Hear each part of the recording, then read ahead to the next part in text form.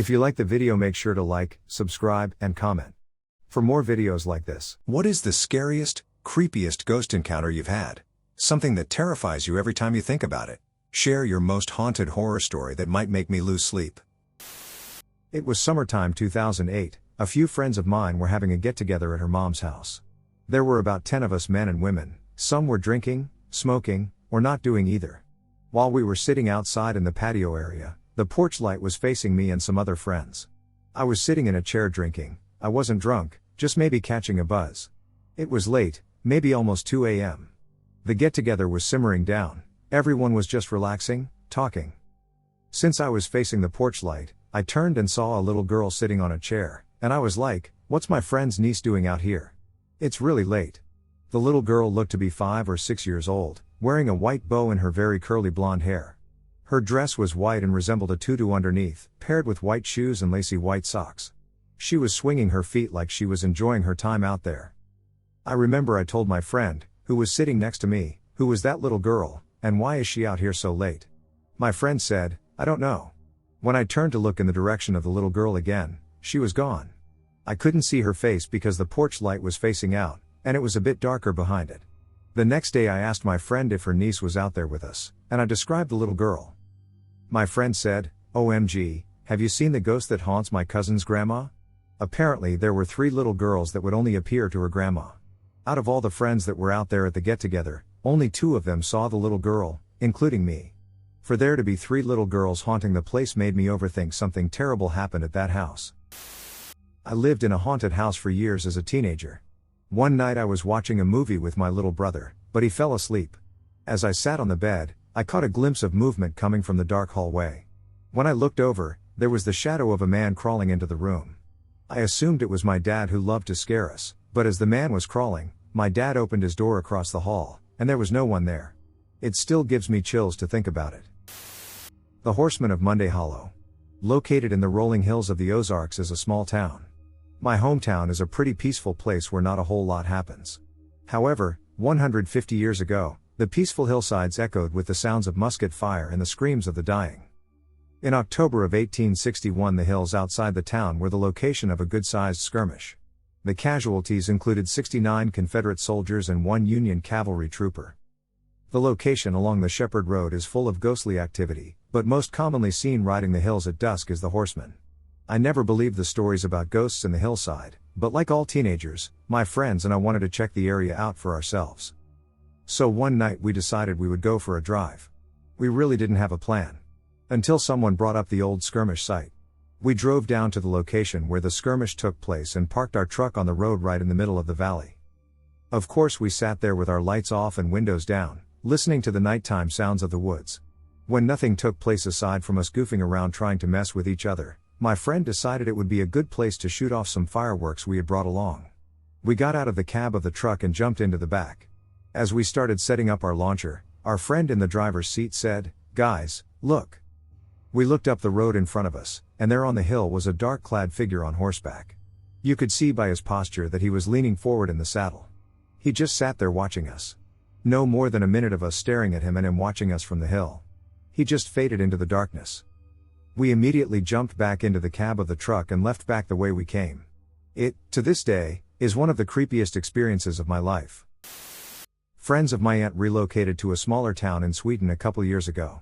Everything was fine until one day, about a year or so after moving there, they saw a full-body apparition of an elderly woman in their house.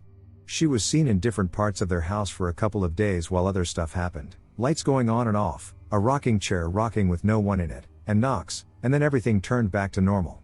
One of the friends is actually Swedish, so she talked to neighbors about this a couple weeks after it happened. They told her it's absolutely normal for this to happen. This ghost is going around from house to house and visits everyone in town for a couple of days and then leaves to visit the next person. Here's mine, and it still gives me chills years later. When I was a teenager, I saw a distant family member who had tormented me. And who had already died. It was late afternoon, broad daylight. I was walking on my street, the kind where everyone knows everyone, families that had lived there for generations. Everything felt normal. Until I saw him. Not just someone who looked like him. Him. Same face. Same hair. Same skin tone. Same walk. Even the same smell. Like my brain instantly recognized every detail before I could even think. He walked right past me and turned into the corner house. That house was always strange. The family living there was extremely private, never socialized, and never really interacted with anyone. And because it was on a corner, once you turned, you disappeared from view completely.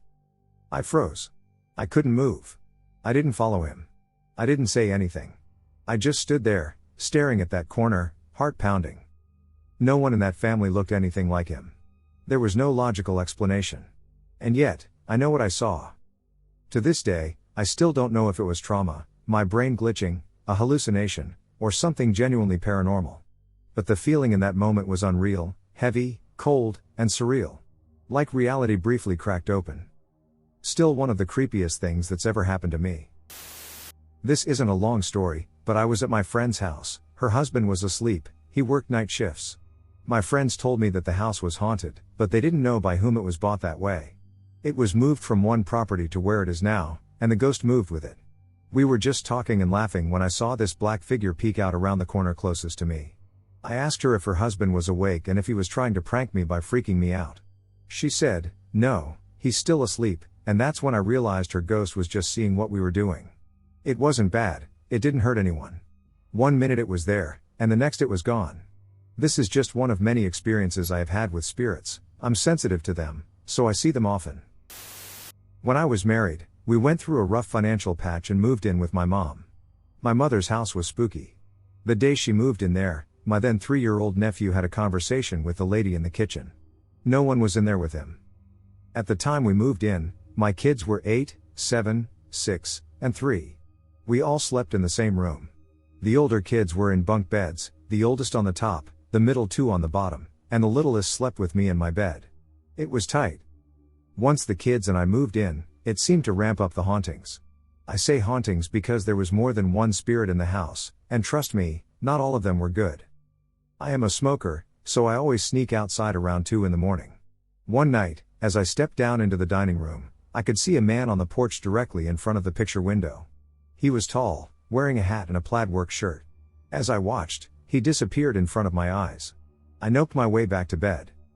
My oldest saw a little girl crawling under the bottom bunk and thought it was his little sister, who then walked in to go to bed after brushing her teeth. He was in my lap for hours after. My youngest daughter would be awakened by a little girl who wanted to play. She would then wake me up asking to make the little girl leave her alone.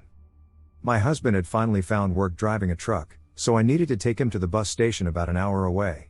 His bus left at 4 a.m., so by the time I got home, I was exhausted. I lay down in bed, and I heard a little girl call, "Mommy." Both of my girls were asleep. I was in the same room with them.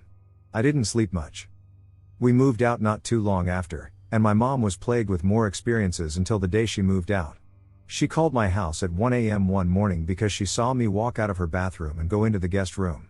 She had a surround system in her bedroom, and one night the speakers were thrown out into the hallway. She was home alone. There was a guy I went to church with when I was younger. He told a story that years earlier he was driving back home from his girlfriend's house late at night. He would take this back road that was out in the middle of nowhere. While he was driving home, he saw this guy hitchhiking on the side of the road. He was a little freaked because it was so late at night and he was in the middle of nowhere. He just passed the guy and keeps going. Several miles later he sees the same guy on the side of the road again. Now he is freaked out and hits the gas.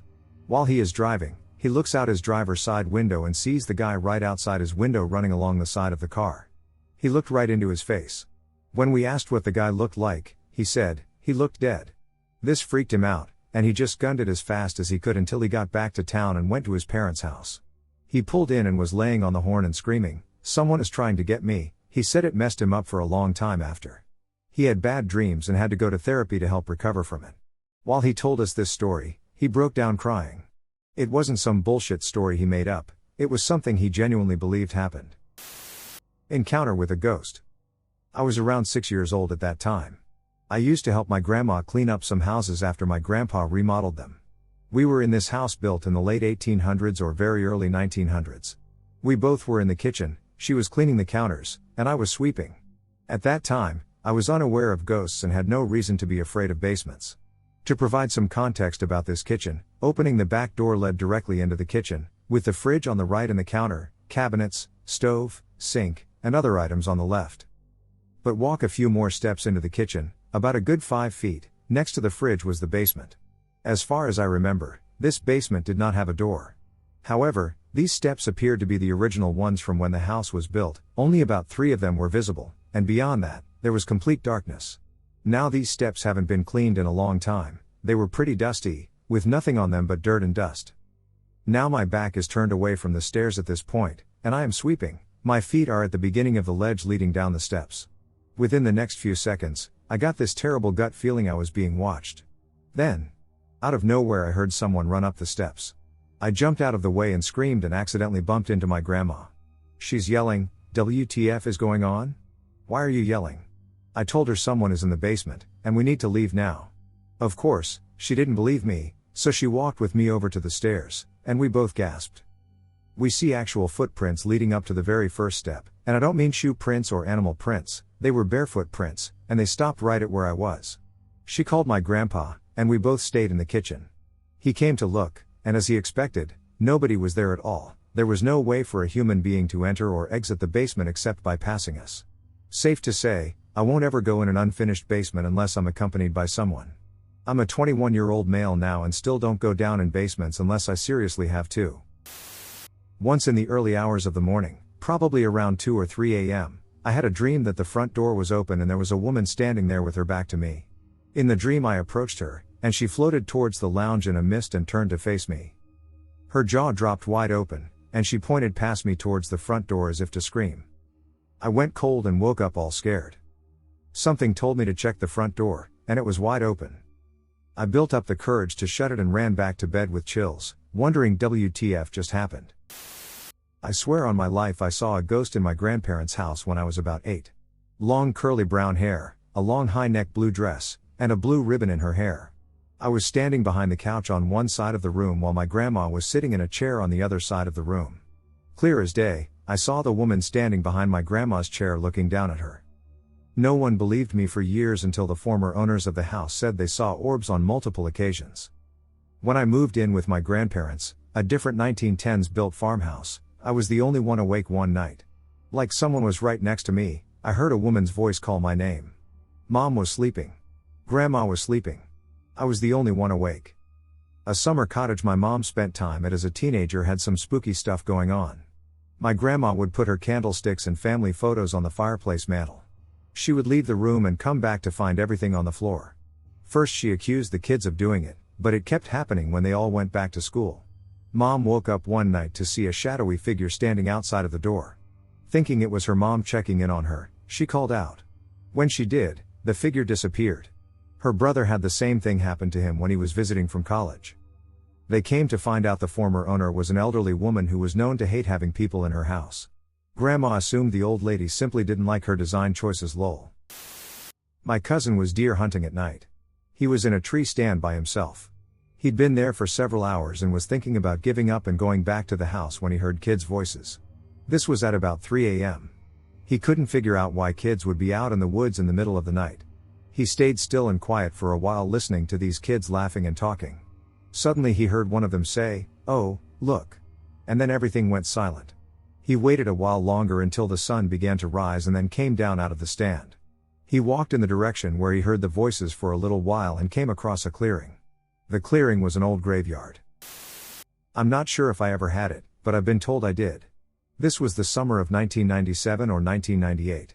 I was 19, and my girlfriend was 17. We were out driving one evening about an hour from sunset and decided to go to this county park that I had never been to, as we lived about an hour from each other and this was near where she lived. The parking lot was up a hill. We get out and walk down this gravel path through the woods. The path grew narrow, maybe 8 feet wide, and there were about 3 stair steps down to this small circular overlook with a 3-foot stone wall around it. The view was good, but eventually she sat on the wall, and we started making out and engaging in other intimate activities, nothing serious. While we were there the sun went down and it got dark, but it was that post-sunset dark where you can still kind of see. At one point I turned around, and there was a girl sitting on those stairs behind us, 10 feet away at the most. She was wearing white, and it looked dress-like, but it was that kind of dark where if you stare at something, it becomes blurry, and you can't make out details.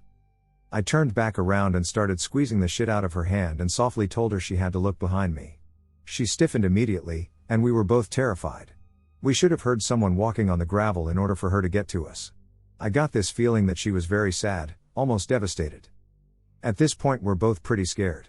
We have to walk within about 4 feet tops to get past her. We decide to go for it. As we walk by her, I look down and say, "Pretty cool, hey, how are you doing?" She didn't move or acknowledge me, and we hustled the duck out of there. We got back to the parking lot, and my truck was the only vehicle there. At this point, the only thing I could think of was that she was some emo kid having a rough time and possibly was going to end herself. It was the only thing that made sense to me.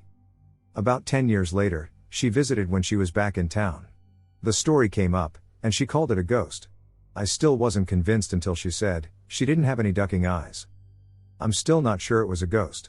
Probably because my scientific mind can't accept it, but it's still vivid in my memory. Years later I was telling this story to someone, and I hadn't even brought her up yet. I told her which park we went to, and she interrupted me to say, "Oh, I won't go there, it's haunted as hell." So, maybe? My best friend's aunt had a lake house that a bunch of us would go to for a weekend. I had decided to sleep in the basement on a couch. Later that night I got up to go use the bathroom upstairs. When I went back down into the basement, I saw a large white faceless figure sitting on the pool table. Even though it had no face, it was staring straight at me. I chalked it up to either it being a dream or me being so tired that I was hallucinating. I got back on the couch and rolled over with my back to it.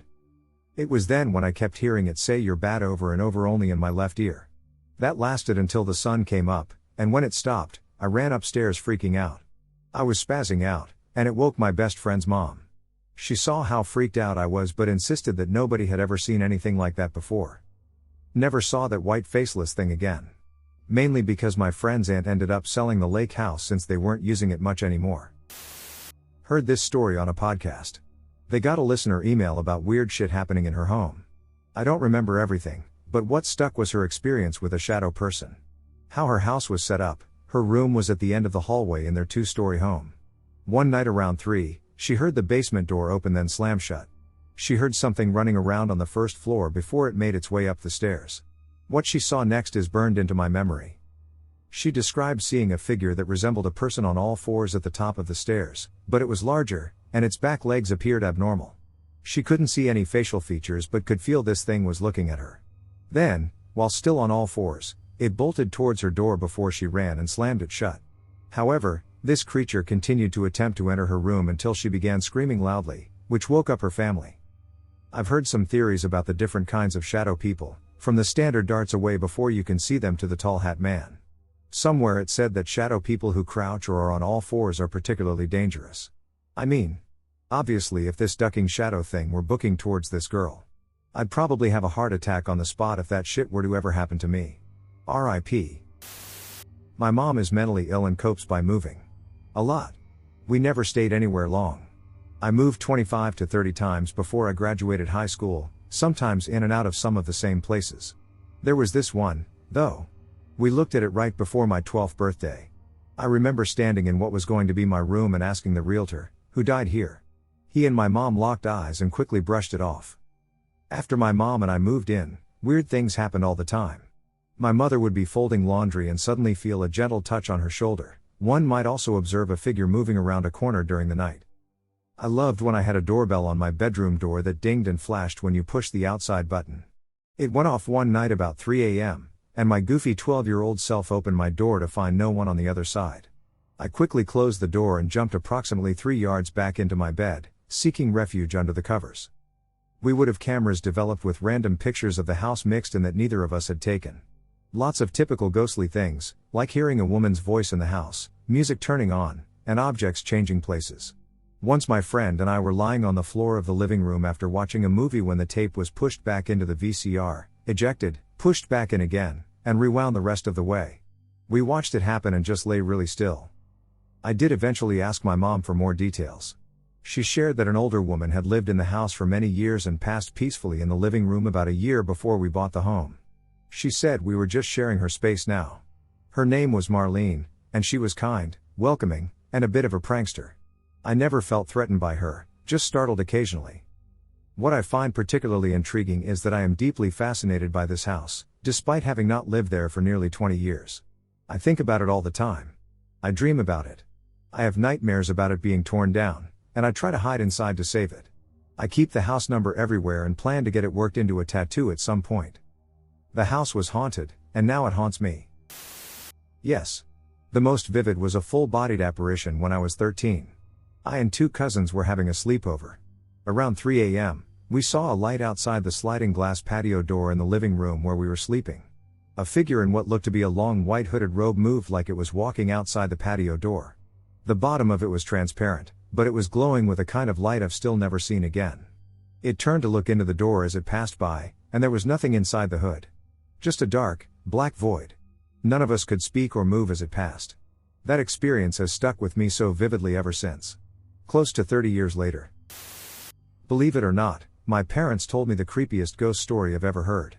Back in the late 70s, a few months before they got married, they went to a secluded wooded area that basically was a lover's lane type area for people in the know back then.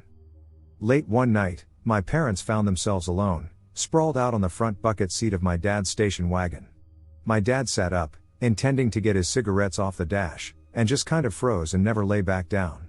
My mother asked him what was wrong after a few moments of him not moving nor speaking. He finally managed to tell my mom to not make any sudden movements and to sit up and look out the front window. My mom told me when she looked out the front window, she saw what was clearly an older woman with what appeared to be gray hair and a bun. The woman had literally walked up to the front bumper of the station wagon. She was just standing motionless staring at them. She was wearing a dark-colored, older-style dress that was last commonly worn from around 1880 to 1920 at the latest. My parents said that she looked as solid as any of us, but the only problem was her feet were at least a foot off the ground. I asked if they saw her face, and my mom and dad always told me it was too dark to determine facial features when they first saw her. They were terrified and took off without even getting fully dressed, and I don't blame them. About 2 weeks later, my mom was waiting tables at a local restaurant, and the sheriff and his wife came in for lunch. My mom flat out asked the sheriff's wife about the woman, when the wife was paying their bill, but didn't mention that her feet weren't on the ground. The sheriff's wife informed my mom that they received at least 3 to 5 calls each year from people claiming to have seen an older woman matching that exact description on the road leading to the secluded wooded area where she was spotted. According to the sheriff's wife, about half of the callers thought it was an elderly woman who had absconded from a small nursing home about 3 to 4 miles from that area, but that wasn't the case at all. The other half of the callers called her what she was, a ghost/spirit. The sheriff himself never saw her according to my parents. The city/town was also a small farming community back in the late 1970s, so everyone knew everybody. My parents divorced in the early 1990s, and this particular story is the only one they never disputed or altered until both of them passed away, 7 years apart. The boy. When I was 8 years old, I lived in Mexico for about a year. My grandparents lived on a ranch, and there was a big river about 5 minutes from their house. My uncle used to fish all the time, since he would go to the city and sell the fish. One day he found a child dead floating in the river. He pulled him out and went around other small cities in the area, asking if someone was missing a child. Nobody claimed him, so they had no choice but to bury him in the nearby cemetery, which was like 10 minutes away. The cemetery was in front of my grandpa's cornfield.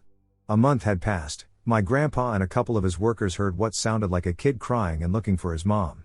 They started looking around, thinking it was probably a lost child. They found nothing. It went on like that for about a week until they started believing it was the child my uncle had found. I remember clearly the day I saw him and heard him too. My cousin and I were taking lunch to my grandpa up in the field when I heard someone crying and screaming for their mom. My cousin froze and was scared to even move. There in front of us in the road, we saw a boy about 6 years old looking at us. He was wearing jeans and a blue and white striped shirt and no shoes. He disappeared, and my cousin screamed, saying that was the dead kid they had found. Since they didn't let me attend the burial of the kid, I didn't know how he looked, but I knew right there that I was looking at a ghost because he disappeared right in front of our eyes. We had to go get blessed because we couldn't even talk after what we saw. The boy had blunt force trauma on the back of his head. They said he was no longer than 1 day in the water, and he was somewhat bloated. His eyes were kind of open. He had hazel eyes. My aunt had taken a picture of him, but I never saw it since I was 8. We were visiting family out of state last Thanksgiving. They are really strict, so when we want to smoke, we have to go quite far away from the house. They own a lot of land. It used to be a really big farm, but it's all grown over now. We have to go through a bunch of thorns and bushes and shit to get to the woods, and we keep going until we hit the clearing. The clearing is really flat, there's not any underbrush, and the trees clear out. It's the only part that still looks like farmland. They've parked a lot of old run-down cars out there, and so that's where we usually smoke. We'd been done smoking for a minute, and we were just talking and laughing and enjoying the scenery. We packed everything up and planned to head further into the woods to explore, as we sometimes find interesting items there. For example, one time we discovered a super old-timey looking object with holes for your head and hands, although I don't know what it's called. Stocks maybe? It was completely overgrown and had an old rusty lock on it. Anyway, I saw a movement out of the corner of my eye. I look and I see someone. I see a child. It's far away, and it's like time slowed down, so it's all registering in my head separately. This little girl was like 7 or 8, she had really big scared eyes, leaves in her cornrows, and a dirty white dress. She was peeking out from behind one of the cars. I was shocked. When I saw her, I stopped talking mid-sentence, and I was like, oh my god, we have to help her. This poor baby's probably lost. Everyone was asking me what was happening, what was wrong, and what I could see, but I was ignoring them and trying to focus when I noticed the little girl duck down. I pointed at where she was, and I was like, guys, there's a little girl over there behind that car. And I ran over to check on her. She wasn't behind the car anymore, and I was freaking out. I was thinking she was hiding from us, that she'd run off somewhere else and it was going to get cold and dark soon. We can't just leave her out here. I'm looking in the car, I'm looking in the trunk, and finally I ducked down to look underneath it. Cue me, screaming bloody ducking murder. I had an out-of-body experience, like I heard the scream but didn't even realize it was me at first. The little girl was right in ducking front of me, her face 2 inches from mine, but she was decomposing, her eyes were no longer scared, and her breath smelled like death. She was smiling, she had dried blood all around her lips and teeth. When I heard the scream, I actually thought it was coming from her at first, which, of course, amplified my fear. Everybody ran to help me, but it was over, the apparition was gone. I couldn't speak, I could hardly breathe, I couldn't close my mouth, and I couldn't even get up. I have had experiences with ghosts before, but that was the only time I felt fear like this or really even was scared. I believe that little girl is still out there, and I do not think she has good intentions, so needless to say, I do not duck with that neck of the woods anymore. Ghostly encounters. I will also abbreviate the states they happened in, as my family moved around a lot. Ohio, my first experience, I was about 5? I think. We were living with my late grandma on my mother's side. I was in trouble, so I was upstairs in mine and my sister's room playing with dolls. All of a sudden, I hear what sounds like a ball bounce and then roll across the floor. I looked up, and a man's face pressed through the ceiling. I didn't know what to do, so I just stared at it for a while. I don't remember much of anything else after that. Georgia, the second that I remember was a little girl who used to watch over us. Then there was a little boy who told me I was going to die. Then there was a woman who just kind of hung out on the stairs. Kentucky, there was a little girl who sat in our room. Never did much except move our toys. LA, there was a man who went around the entire neighborhood and checked on the spouses and kids while the soldiers were deployed. There was an old woman who lay under my sister's bed and laughed while grabbing at our ankles. You could sit outside as the sun was setting and watch Civil War soldiers walk through the woods. There was a very gory one in our attic. There was one that walked around on the carport. There was a group of 3 siblings who were sadly young kids. The one was named Timothy, and he was the middle child who was always picked on and pushed around by his older brother Angus. Angus was an angry spirit who protected their little sister Katrina. Angus also had a habit of trying to pull us down the hill. There was a little girl who would sit in the corner of what used to be my room, before I shared one with my sister, and watch me sleep. I woke up a few times with her in my face. There was a little boy who looked like my brother, he followed us to our current house. A boy sat in the laundry room and screamed frequently, which terrified my dog. There was a woman who walked through the kitchen into the game room and cried. You could always feel her overwhelming sadness and smell her perfume. There was a man who stood in the hallway with a lantern looking for his children. Ohio, there's the little boy. There's a lady in the living room closet. There's a lady in the bathroom. There's a kid who switches from the bathroom to the woods. There's a bride in the closet of my bedroom. There's a guy in the corner of my room. There's a person who is just kind of under my bed who plays with my hair and messes with my feet. They sometimes come up on the bed. There's a man who wears a sack over his head and lives in the woods. I have frequent nightmares about him. There's a pale man who stalked me for a while both in the dreaming and waking world. There's a shadow figure who is an energy vampire. There's also a lady in my parents' room who hates me and has an obsession with my dad. That's about it. I have several, but the one I'll share isn't really scary. I haven't lived in my native country for nearly a decade now, and although I love my grandma, it was a very see you at Christmas relationship. I mention this because I had a dream one night about her, and I knew something was wrong. I had no reason to think something was wrong, so my subconscious had no reason to create this dream. I texted my mom asking if anyone had heard from her, and my mom said no, but that she'd reach out to my uncle, who spoke to her most. My uncle ended up having to break into her apartment because she was unconscious and septic, and she passed away 2 days later. Like I said, no regular contact with her, and I live a 15-hour flight away from home now. I think it was her spirit visiting me via a dream. It's not like I could have even overheard, "Oh, Grandma isn't doing well." It was the most random dream ever, but it felt super real, which is what made me ask my mom and spurred my mom to ask my uncle. A true ghost encounter. This is what I still believe to be a 100% true ghost experience. Back in college, my girlfriend's friend told us her house had the ghosts of a man and a child, and they appeared pretty regularly. We all go to this girl's house and to her mom's bedroom, where they tend to appear most. After a few minutes we start seeing in her closet the shape of a man. It looked like a mixture of TV static and heat waves you see from hot asphalt. There were 4 or 5 of us in this room. I was in the back not saying anything, and what really makes me believe is the girls in front were talking, making the exact same observations I was about the figure becoming more clear, and eventually the outline of the little child beside it starting to appear. After a few minutes of the figure standing there, the girl who lives in the house walked over and waved her hand around the area, and both forms disappeared. I've had many paranormal experiences, but I will share the one that has affected me the most, focusing on the most significant details. I was in 4th grade, and I saw a shadow figure at my friend's house, and it followed me to my dad's. My parents are divorced, and I predominantly lived with my mom at the time, so anytime I visited my dad's house, it'd be there. When I was in 6th grade, my dad moved, and the shadow figure developed a habit of watching me sleep at his house and then followed me back to my mom's house. That was when it started following me back and forth. In 7th grade, I stopped sleeping in my room because I heard it breathing. It petrified me, so I started sleeping with my mom. I finally reached a breaking point and confided in my mother about everything that had been occurring, but she was initially skeptical of my account. In 8th grade, my mom became fed up with the situation and confronted the entity, which then revealed itself to her, leading her to start believing me. It was either a few days before or a few days after she challenged it. It probably tried to grab her or something as she came out of her room one day, and my dog Sasha was having none of it and reacted very aggressively to it, and then she was just completely exhausted afterwards for the rest of the day and part of the next. That was also the year we got rid of it.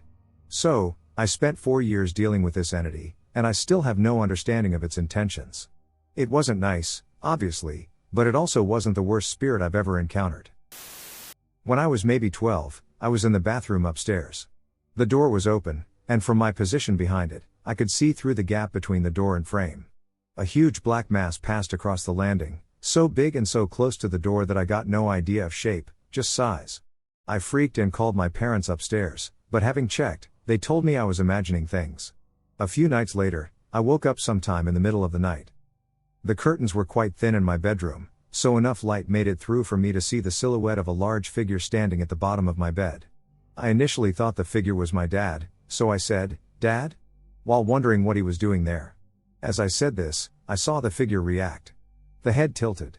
Sort of like I was being studied. It didn't move towards me. Just stood, watching. At the same time, I realized I could hear my dad snoring from my parents' bedroom across the landing. I immediately dove under the covers and began praying that I wouldn't feel something reaching for me. Half an hour or so passed before I dared take another look. And to my horror, the figure was still there. The figure was still looking, and it clearly moved again when it saw my head emerge from under the covers. I spent the rest of the night frozen under the covers, only daring to look again as it got light. The figure was gone, and I never saw anything weird again in that house. I was wide awake, though. It wasn't sleep paralysis or a dream. It must have been months before I slept properly again, as I went to bed terrified each night. My ghost experience. I was alone at home one night. It was in the middle of summer. My mom and sister were out at the time in the store. My dad was at work. I was in my room playing Xbox with my neighbor. Now, to understand this event, you have to understand the layout of my house. When you walk in the front door, you are immediately in the living room. If you walk 10 feet ahead, there is a hallway that goes left. The hallway is connected to the dining room. If you walk forward and turn right, you are in the kitchen. If you walk down the hallway on the left side, you will find my room on the right. Straight down the hall is my parents' room. If you go left again, you will reach the bathroom. Right before the bathroom is my sister's room. With that said, I will continue. I am home alone playing games. Now I have my headset on because I'm playing with my friend. Suddenly, I felt a strong urge that someone was watching me. I look over at my door, and I see the outline of 2 feet underneath it. On instinct I thought it was my mom. Now the human mind goes to great lengths to convince you everything is okay. But for some reason I knew that wasn't my mom. I grabbed my big pocket knife next to me and flipped it open. I told my friend I think someone is in my house. Of course he thought I was messing around. So I take off my headset, mute my TV, and listen. I didn't hear anything. So I got up, being as quiet as possible, and I flung my door open. Nobody was there. It's not like they could have run away, I didn't hear anything, and literally right before I opened the door, I saw them standing there. But anyway, I looked to my immediate left and searched my parents' room. I cleared that room, and I could see the bathroom was empty because the light was on. I went down the hall and cleared my sister's room. So I hesitate to walk down the hall. But I eventually do, and I clear the dining room just from a glance because you can see everything. So I make my way down the rest of the hall, half expecting to see someone. I also have a background in different martial arts, so I was ready to fight. I come to the living room. It was dark, but I could see someone in the corner. Without even blinking, I ran out the front door. Now I ran to my neighbor's house and banged on his bedroom window to get his attention. I explained to him what happened, and we went in and cleared the house. Now nobody was found. And the only unlocked door was the front door, where they would have been seen. All the doors only locked from the inside. So nobody went in or out except me and my friend. Of course when my mom got home she didn't believe me. But what was creepiest of all was that my friend heard voices on my mic when I wasn't in my room. The only thing I did was scream when I saw the figure. I wasn't talking. However, to this day, I have never seen the figure again. Instead, every night I hear footsteps throughout the house, even when I know everyone is asleep. I will always be up the longest, usually to about 2 or 3, so I know everyone else is asleep.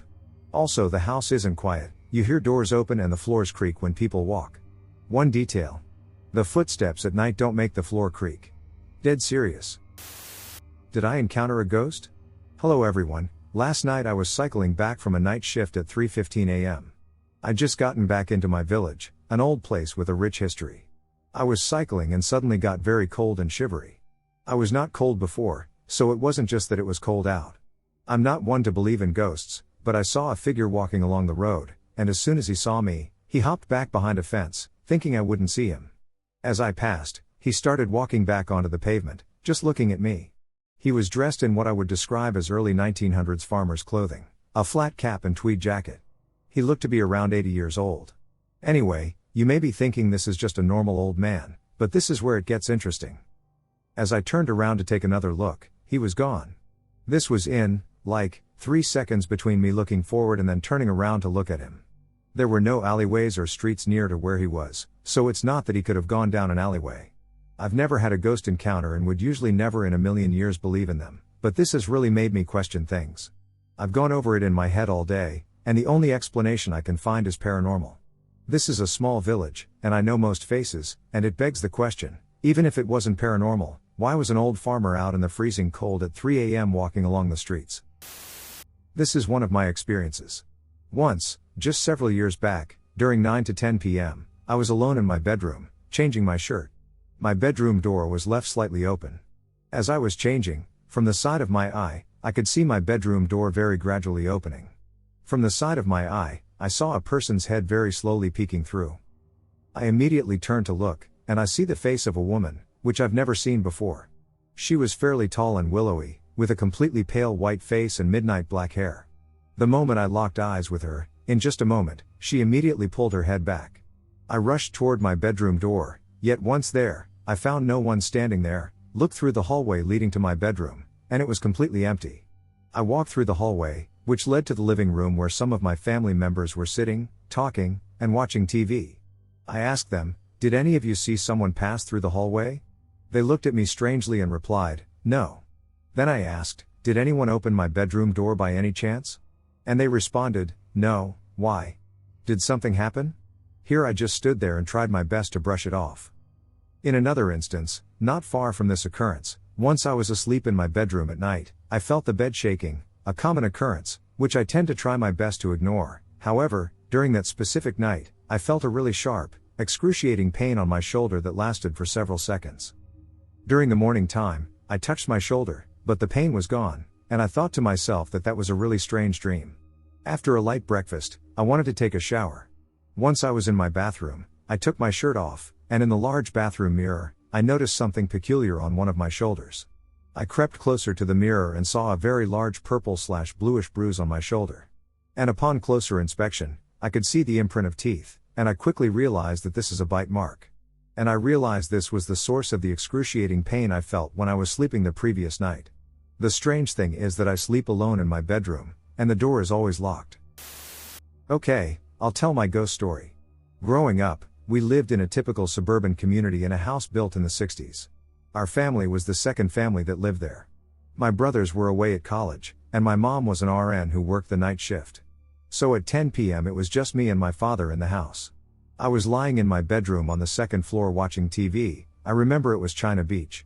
I could hear my dad in the basement hammering at some project at his workbench. During a commercial break I was looking through my partially open bedroom door into the dimly lit hallway, illuminated only by the light cast by a lamp in my parents' room. And I swear as I'm looking, a dark black shadow shaped like a person, shoulders, head, slowly goes down the hallway from right to left and out of sight down the hall. It felt weird. And being a 10-year-old kid, I felt the best course of action was to dive under my covers. A few minutes later I heard my dad hammering again. Maybe what I saw was just him? So I gathered myself and ran downstairs as fast as I could to the basement. I asked my father if he had been upstairs in the last 20 minutes or so. He had not. He asked me why I had asked, and I croaked out no reason. Over the next few weeks I told my brothers who didn't believe me. So I let the story rest. And nothing like that ever happened again to me in that house. Maybe it was a figment of my imagination, I thought. Fast forward about 5 years. Our family was at a restaurant for dinner, and I recounted my tale to my father. This was the first time he had heard it, and unlike everyone else I had previously told, he listened attentively and without judgment. At the end I pointed that out and asked if he believed me. I won't forget his answer. He said, "Yes, I do believe you. When it is late at night and I am lying in bed, I often see them looking into the room at me." I used to live in a historic mining town in California where a lot of dark history happened and seemed to stay. I have a lot of memorable paranormal stories from living there, but my most notable story is when my friends and I went to a house that was rumored to be haunted. Not only was it haunted, but it had also partially burned down in a recent fire, which was a little disturbing, to see such a modern house in ruin. We went through the house, goofing off like normal teenagers do, surprised at how much this family had left behind and never came back for. There were reports of seeing a man wearing a top hat in the mirror. We didn't see that though, and I think it was just a rumor. We looked around for a while, but nothing notable happened, so we decided we would look in the pool room and then leave. There was an empty indoor pool with a big piece of wood covering a little over half of it. We decided to walk in it. All 5 of us walked in, and there was a single wooden chair there with salt poured around it and a pentagram made of salt right in front of the chair with various candles lying around. Before any of us could comment on that, we all heard footsteps, clear as day, on the wood on top of us. I remember looking around thinking that one of our friends was pranking us, but all of us were in the empty pool.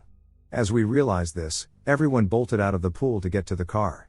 I and a friend decided to stay to see if anyone was there, though, and sure enough there wasn't. Out of all my experiences, this was one of the scariest because of how clear the footsteps were and how all of my friends had heard it and instantly reacted. Definitely a chilling night. I never went back, and it was later demolished. First ghost experience. Eerie. I was working in this design loft in LA. Super old building. No windows, no AC. One morning I came in, and the married couple that cuts the denim at our work came in frantic and shaking. By the way, these are the 2 most normal, nice, trustworthy people I've ever met. They reported having seen a ghost and described unusual occurrences, such as the tags on the denim spinning rapidly before abruptly reversing direction. They said they heard a man talking and watching them between the denim rolls. A week later one of our cleaning ladies quit. She said she saw a ghost staring at her while cleaning and couldn't handle it. Another week later, the most unsettling part was that another person quit, claiming she also saw a ghost. This was a major company based in Los Angeles that my friend's dad was running. He brought me in for a meeting and said, "I need to tell you some things that might freak you out." He said, "We have now had 5 people quit that never met each other, never worked together, but quit because of a ghost experience." He said they all described the same ghost, a man in a white shirt, overalls, and a yellow worker's hat. He said the thing they had in common was that they all worked late at night and described the ghost standing behind my desk most of the time. I was working as a denim design assistant and worked super late nights to keep up with a drop to Nordstrom we got behind on. I remember hearing that and just losing it inside. I always had a weird feeling like I was being watched. I was also really sick the whole time I worked there. I was diagnosed with bronchitis but could never breathe. Could have been the dusty building, but it was just strange timing. Luckily the next week we all got replaced by a new design team that hired their own design force to work with them. I ended up working next door out of the corporate office after that meeting. I never experienced it myself, but this whole scenario was downright creepy. I also stopped being sick after I left there. I don't believe he was evil, and I am unsure if my illness was related to him, but it's hard to say. My sister had a friend get so sick for a whole year after playing with the Ouija board. She missed most of her senior year and was throwing up all of the time. Her family, our neighbors, prayed on Christmas in a circle around her, and she was perfect the next day. The doctors couldn't explain it either. I assure you that everything I have shared is true. I have no interest in fabricating stories. I'm wondering if people have had similar experiences or anything? I'm writing this because I don't know what I believe religiously. I guess I'm more spiritual. But this is also crazy. What's your experience? What are your thoughts? This happened at Grandma's house, and her house was notorious for being haunted. It was your casual haunted house, you know, the occasional unknown knocking, shadows, and voices. I don't remember my age, but I was a little kid, maybe 8 or 9? I was sound asleep in my grandma's room until I heard the hallway cupboards opening and closing. I'm already freaking out. My grandma was sleeping next to me, so I scooted close to her. I keep hearing the cupboards opening and closing, so I peek at the door. The hallway lights were off. I thought it was my uncle or someone, so I relaxed and tried to go back to sleep. Then all of a sudden I hear breathing. It sounds like a man's breathing, and he's breathing slowly. In, and out, in, and out. I know it's not my grandma because she's right next to me, and I know how her breathing sounds. It sounds like it was coming from the corner of the room on the right side. Her bed is in the middle of the room, she's sleeping on the left, and I'm on the right. I was scared shitless, and my heart was racing. I peek, and nothing's there. I slowly move, too scared to make fast movements, and bury my face in the blankets, hoping the breathing would stop. Then the breathing sounds like it's getting closer to me. It sounds like it's right next to me. Breathing in and out. I don't know what, but something in me made me get up fast. Frantically I shake my grandma until she gets up. I tell her what happened. I don't remember what she said, but she turned on the TV, and I stayed up all night watching TV until I fell asleep. I have a couple more experiences with ghosts, but I don't want to make this even longer than it already is. Hope you enjoyed my experience. I have dozens of ghost stories, but here's the strangest. My old town is extremely haunted, so I have dozens of ghost stories from growing up there, also because I was a stupid teenager who would wander the town at night. At that time, when I was about 18 years old, I would work the closing shift, and since I was still wired afterwards, I would go to my friend's house until around 3 a.m., as they were also night owls. Usually when I wanted to go home, I'd get one of my friends to walk with me. This was one of those nights. We were 2 streets away from my house when I noticed a man off in the distance. At first I thought nothing of it. Back then the town was fairly safe, so it wasn't uncommon to find fellow insomniacs. But as I got closer, I realized the man wasn't moving, just standing in the road and staring at the ground. It was weird, so I pointed it out to the friend I was with. He just got this confused look on his face and asked me what I was talking about. He's not the type to make jokes like that, but I thought he was messing with me and started describing what the person looks like, a tallish man, a little heavy set. I couldn't make out his face, which was odd, but he was wearing a striped shirt. That's when my friend started looking panicky and insisted he couldn't see anyone. The weird guy was standing in the light of a street lamp, so it was impossible to miss him in the shadows or something. My friend just kept insisting he couldn't see the guy and started asking if I was messing with him. We were both freaked out, but we kept walking because we both thought the other was playing a trick. As we got closer, he was a house down from the turnoff onto my street. I started feeling like something was terribly wrong, more than the initial panic over what the duck am I seeing, and why can't my friend see? Just this feeling of being unsafe and that I should turn around and sleep at my friend's house. I was scared, so I looked at my friend, hoping I'd see him smiling or something. Anything to show he was joking and we were just dealing with some stone guy. He wasn't smiling, BTW. When I looked back, the guy was gone. With that, We both just stopped in the middle of the road and contemplated what the hell just happened. I realized later on that the guy was standing directly in front of a house I know to be haunted. I don't know what I saw, but if it was a ghost, it was the creepiest and most solid one I've ever seen. There is a Civil War battlefield in Kennesaw, Georgia, that some friends of mine live near. Their home actually sits where the Union command lines were, and they have a lot of stories in their home. A few of us have also heard stories from their home. Traveling home from their place, the main road runs through a corner of the battlefield. It's a long stretch, but I have seen a couple of potential apparitions. The one that really gets me, though, was seeing a lone soldier in the middle of the road. That main road is a 4-lane county highway with a double turn lane and higher traffic areas around stores and restaurants. Driving home around 9 p.m., there was plenty of other traffic on the road. I see a man standing in the turn lane. As my headlights hit him, I can see he is wearing mostly dark blue, and I immediately think it is just a dumbass trying to run across a busy road at night wearing dark clothes. I'm in the leftmost lane on the right side of the road. So I'm going to come within like 3 feet of this person.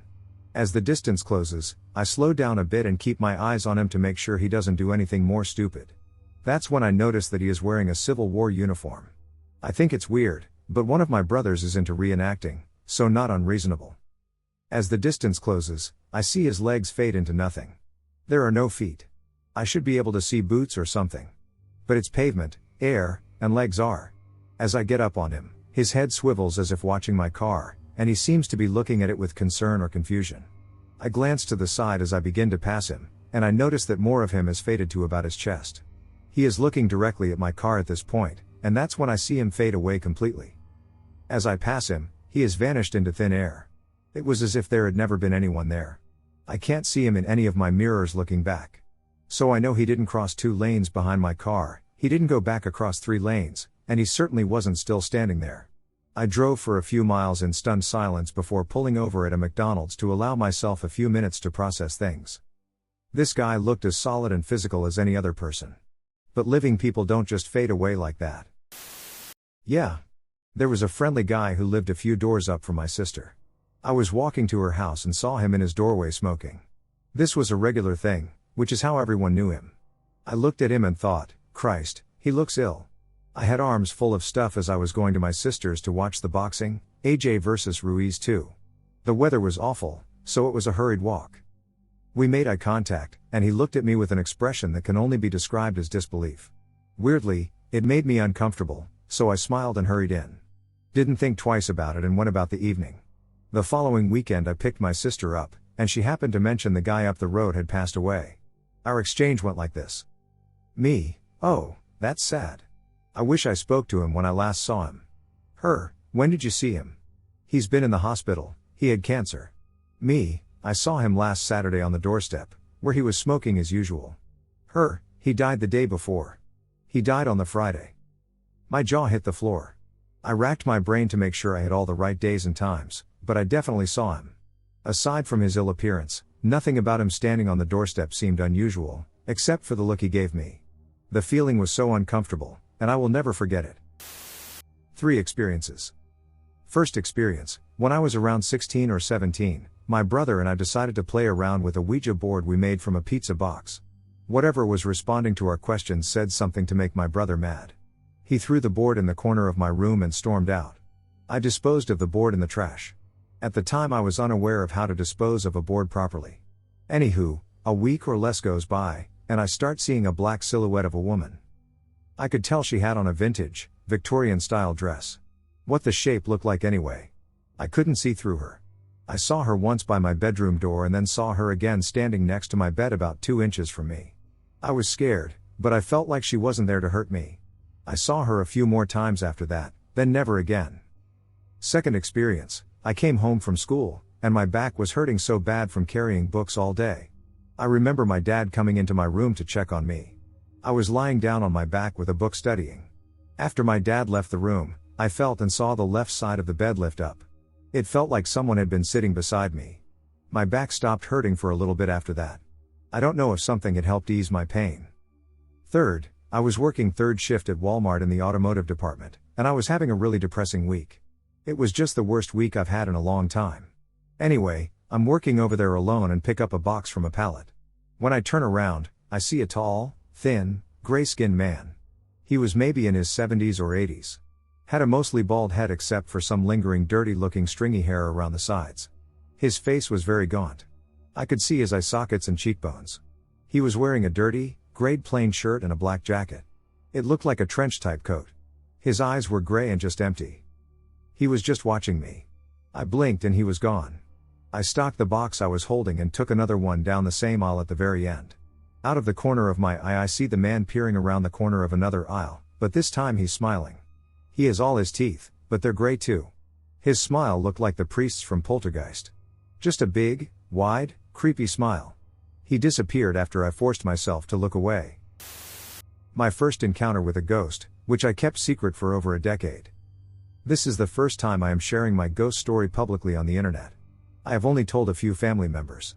Before I get started, please know that before I had my ghost encounter, I never believed in ghosts because I believe that we go to heaven and that we can't stay on earth. It went against my faith and what I was told going to Sunday school. In 2014, I was working the front desk at a hotel. When I was first starting out working there, some employees told me that we have a ghost that likes to turn TVs on randomly. I thought TVs could sometimes turn on by themselves. Anyway, a guest was checking into a room. Our requirement was to personally inspect the room before renting it out. I went up to the second floor to inspect the room. As I approached the door and was ready to put the key in to open it, the door suddenly opened, and a force was holding the door wide open. I saw that there was no one behind the door. It was literally being held open. It suddenly closed violently on its own. I swear I thought I was hallucinating, but no. I was not mentally ill or taking any meds. This was for real. I knew that was the ghost everyone was talking about. I did rent out that room but told only a few family members about what happened. Since this encounter, I have been terrified of sleeping with lights off. A decade later, I can only sleep with the lights off if I'm with my partner. I have been afraid and embarrassed to bring my story up to therapists or pastors because it seems so crazy to say that ghosts exist. I still question if heaven is real or if I only hallucinated just one time in my life and imagined the encounter. I still can't scientifically explain this. I'm still very confused. Spooky but amazing. Okay, so this experience was actually my mom's. When I was 9, about 24 years ago, my mom's older sister passed away very unexpectedly. She was only 35. It was also just a very tragic situation. Anyways, my grandparents, mom, and other aunt were devastated, and I remember it just being a very sad time. So fast forward to about a month to 6 weeks after her pass. We had just moved into a new house and were waiting for an autopsy report, cause of death, etc. So one night my mom woke from a dead sleep and felt compelled to go down to the kitchen. As she turned the light on, to her absolute shock, there sat my Aunt Veronica on the bar stool at the kitchen counter. Mom said she looked just as she did in life, not ghostly, or transparent, or whatever. She told my mom she knew everyone was worried, and she apologized for how she left, but she said she had to go. She told my mom she was at peace and her passing was all for the best. Mom said she looked so peaceful and happy. She told mom she was going to wake up and not believe that this happened, so she was going to give her proof. She said we would be receiving a check for a large amount that we weren't expecting, and when she got that check, mom would know that what happened was real and not a dream. Well, lo and behold, the next day, mom ventured out to the mailbox, thinking that the previous day's events were all a dream. Mom ventured out to the mailbox, and inside was a tax credit check for a large amount, and in that moment, she burst into tears. She unequivocally knew that what had happened the night before was real. This isn't the only time she has visited us since she passed. She comes to me in dreams every now and then. I actually keep her Bible on my nightstand, and every time I dream of her, I write it down on a piece of notebook paper folded up inside. I know that she is really visiting me, it's not just a dream. Like I said, the circumstances surrounding her death were very tragic. I will mention that our entire family was under the impression that she had died of a heart attack. She did have a pre-existing heart condition, but it wasn't until my granddad passed away in 2020 that we saw the actual autopsy report. My aunt actually ended herself by taking 30 prescription pills at one time. This is something my grandparents carried with them all those years and never revealed to my mom, her sister, or anyone else. I think the actual cause of her death is the reason why she visits so often. I assume there is a lot of guilt she has about how she chose to go about her death. Either way, my aunt was the most wonderful person. She never had kids or a husband. We honestly talk about and think about her every day, even all these years later. This is just one of many memorable encounters with her following her death, and since my grandmother and grandfather have passed, They accompany her now in our dreams. Shadow lady would wander around my family's house. My brother and I live across the hall from one another, and I have insomnia. This is important. One night I was up around 2 a.m. with my bedroom door open. I looked up at the doorway and saw a shadow standing in the hallway. It was clearly a woman, and at first I just thought it was my mom. For what felt like 5 to 10 minutes, it stood there. Eventually it slowly turned its head to look into my brother's room, and then it slowly looked into my room. Back and forth in silence. Eventually I fell asleep, and when I woke up, she was gone. I hadn't mentioned it for years until one day my mother started saying the house was haunted and bought crystals to keep evil spirits away. This was very weird for her, so I asked what it was about, and then she started talking about the shadow lady she had kept seeing around the house. For example, she would see the shadow lady in the windows even when no one was inside the house. After that we stopped seeing her, and a bunch of other strange things stopped happening too. I grew up with a bunch of spooky stuff happening. The head next to the bed. I can't remember exactly how old I was, maybe between 9 and 11. One night I woke up in the middle of the night and rolled over, opened my eyes, and on my bedside table was a fluorescent head. It was facing the wall and had wavy hair. The creepiest part was its eyes and the way they were moving constantly. They were rapidly going side to side, up and down, and never stopping. I closed my eyes for a second, rolled over, then got out of bed and made my way for the door.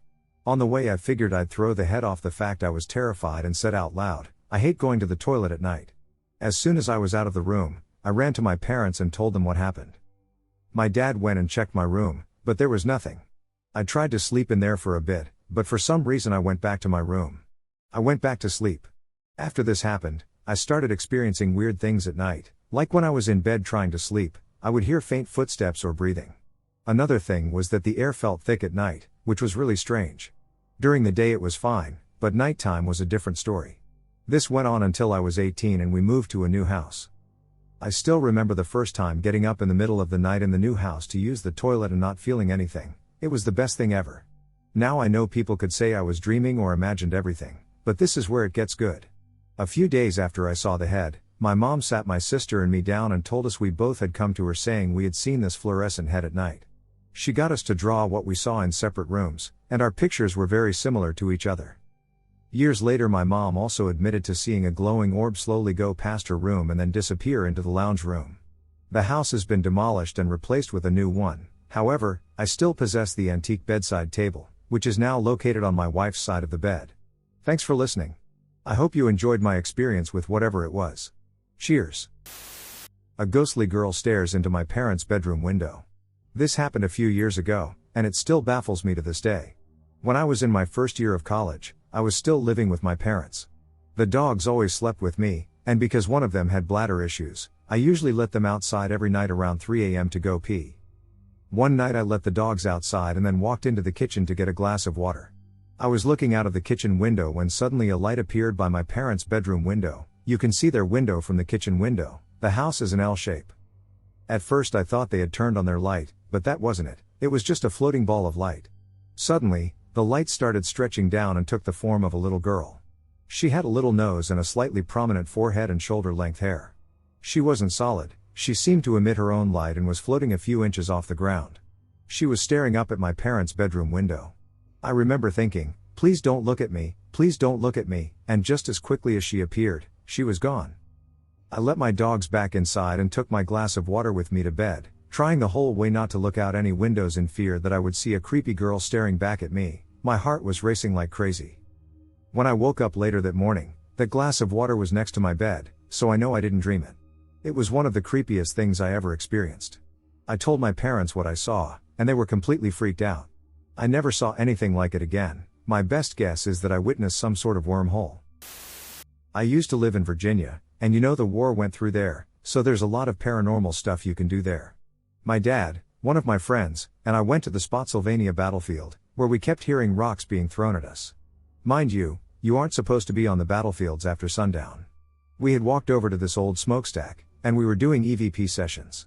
My friend and I had walked over by the trees to look around and get a feel for the area when I noticed a shadow out of the corner of my eye, but then it disappeared. After checking with my friend to confirm that I wasn't imagining things, I told my dad about the shadow, and she confirmed that she had seen it too. My dad confirmed that my friend had seen the shadow too, and he told us to just stay close. After a little while, we started hearing things like horses running through, and you could hear the metal of the water cans they used to carry clanking. We had walked off to a different part, and I thought I was just tripping because I kept seeing this shadow. My ankle ended up burning, and I thought I had been stung because it was the middle of summer and the grass was taller. But when I got in the car, there were teeth marks. I've seen ghosts all my life but only ever encountered dangerous ones twice. So basically the story starts out when I was a kid. Multiple times I have seen what I assumed to be ghosts. Once at a theme park I saw one at the wave pool at the very top of the wall on the far side. I also saw one at my middle school when I was racing my friend down the hall. I had looked over and seen a man that looked like he was in his teens wearing similar clothes to the era of the Industrial Revolution. On another occasion, I observed an individual on the bridge over the river near my home, and it appeared as though he was about to jump off. The weird thing about that encounter is that the entire car went quiet when I had seen him. No one else spoke up, yet I distinctly observed him, despite the presence of approximately 6 children and 2 adults in the car, making the sudden silence all the more peculiar. Now that I am older, I have encountered a few spirits. But more recently I've encountered ones that seem darker in nature. The first spirit I encountered was in my old apartment, where I lived about a year and a half ago. I had one of the sleep paralysis dreams. I don't really ever have nightmares, and if I do, they are very few and far between. But this night, I had a dream of some sort of entity walking down the stairs behind my closet door. Although there are no actual stairs behind my closet door, my dream included them. I was trying to open my eyes, but I was frozen. Just as the entity opened the door, I woke up. It had shaken me so much that I could not go back to sleep. Someone in the trailer park I had lived in died a couple of months previously and was left there for about a month until someone did a welfare check. He had died of AIDS, I believe, and just rotted there for a month. The other time I encountered something, I had just moved into my current house. It is a mobile home, and an old one from the 70s. It has been here a long time with many different owners. When we moved in, one thing that I disliked about the place was that the closets have mirror doors. But because I'm renting it, I cannot do anything about them. When we first moved in, I had felt a little weird about the place, so I blessed my bedroom and prayed over it. Shortly after that, we began to hear strange noises. I have a young daughter, and she was about 5 months old at the time. We would hear her crying and go check on her, but she'd be fast asleep. Other times we heard moans like a woman was crying in the same area. My daughter's room is on the other side of the house. We've heard knocking on the windows and all sorts of things. Since I blessed the entire house, the disturbances seem to have diminished. However, occasionally I still hear a strange noise or a baby crying while my daughter is fast asleep. Just wondering if anybody has any thoughts on this. This was the only occasion in my life when I encountered a ghost. This takes place back in 1999. I was 13 at the time. At this point, my parents had just split, and my dad had moved to an apartment. A month later I went to stay the weekend at my dad's new place. I recall enjoying M&M cookies, perusing numerous comic books, and witnessing what I encountered in the middle of the night. It was a one-bedroom place where my dad, my siblings, and I all piled into a small room. I woke up in the middle of the night because I had to pee. Walk into the hallway on my way to the bathroom, but something drew my attention to the living room.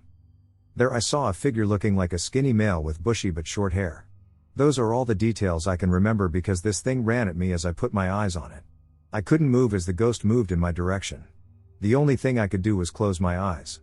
By the time I opened them, there was nothing in sight, and somehow I didn't pee on myself, and I slowly made it to the toilet, wondering the whole time if I saw what I just saw. As I made my way back to bed, I fixated on the spot where I had last seen the ghost. I went to sleep, and in the morning I told my dad what I saw, and he believed what I saw was a real living person because the first night he stayed there, someone tried to break in. Which I think is more scary than a ghost, but if it was a thief, why was nothing taken, and when he ran to me, why am I still here? My dad believes that I scared the intruder away and that my fear caused my mind to play tricks on me. He asked me not to tell my mom, but I told everyone about the one and only time I saw a ghost. Could this be my first encounter with a ghost? I've never seen a ghost, but I've always believed that they have the potential to be real. For 20 years of my life, I've never ever had an encounter, so whenever something creepy or mysterious happened, it was always debunked. I had moved into a nice cabin in the woods, with the next city being an hour away. Creepy, right? It's been a year or so, but nothing weird has happened. Maybe a few bumps in the night here and there, but I have a cat and there are other animals near me, so I didn't pay any mind. I've had friends tell me that they think a ghost is in my house whenever they stayed over, But I didn't believe it, of course, because this place can be a little creepy. So one night I woke up thirsty as hell and went to the kitchen. I always leave the kitchen light on so I can see where I'm going and don't have to struggle in the dark. So I grabbed my cup and drank my water. As I was pouring the rest of the water in the sink, I heard a loud whistle in my right ear. It was a short whistle, as if someone was trying to get attention. I knew it wasn't anything squeaking because I felt the vibration in my ear as if someone was literally doing it. I've never turned around so fast. I expected to see my fiancé or his friend that slept over that night to see if they were trying to mess with me. There was no one there. I would have heard if either my fiancé or his friend had left their room, as their rooms are located across from each other and the doors make a loud noise when opened or closed. I yelled out my fiancé's name and I heard nothing back. I've never felt so scared in my life. I ran back to my room so fast I tripped over my cat's toy, lol. I was so surprised no one heard me yell or trip. They both had been drinking, so I guess I'm not surprised, but I was loud. As soon as I jumped into bed, I looked at my door and saw the light coming in from the kitchen. It started to dim super dark and then went back to normal in a matter of seconds. My cat was sleeping next to my fiancé when I got back, and I startled him so much that he woke up and sat on the edge of the bed, staring at the door. What could this mean? Was this really an encounter, or could it be something else? Could you please help me understand why this spirit seemed to interact with me specifically? About 10 years ago, I was doing some cleaning and decorating work for an organization I won't name in Missouri. They were not open yet, and only I and one other female had keys. I remember it being very, very warm. Broad daylight. I had decided to take a break and headed downstairs towards the exit.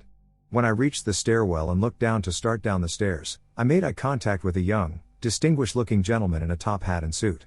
He seemed as shocked to see me as I was to see him and promptly disappeared. 1 second he was there, the next he was gone. There was no negative vibe or anything. I didn't feel frightened or scared, more just surprised until it hit me that I shouldn't have seen him at all and that he had literally vanished right in front of me. Ascot Hills ghost sighting?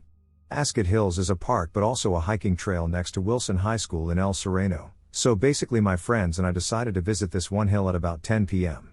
We began walking along the hiking trail to the top of the first hill, and once we reached the top, my friends and I stopped to look at the length of the second hill, where I saw a figure with long black hair covering her face and wearing a white dress. Initially, I believed it to be an ordinary person and waited for her or him to pass by us. However, once my friend also observed the figure, I realized that I was no longer imagining things. He decided to yell out to us, "Run," and we ran down the first hill. Once we reached the bottom of the first hill, my other friend looked back up and said he saw a figure at the top of the hill, in the exact spot where we had been, walking in a strange, creepy manner with its back hunched. We ran straight to the car where we left it, shaken from this experience. Currently, we are left wondering if it was possibly a random homeless person who was up the hill. I don't think so. The figure looked too demonic to be a random person. It was by itself, walking slowly towards us. I just want to know if anyone here who knows and has been here at that park at that time had a similar encounter as we did. This was likely the most terrifying situation I've ever encountered. I was 8 years old when it happened. I was staying at my grandparents' place. The house itself was pretty old. It was built about 12 to 13 years before World War II. It also had a massive garden and another house, which used to be a barn, but my aunt lives there now. Anyways, it was the middle of winter, January or February. It definitely was evening, 6 p.m. or so. My grandparents are very Christian, so they went to the church, which meant I stayed alone in that ducking house. 8 years old was the age when I started to be interested in the paranormal stuff. I wanted to watch some creepy shit, but I was home alone in that house. So I decided to watch video games instead. I was sitting on a couch, which is in the middle of the living room. I had my grandparents' bedroom to the left and a hallway in front of me that led to the kitchen that I could perfectly see. Also, a massive wardrobe was standing right in front of me, facing me. I could also see the stairs, which were next to the wardrobe. That's it. I was watching the TV peacefully. Time went by, and after I'd say 20 minutes, I swear I heard the dishes just moving. That was pretty unsettling, so I peeked into the kitchen. I wasn't wrong, a ducking plate was going up and down in the air. It was hitting the sink. That was the noise. I thought I would shit myself. But I ignored it, trying to watch the TV. The sound didn't stop. The plate kept on moving. It was moving for like 1 to 2 minutes, but it finally stopped. I was a little relieved, only to hear footsteps in the hallway. I could see it with no problem. I heard the footsteps. They were right in front of me. I couldn't see them. I started to silently cry from the fear.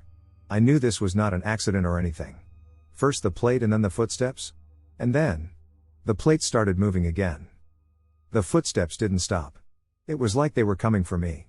Suddenly, the most horrifying part, the plate just dropped to the floor, shattering, and the footsteps turned into sprints. They were coming directly for me.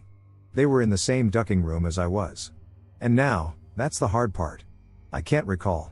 I either passed out or my grandparents came back home. I remember waking up in my dad's car and coming back home in tears. I was very shaken from the accident. None of my family members believed me. Except for my grandfather. He said that when he was my age, he kept seeing the back of some creature through the window of his bedroom when he was trying to fall asleep. It stopped after some weeks. It had scars and blood on its back and was laughing. The same house, by the way. 6 years have passed by ever since that incident, and I'm still trying to recall the memory. Did I pass out? Is this house haunted? Little Ghost Girl. I have always been very interested in horror and creepy things. Being scared is my second favorite activity after laughing, and I particularly believe in ghosts, demons, and similar entities. I am also a huge empath, so feeling energies is just kind of my thing. I found out that makes it easier to feel the presence of spirits and whatnot. A couple years ago I was staying at my nephew's house for a little bit until I got back on my feet, and I've stayed here a couple times before when I was in my teen years, and things started to click for sure after this.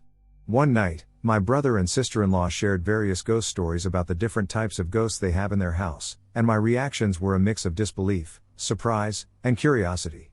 Ghosts, I understand, are more like a see them / hear them believe it yourself type of deal, but my brother doesn't scare easily, and some of these ghosts really got to him. Anyway, they told me a story about this little girl that passed away in the house either from SIDS, sudden infant death syndrome, do your research, it's sad and insane, or because she fell out of the top story window. From the times they had seen her, she looked about 3 years old. Of course the window was in the room I was staying in. I have never felt so sad and creeped out in my life. She had long black hair and wore a long white dress, of course. If that isn't a cliché, you know, ha. Anyhow, this little girl would randomly appear before my brother and sister-in-law in the basement or living room, asking if they wanted to play or if they knew where her mom was, and by the time they blinked, she was gone. The next night, despite not remembering our lengthy conversation about the various ghosts in our house, I was completely unprepared for what was about to happen, feeling terrified and unable to move for hours. At 3 a.m, while I was talking to my now fiancé and not thinking about ghosts at all, I heard someone calling from downstairs for their mommy. Out of instinct I thought it was my nephew needing help or having a bad dream, so I ran into his room, where I found him asleep, snoring and all. I then could hear this little girl from downstairs crying for her mommy, and I just ran back to my room and started recording on my phone. After I get into my room and start recording, I then realized that I could hear this little girl from the vents, not from where my nephew was sleeping, and I was so scared I didn't sleep. She repeatedly called out mommy, mommy, mommy for several minutes, and it was undoubtedly the most surreal and intense experience I have ever encountered. I was a daycare teacher at the time, so hearing children in distress was something I was trained to listen for, and it was heartbreaking and scary. I waited until I heard my brother wake up and use the bathroom around 5 a.m. I was waiting by the door when I heard him come out of his room and scared the hell out of him. I showed him the video I got, and then he stayed up with me and talked some more about his ghost experiences at our house. When I got home from work, I walked into my nephew's room and asked him, "Hey, did you wake up last night crying for mommy?" He just goes, "No, it was probably the little girl." Ducking chills. My nephew was about 6 at the time of this happening but has dealt with this little girl his whole life. Stories my sister-in-law would tell me are that he would wake up crying with pinch marks or bite marks on him and would say stop in his sleep. Going back to my teen years living in the house, I stayed in his room when he was a toddler. When he learned to say hi, I would often be awakened by his cheerful greetings or laughter. Following this incident, I began to question whether, each time I woke up, he was actually addressing me or someone else entirely. Creepiest realization ever. Needless to say, I experienced difficulty sleeping in the following weeks, but I did not hear anything after that night. I tried to show my friends the video, but it was deleted off my phone. The video that followed the one I took the day before featured my brother, so I clearly remembered it being there, but then it disappeared.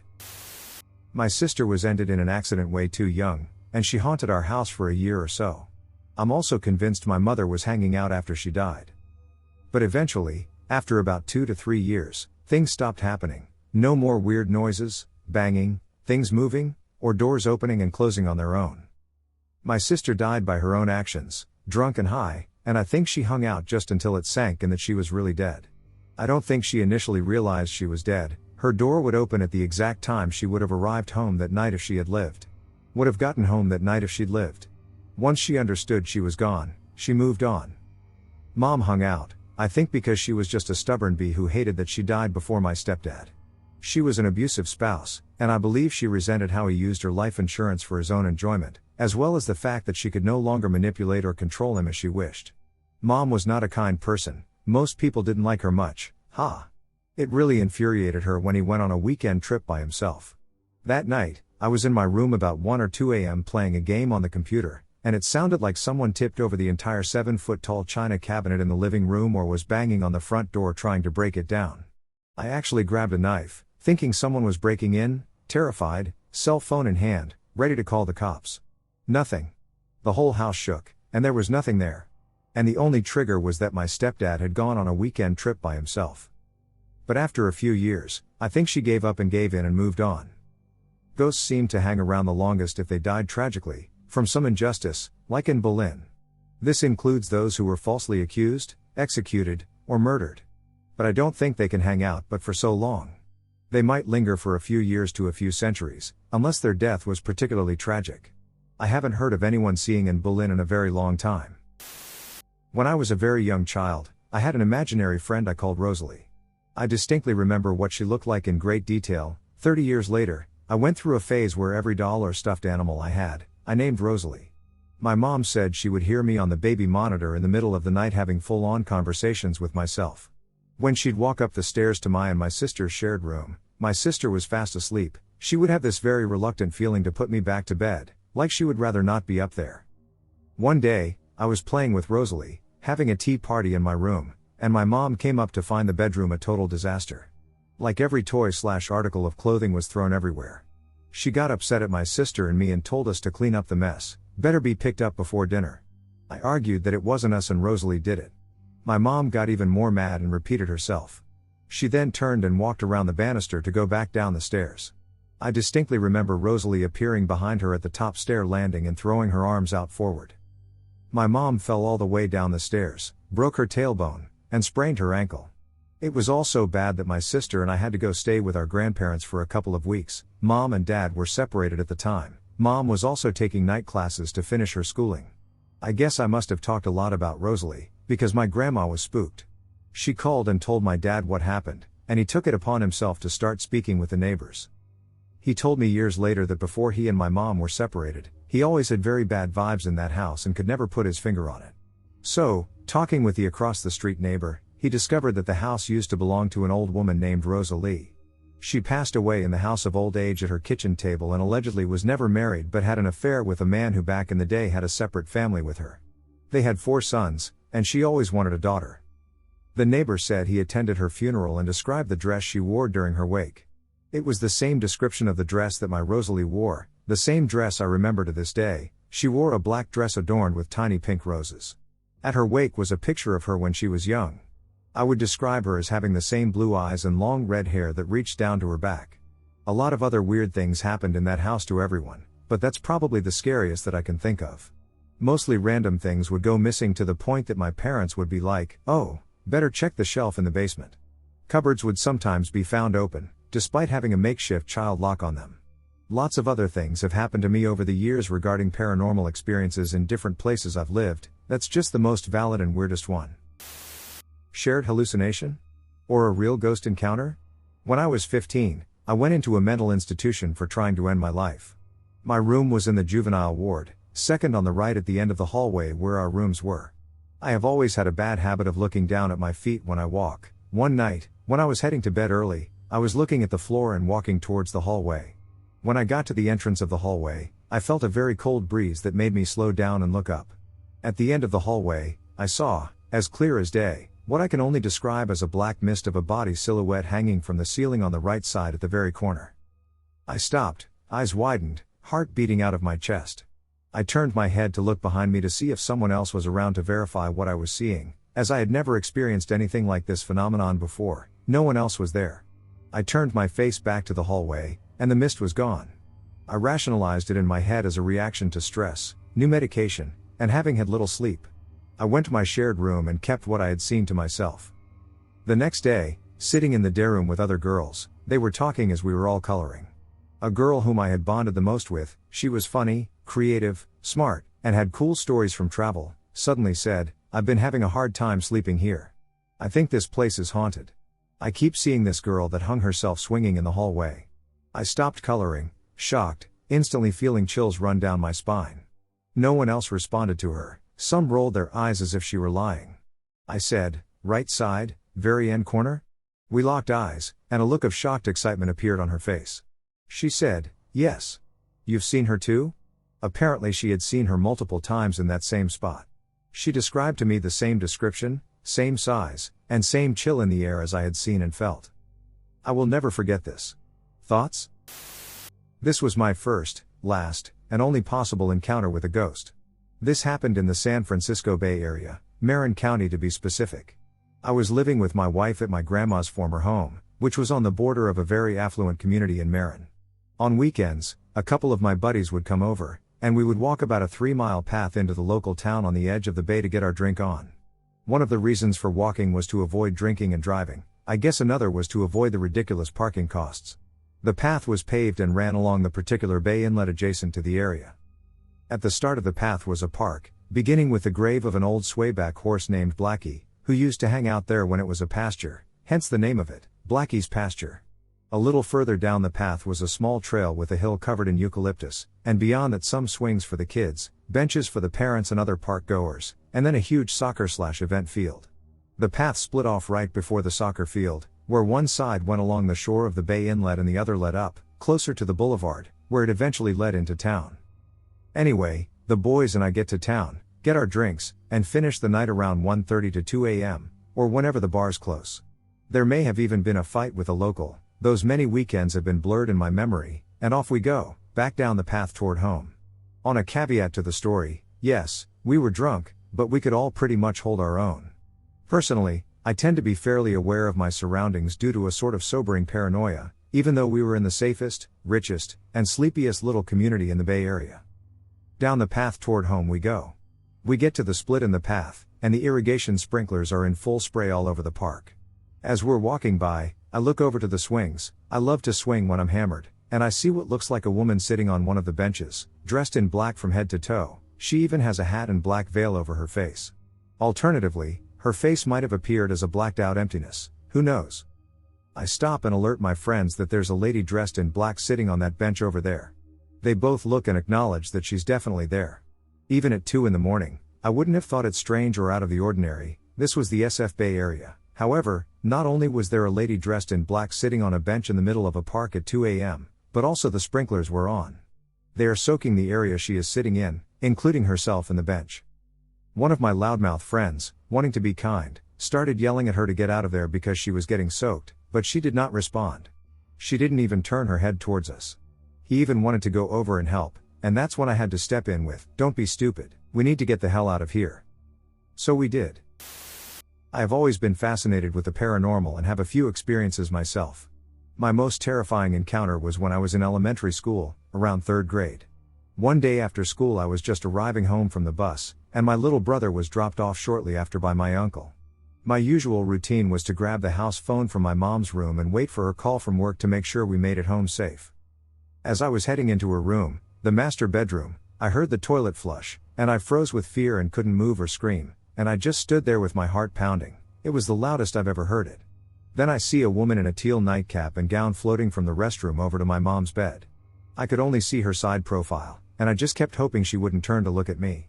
She kept going, and she stopped at the edge of the bed and just stood there for a few seconds, and then she touched my mom's pillow and then just disappeared as soon as she was gone. As I unfroze, I ran out, and of course, I made my little brother go in and grab the phone for us and close the door. He could tell I was freaked out and was reluctant to go in, but I told him to hurry up and just get the phone. Shortly after, my mom called, and that was it. I never saw her again. This was also the only time I've ever physically seen a ghost. A little over a decade ago, my father passed away. I can't remember if it was that same night or the next, but I had this very disturbing dream. I was back at the house I grew up in. It seemed like there was a party going on because there were a lot of people there and loud noises. I didn't go outside to see, but you could hear all the people talking and music in the background. I'm sitting in the living room and just observing everything going on around me. My grandpa was sitting there as well, and he starts talking to me. I don't really remember what we were talking about, but that's when I see him. My father is standing right there looking at me. I was so filled with emotion I started crying uncontrollably. Then my father comes to hug me. It was like he was saying goodbye. However, it occurs to me that he doesn't want to let me go. I'm not crying anymore, and instead panic starts to set in. I'm trying to break the hug, but he's just holding on too tightly. In real life I start to suffocate and can't breathe. I somehow manage to wake up, and I'm gasping for air. It was a similar feeling to almost drowning. I'm freaked out and crying hysterically because I don't know what the hell happened to me. At the exact same moment, I and my wife hear my son crying hysterically in his room. I didn't tell her what happened to me, not yet. She goes to check in on him, and when she comes back, it gets even more terrifying. My son said he woke up because he had heard me crying, but something else caught his attention. There was a shadow figure standing in the hallway right by his door, staring right at him. He said it was my father. He said it scared him so much that he started crying because it just stood there watching him.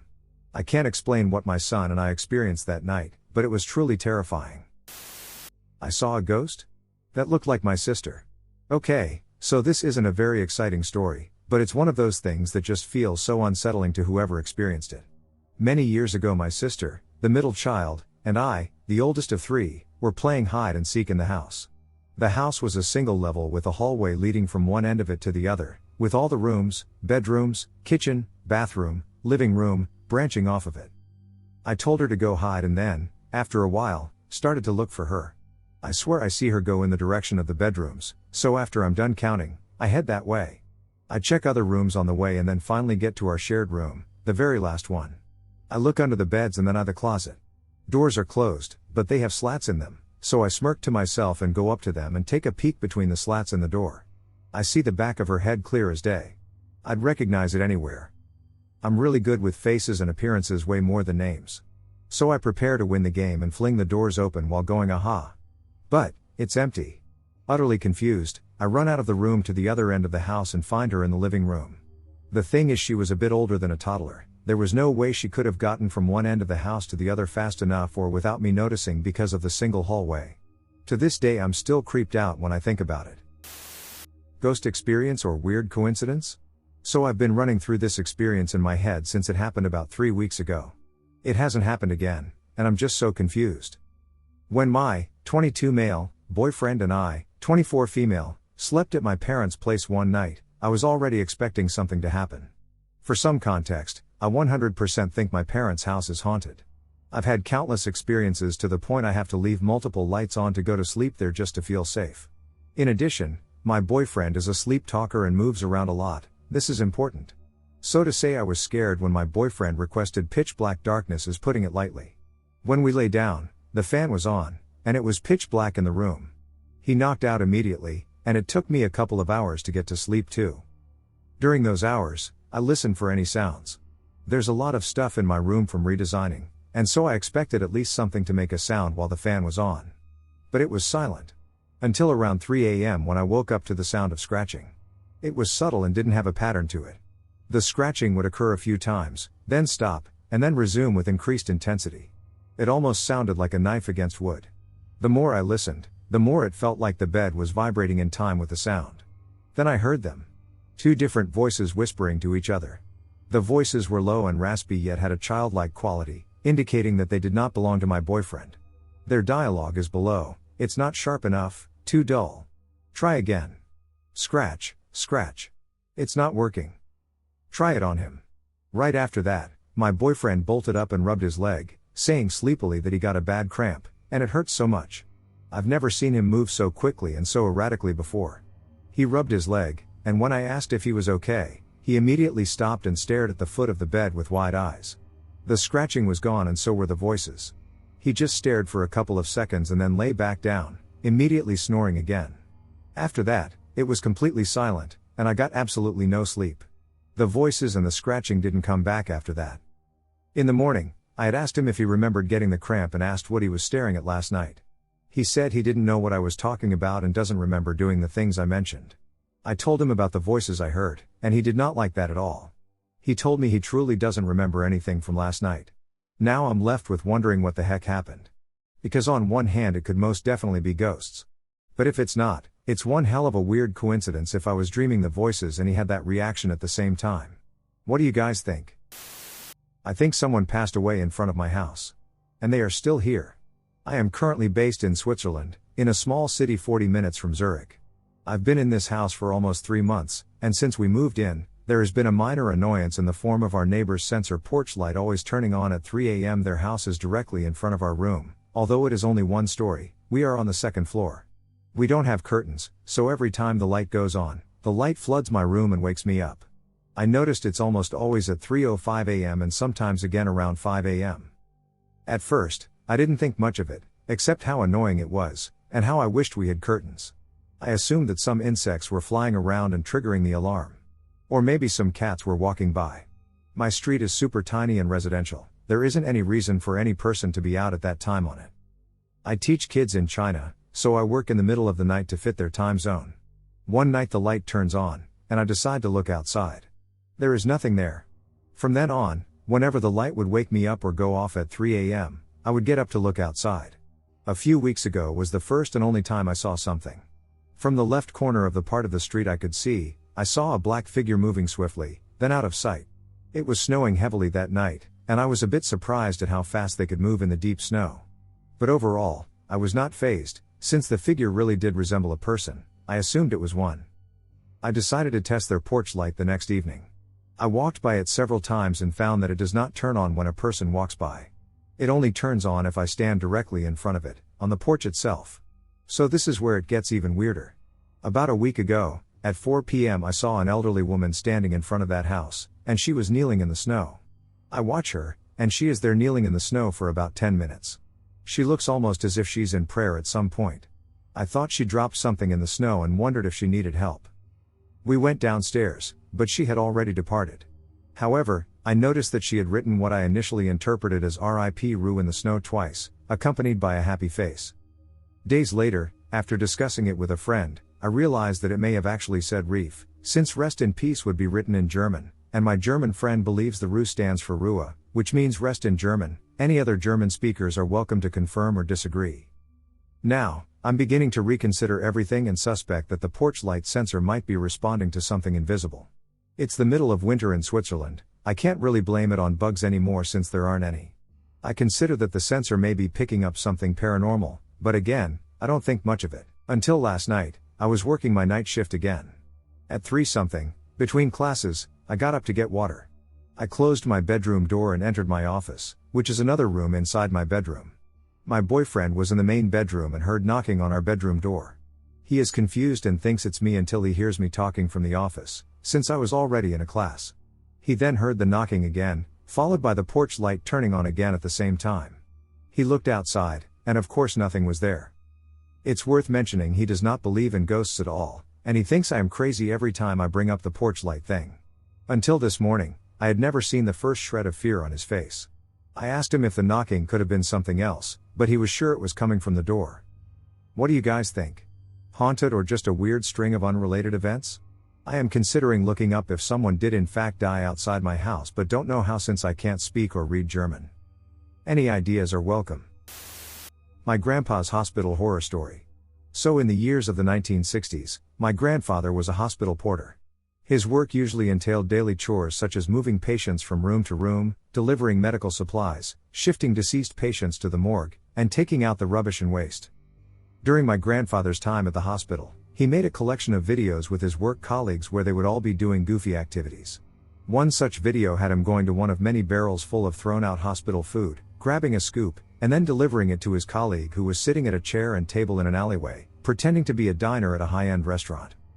I was informed that the reason for that video was the group's frustration with the amount of food waste left by the hospital, as it was apparently perfectly good food. I should note that the videos I've seen are all grainy black and white and have no sound, but I think video cameras were just being made then. I don't know that history too well. Nothing ever seemed to bother my grandfather. His videos show him being mischievous and playful with the other porters. Until one day. Back then hospitals contained a ward where people who were severely mentally ill would be housed. I'm not sure if they were there their entire lives or if it was just temporary until they could be moved elsewhere. For some reason the hospital had put this ward on the highest floor, and this is the stage for my grandfather's nightmarish encounter. While he was doing his usual rounds, a woman from the ward had gotten free and wandered over to an open window. It was then she decided to jump to her death. My grandfather had gotten the call to go and collect the remains. I don't believe the police investigated the incident, as it was just seen as a hospital mishap, but I could be wrong, as he has never really mentioned the police. He walked round to the grounds where her body lay with a stretcher, and with his partner's help, they lifted the remains, but as he did so, what was left of the woman's flattened head fell into his arms, separated from her body. The way he tells it, her head was like a pancake, she must have gone down headfirst. I can only imagine the ground must have been concrete, but again, he never gave specifics. Since that moment my grandfather found he couldn't walk around that section of the hospital. Flashbacks of her head in his arms would haunt him for a very long time. When I was in college, I came home for the summer to work. The intern that summer, again at the church I grew up in, was a big skeptic of anything paranormal. He was such a skeptic that he called me out when I told him about what I had seen over the years. He challenged me to get the guys of the youth group to stay at the building overnight with him and go on a midnight ghost hunt.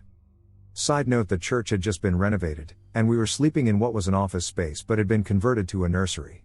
This is important. Back to that hunt. We started walking through the auditorium where a lot of activity happens but isn't the main part of this story. As we came out of the auditorium, we entered the children's ministry hallway. We were walking down the hall when the intern suddenly yelled at me out of the darkness. Like a scared person yelled at me. I walk up to him and realize he is shaking. Once he catches his breath, I ask what happened. At that moment, he pointed to the far wall. We saw a figure with red eyes looking at us as it leaned against the wall. We gathered everyone into a circle, and the intern started praying over what had just happened. As he concludes the prayer, the figure blows past us to the opposite corner of the hall and fades into an empty room.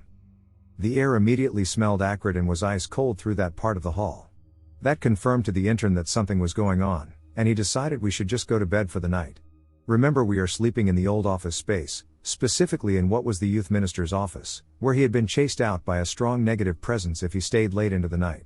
We got back to our bedding and discovered that all of our sheets and pillows had been thrown across the room out of that space and into the main part of the room. Needless to say, we called parents and left right then and there. 2 brothers and the dead oak tree. This is a story that has been passed through my family for over 150 years, and in honor of Halloween. My third great-grandmother, whom I'll call grandmother for simplicity's sake, was the youngest of 5 children. By the time the Civil War broke out, 2 of her older siblings had died, and her 2 older brothers, Ezekiel and Thomas, both enlisted on the side of the Union. The family was very abolitionist, and their home was even a stop on the Underground Railroad. By the time this story takes place, 1863, grandmother was 15 years old, and they hadn't gotten letters from Ezekiel and Thomas for a few months. This wasn't unusual because there was a war going on and sometimes it took weeks or even months for letters to get through, especially in rural farm towns in the Midwest. One night, there was a fierce storm. Rain was coming down in sheets, and the wind was howling fiercely and hard. However, grandmother and her parents weren't worried. The house and barn were solidly built, and the only thing that could cause problems was a large dead oak tree outside the parents' bedroom, but the roots were so deep that it was unlikely it would fall over. Grandmother was trying to sleep when she heard Ezekiel's voice calling her home. Thinking it was her imagination, she chose to ignore it. He called again, but grandmother ignored it. Then her covers were ripped off of her. Thomas used to do the same to her to wake her up. Grandmother sat up, wondering what was going on, and as lightning flashed outside her window, she saw Ezekiel and Thomas standing at the foot of her bed. Their blue uniforms were stained red. She screamed, waking up her parents. They ran into her room, her mother carrying a lit lamp. Ezekiel and Thomas were gone. Grandmother was understandably frightened, and she told her parents what had happened. Of course her parents had trouble believing it and tried to reassure her that it was a nightmare. There was a bright flash of light, a loud crack of lightning, and then a loud crash from the parents' bedroom. Remember the dead oak tree outside the parents' room? Well, a bolt of lightning struck one of the limbs, and it fell onto the roof. It crashed through the roof, landing on their bed. The bed was crushed to pieces. It sank in for them that if she hadn't screamed, then they would have been crushed to death. A few weeks later, official word from the army reached the family. Ezekiel and Thomas were both ended in action 2 months before. To the day grandmother died, She swore up and down that Ezekiel and Thomas both returned to save their parents. I will tell one of my ghost stories that to this day still affects me. In 2007, my paternal grandma was in a nursing home and was ailing. One day we went to her house to clean it. I was in charge of cleaning her knickknacks in her dining room. Towards the wall, she had this china hutch. On this china hutch there was a red outfit on a hanger hanging on the knob. This outfit is a really important detail for the story. Anyway, as I was cleaning, I heard this noise behind me. I thought it was my eldest sister. I had turned around to tell her something, and when I did, there was my grandma, hovering in the air in front of the hutch, wearing the outfit that was hanging from her hutch. I let out a loud scream and ran out of the house. I yelled for my dad and told him that grandma is in the house. Tears are running down my face. I refused to go back in there until my dad did. As we entered the room, you could hear a pin drop. The only thing that was swaying back and forth was the outfit on her hutch. Just slightly. Everyone said that it was a sign from her spirit even though she hadn't passed yet. A week later she passed away. While at the funeral home my dad was asked if he had an outfit in mind. Immediately I spoke up about the outfit. I told my dad he has to bury her in it. I explained to the funeral director what happened and what I saw. He kind of brushed it off. My dad said he would look into it. Fast forward to her funeral. As my dad was comforting people in the entryway, his back was against this cabinet. I watched as this black, static hand reached out and touched him. I opened up the cabinet to see what it could have been. My dad scolded me and sent me into another room. I tried to explain to him what happened, but he wasn't going to hear of it. About 3 days after her funeral I was entering my living room. I realized I had forgotten something and turned around. And in my parents' dining room there was my grandma posing at my dad's computer desk, with the biggest smile on her face. She looked so beautiful.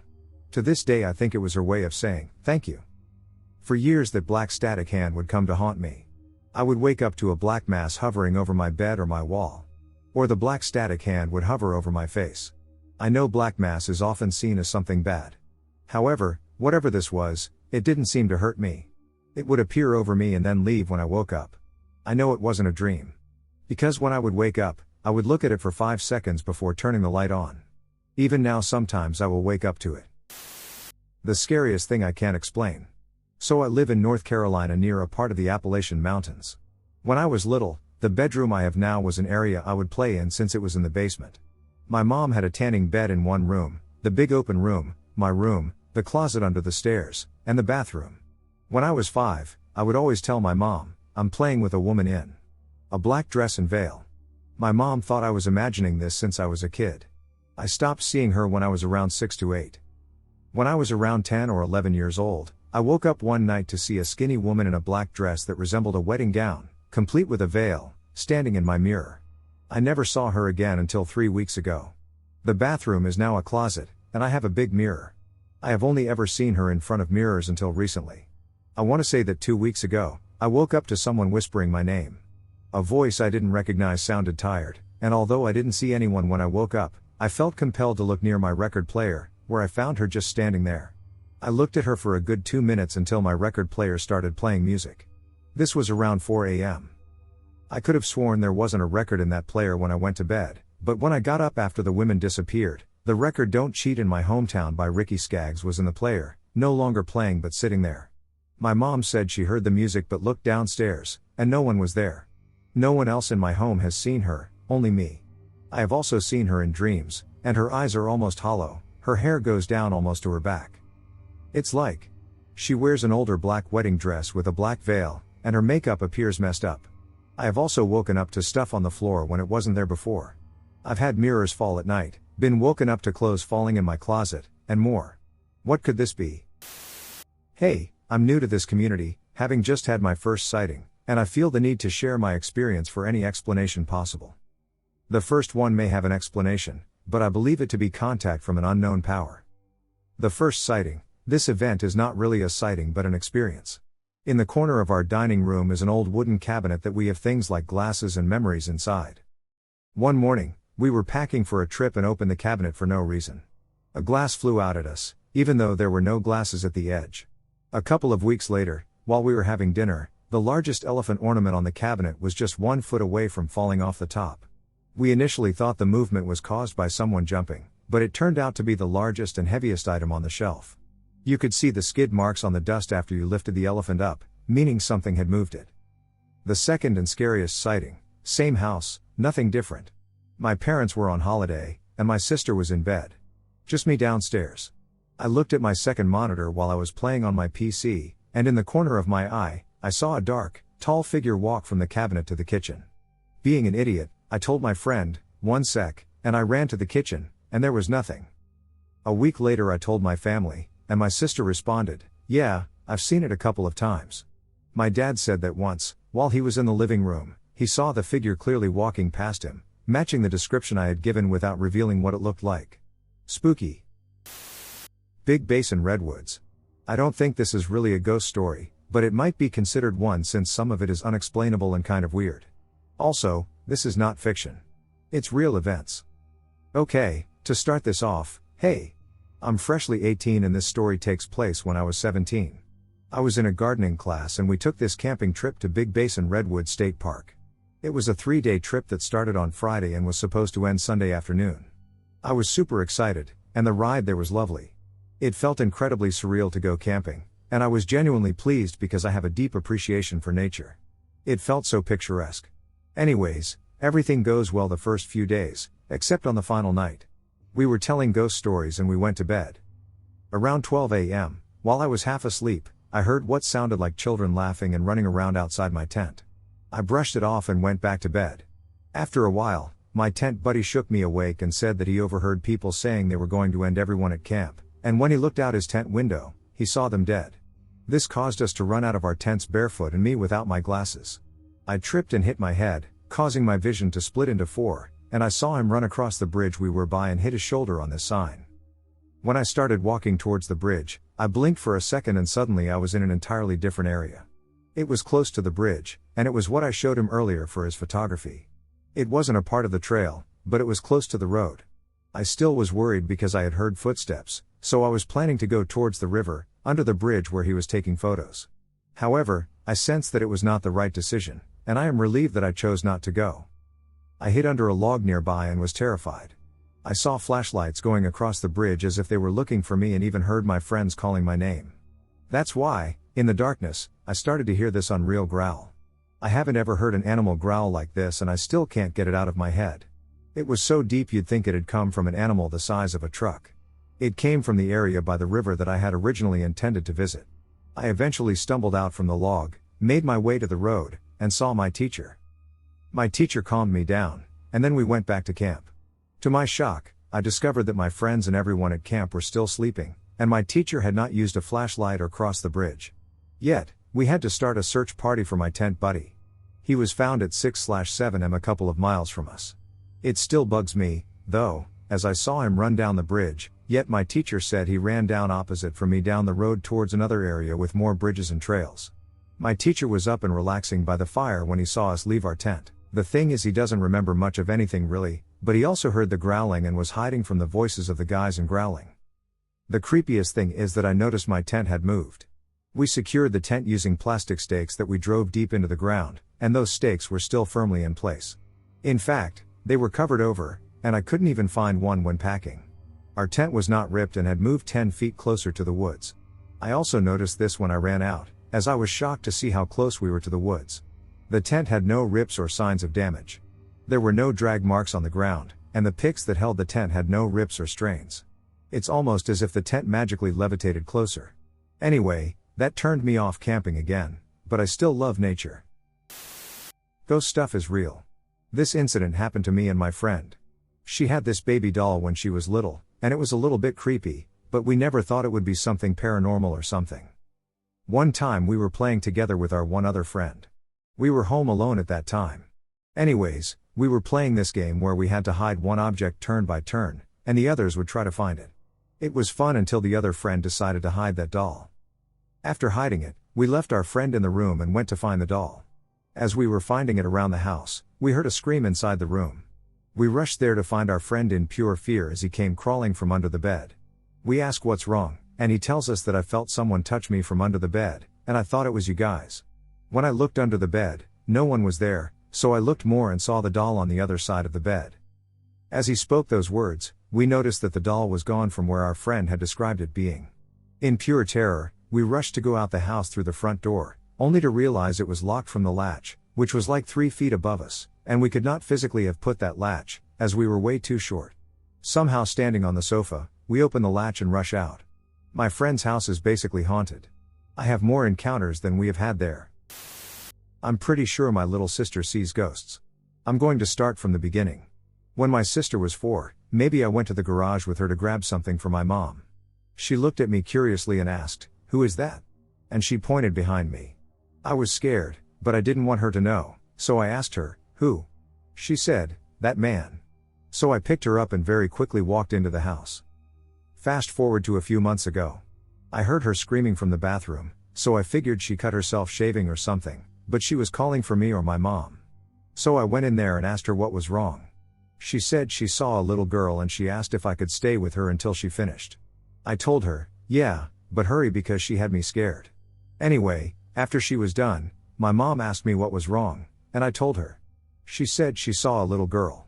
My mom got a serious look on her face and told me about how when she was little, a house burned down by our house, and a kid passed away, but she doesn't remember whether it was a boy or a girl. At the time, trees were being cleared by the house where the fire was, and my mom said she believes maybe they were disturbing the kid's rest. One more. My mom told me about how she had been seeing a blue flash of light. First she saw it by the road, then in the building next to our house. Approximately 10 minutes after my mother shared her experience, I observed the light as well. However, I chose not to mention it at the time because I hoped it was merely a figment of my imagination. My mother, on the other hand, acknowledged its presence and remarked, "There it goes again." I told my little sister the story to see what she would say. Some would say it's cruel and it might scare her, but she's like 14 now and she watches scary stuff all the time and she's fine. My sister made things super creepy and was like, "I know this house is haunted because I always see a little boy in the hallway and behind the couch. His hair is always messed up, and he's always smiling." Scariest walk I've taken in my life. This happened about a year ago. My friend and I, both 20-year-old females, decided to try out the app Randonautica after hearing all of the creepy stories about it.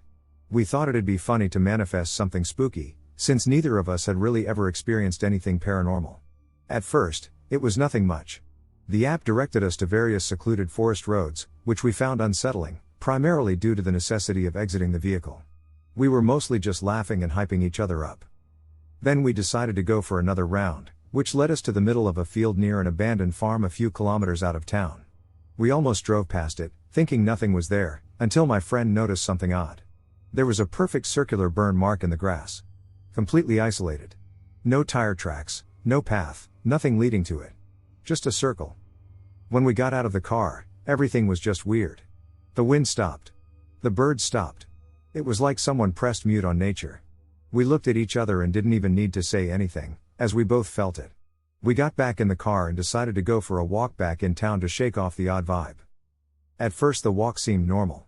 Then we turned onto a street with an old school, and again this silence just came. Then we both heard the sound of loose stones being stepped on, like the kind in a driveway. But there were no stones anywhere near us. We just stood there trying to explain it away. My friend then laughed and joked about something following us from the farm. As he said that, from the direction of the school, came the most unsettling whistle I've ever heard. The kind of whistle people say you shouldn't respond to in the forest. We didn't say anything, we just ran lol. Once we reached another road, the city noise slowly faded back up, like someone was turning up the volume. It should have comforted us, but it didn't. We both felt watched. We kept walking and ended up near a psychiatric hospital we sometimes pass. And that's when we heard the whistle again. We both looked around to see if anyone was actually whistling at us when we saw that. We didn't know if it was a shape, a person, an animal, or a shadow. We couldn't tell. We just stood there staring, trying to make sense of it. As we were standing there, a truck pulled into the lot, passing just a few meters from the figure. And then, I swear, this creature crouched down as if it were trying to hide, and it kept rising up and down in a strange, unnatural manner. That was enough for us. Ha ha. We left. Later when we looked at the picture I took, whatever it was looked almost transparent.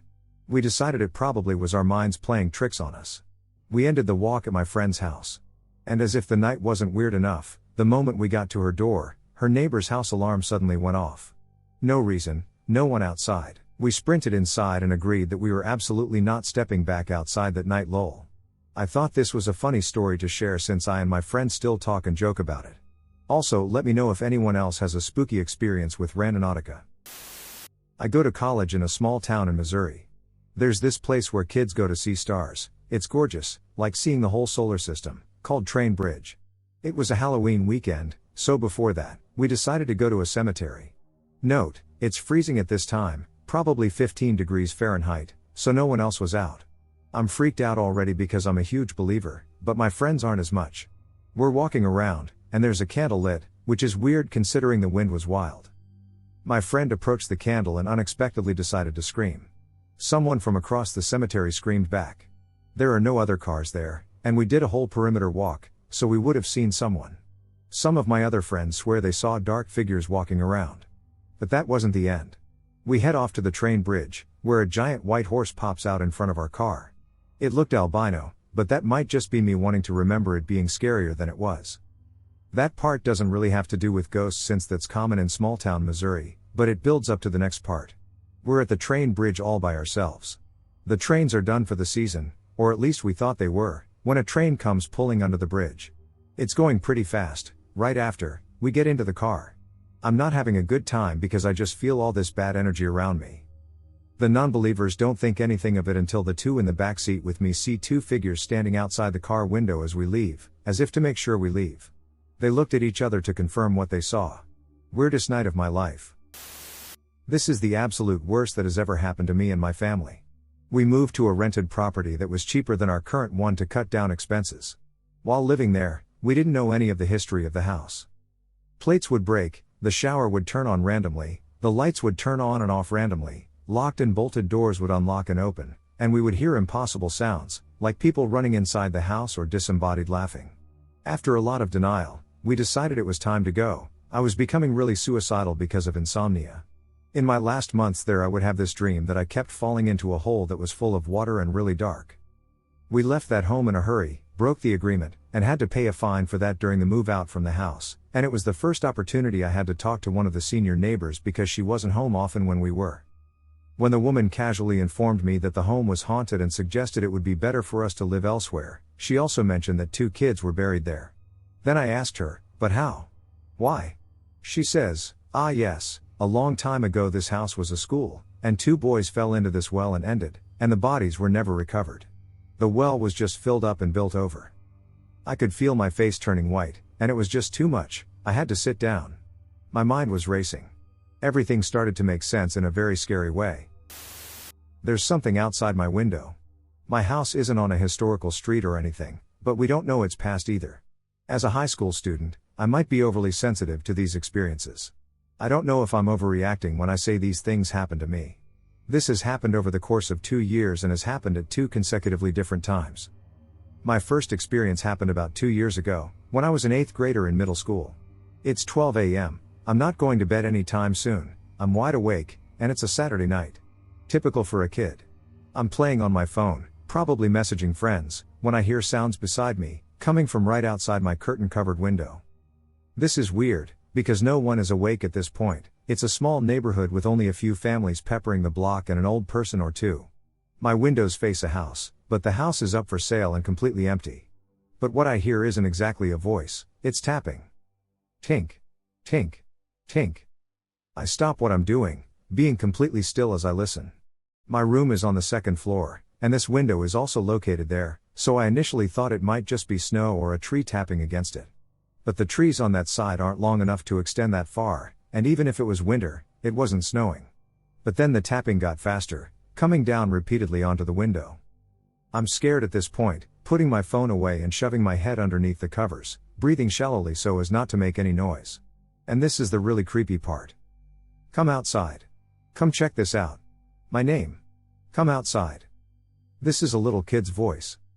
I'm so scared I can feel the blood rushing through my body as adrenaline numbs my senses. The voice repeats the words a couple of times before a horrifying shriek of laughter sounds odd, and all is quiet again. I sleep and stay still, as I don't want to move or get up, being absolutely terrified. This is only the first experience I've had in my room. My second was a week or so ago, and I contemplated sharing this at all, but I thought it would make a good story. I'm currently redoing my room since I've been camping in the guest room for about a year now, and I'm sick of it. The only reason I moved out of my room is because it's so freaking cold in the winter that I can't fall asleep. I'm shivering so bad. Anyway, I'm cleaning out my closet, it's 9:30ish p.m., and everything is quiet outside. My mom's already asleep, so there's only one TV going on inside of the house, but that's on the opposite end of my home, anyway. I'm picking through the drawers of an old art container I have when I hear some screeching and yelling outside.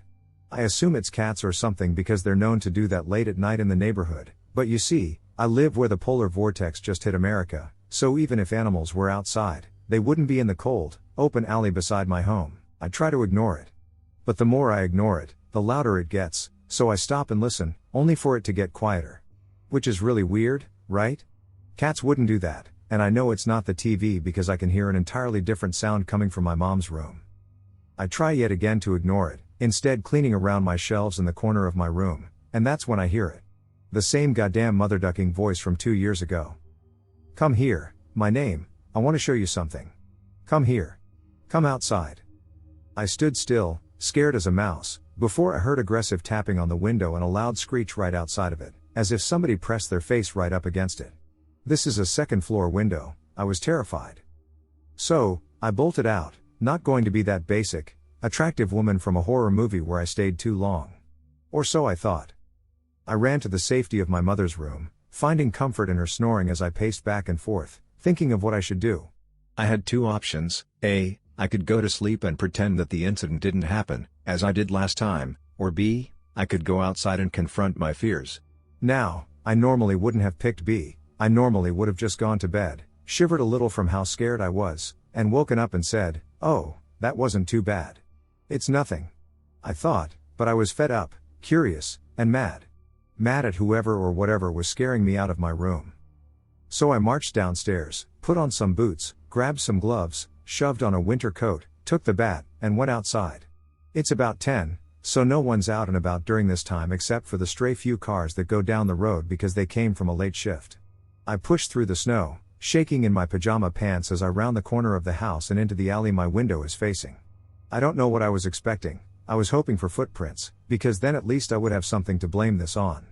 When I looked into the snow-covered space from my end, illuminated by my porch light, I saw that it was as empty as could be, with snow drifting down and catching the glare that made it look like a Hallmark Christmas special. There was nothing, no one, not even cat footprints.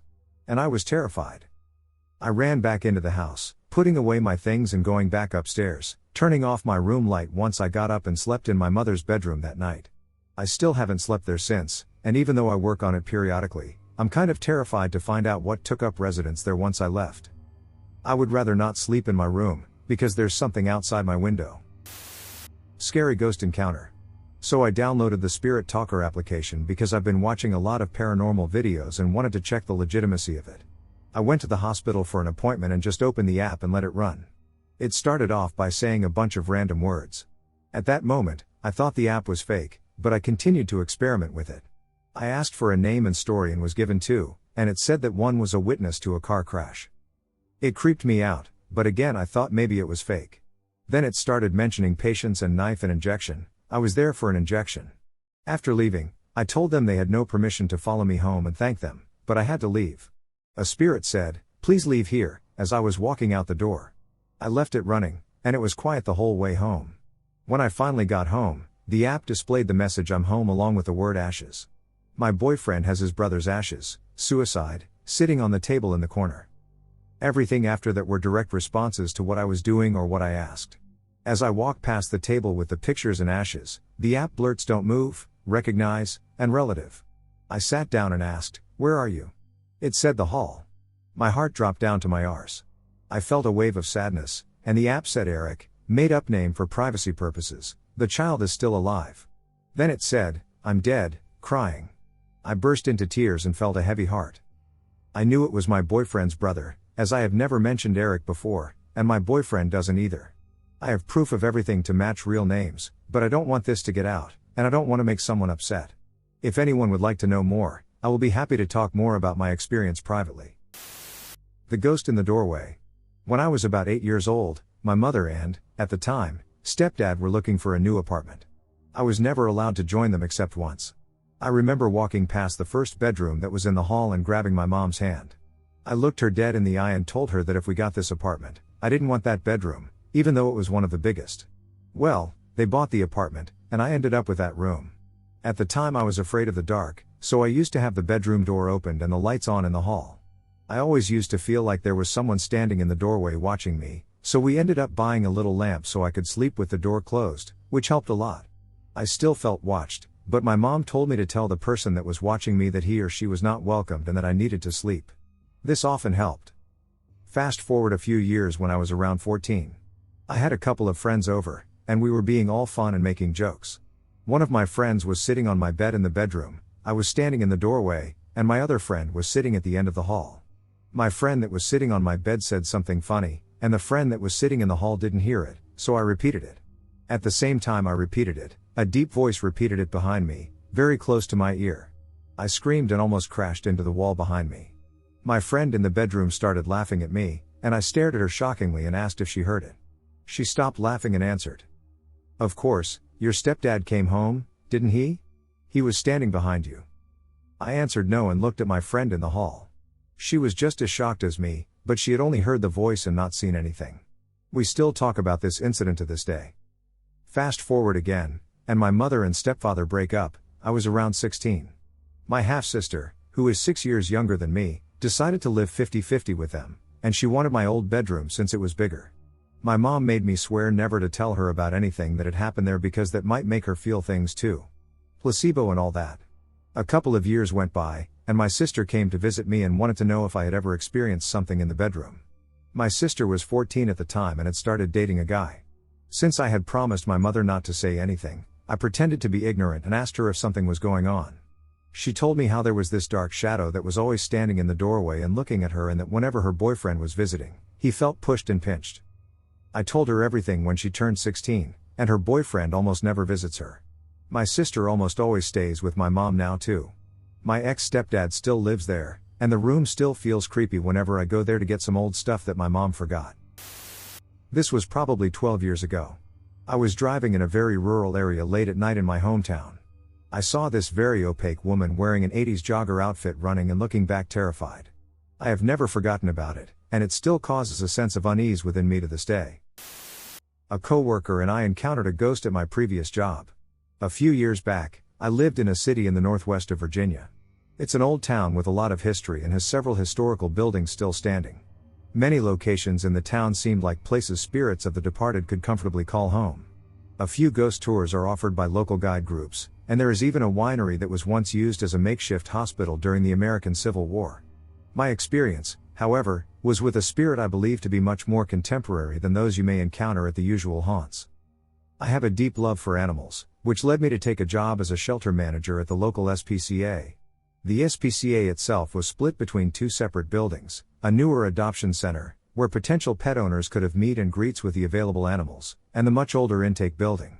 It was here that surrendered pets or strays would be brought in, quarantined if necessary for an appropriate amount of time, vaccinated, socialized, and eventually moved next door when ready for adoption. I believe the intake building was built in the 1960s or 1970s, and its age was very much felt. The area is no stranger to occasional flooding and snowstorms, which had slowly eaten away at the building over the last 50 to 60 years. My director had plans to renovate the building, perhaps even demo it entirely and build a more inviting and less door facility. There were many more plans that took priority, and to my knowledge, the old building remains as gloomy and cold as ever. I had been working there a few months without incident. There was no indication of anything strange other than the building being unwelcoming. The layout of the intake building was slightly labyrinthian, but the front entrance was straightforward. My coworker and I shared a desk and workstation to the left of the entrance, with an office behind that desk. It was here that previous managers would work, and secretaries would run the desk. My director changed the staffing so that there were 2 managers, one for cat intakes, my position, and one for dog intakes, and we handled our own paperwork. I mention this to indicate that neither I nor my coworker spent any time in the back office. It was only used to store supplies for our foster program and housed old records and files. One morning, I arrive at work, tired from insufficient sleep the night before. Behind my workstation is a mini fridge with an empty glass candy bowl. We had moved it off the front desk area to get rid of some clutter. This mini fridge was located directly outside the back office's door, which we left open to more easily grab supplies if a foster stopped in. My coworker was already getting set up for the day, and we grumbled greetings to each other. I walked past the mini fridge, without touching it, and set my bag down at my desk. Seconds later, my coworker and I nearly jumped out of our skins as a loud and unexpected crash broke through the silence of the morning. The candy bowl seemed to just leap off the fridge unprovoked. I assumed that in my tiredness, I simply didn't remember bumping into the fridge. But my coworker had seen me come in and noticed the jar had fallen several seconds after I had walked by. I had been standing still by the time it fell. I had not bumped into anything. Annoyed that I was just standing there while there was glass on the ground, my coworker barked, "Don't just stand there, go get the broom." I snapped out of my shock and turned to head to the supply closet down the hall. Right after she spoke, the Amazon Alexa on her desk chimed, "I'm sorry, I don't see the black-eyed woman." Our eyes grew wide, and we stared at each other for a moment before looking to the Alexa, then to the open office behind us. We both felt this eerie sense of dread as we gazed in and saw nothing. Shaken by this but needing to get started with the day, we both noted how absolutely bizarre it was for the Alexa to say something so strange and completely unrelated to my coworker's command. We normally took our lunch at the desk, but when lunchtime came, we were still pretty freaked out and headed to the adoption center to share our experience with our other coworkers. Most of our coworkers were indeed disturbed but didn't seem to ruminate on how odd it was for long. When we recounted the event to our director, though, she immediately tensed up. "Did I ever tell you about the manager who ended herself in that office?" she asked us. My coworker and I were taken aback. "No." We both gasped in unison. "Well, we used to carry medications in-house, rather than having a vet come out with their own supply like they do now. We even carried euthanasia drugs." She paused, letting this new information sink in. A former manager in the intake building euthanized herself in the 90s, which is why we no longer carry any meds that haven't been prescribed from a vet's office. I wonder if that might be what the Alexa was referring to by the black-eyed woman. We were perturbed by this and were on edge for a week or two afterwards. Luckily, no further activity from the back office or strange messages came from the Alexa again. I attempted to find evidence of the strange suicide occurring in local newspapers from the time but couldn't find anything definitive. It's a possibility that the family requested her death be kept quiet for privacy reasons. I have no reason to doubt my director's sincerity, especially if that incident is the reason entire policies about drug storage had to be changed for our facility. This was definitely the creepiest thing I've experienced regarding the paranormal, and I hope that none of my future places of employment are home to any lingering spirits. Haunted apartment. This is a story my family told me. I was too young to remember this apartment. When I was a little kid, my grandparents lived in company housing. My grandfather worked in an oil refinery in Louisiana, and he lived in the previous manager's apartment on the top floor of one of the refinery's administration buildings.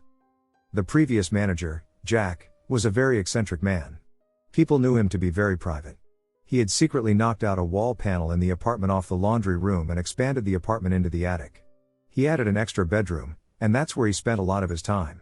Anyway, one day Jack didn't show up for work. People were concerned, but they looked in his apartment, and he wasn't there, so they assumed he left. A few days later, people below reported a bad smell in their office. The fire department and police came and found Jack's body in the secret room that he built. No one had seen it before because the room was behind a hidden door. He'd been dead for almost 5 days. My grandfather was the man they brought in to replace Jack. My mother was out of college at the time and went to Louisiana to visit her parents. My grandmother made Jack's room into a guest bedroom because the apartment was small and they needed the space. My mother was aware of what happened, but my grandmother told her that the room was all right. That's where my mother stayed. The first night, she told my grandmother that she wanted the bedroom door left open so she could get to the bathroom easier. In the middle of the night, she woke up to the jiggle of the doorknob. She turned around to look, and the door was shut. She panicked but lay there to see if it would stop. When it didn't stop, she decided to face her fears. She ran to the door and opened it. Nothing was there, so she went and slept on the couch. Another night my mother was sleeping in Jack's room. She had a dream that a dead man was on the ceiling, watching her. His eyes were bulging, staring at her. The next day she described the man and what he was wearing. I think she said flannel shirt, overalls, and a certain brand of work boot, and multiple people told her that's what Jack wore almost every day. The description matched. Ghosts or no ghosts, that room was a creepy place to be, and supposedly it never quite smelled right. One of my many creepy experiences. I have had many paranormal encounters/experiences across my years, and by far the creepiest one that has ever happened was at a cemetery. Let me preface this by saying that it was only my mom and I who were in the cemetery, and we saw nobody there, as it was a little bit late and the sun had set or was setting. We were at the cemetery to visit my uncle's grave and just to walk around and see all the gravestones, as it was always peaceful there. My mom and I don't like to disturb or disrespect cemeteries, so we wander and compliment gravestones and pretty lights on the graves. On this night, it was pretty windy.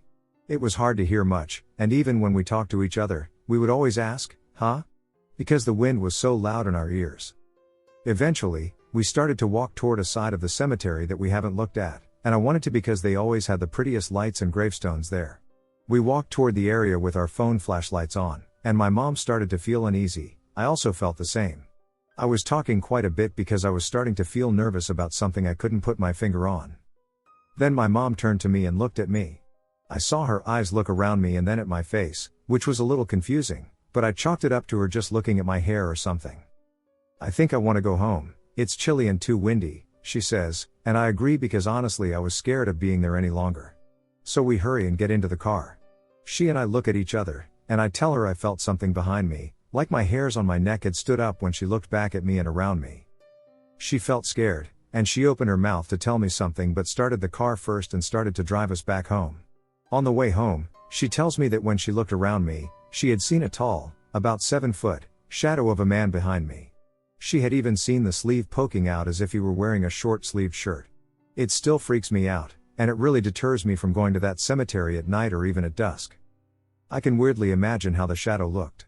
A blue gingham shirt, deep skin tone, heavier set, has a small beard and short buzzed hair. About a 2 to 3 inches buzzer guard, and had on work boots with deep blue jeans and a black belt. I know I'm not the best storyteller, but I love the paranormal and wanted to tell my story. The incidents I chronicle in the following account are true and occurred in 2009 in the northeastern US, with God as my witness. I went to visit my daughter and her family one evening. They live in a rural area that is quite dark at night due to lack of ambient lighting. I exited my car and began to walk across the yard toward their house.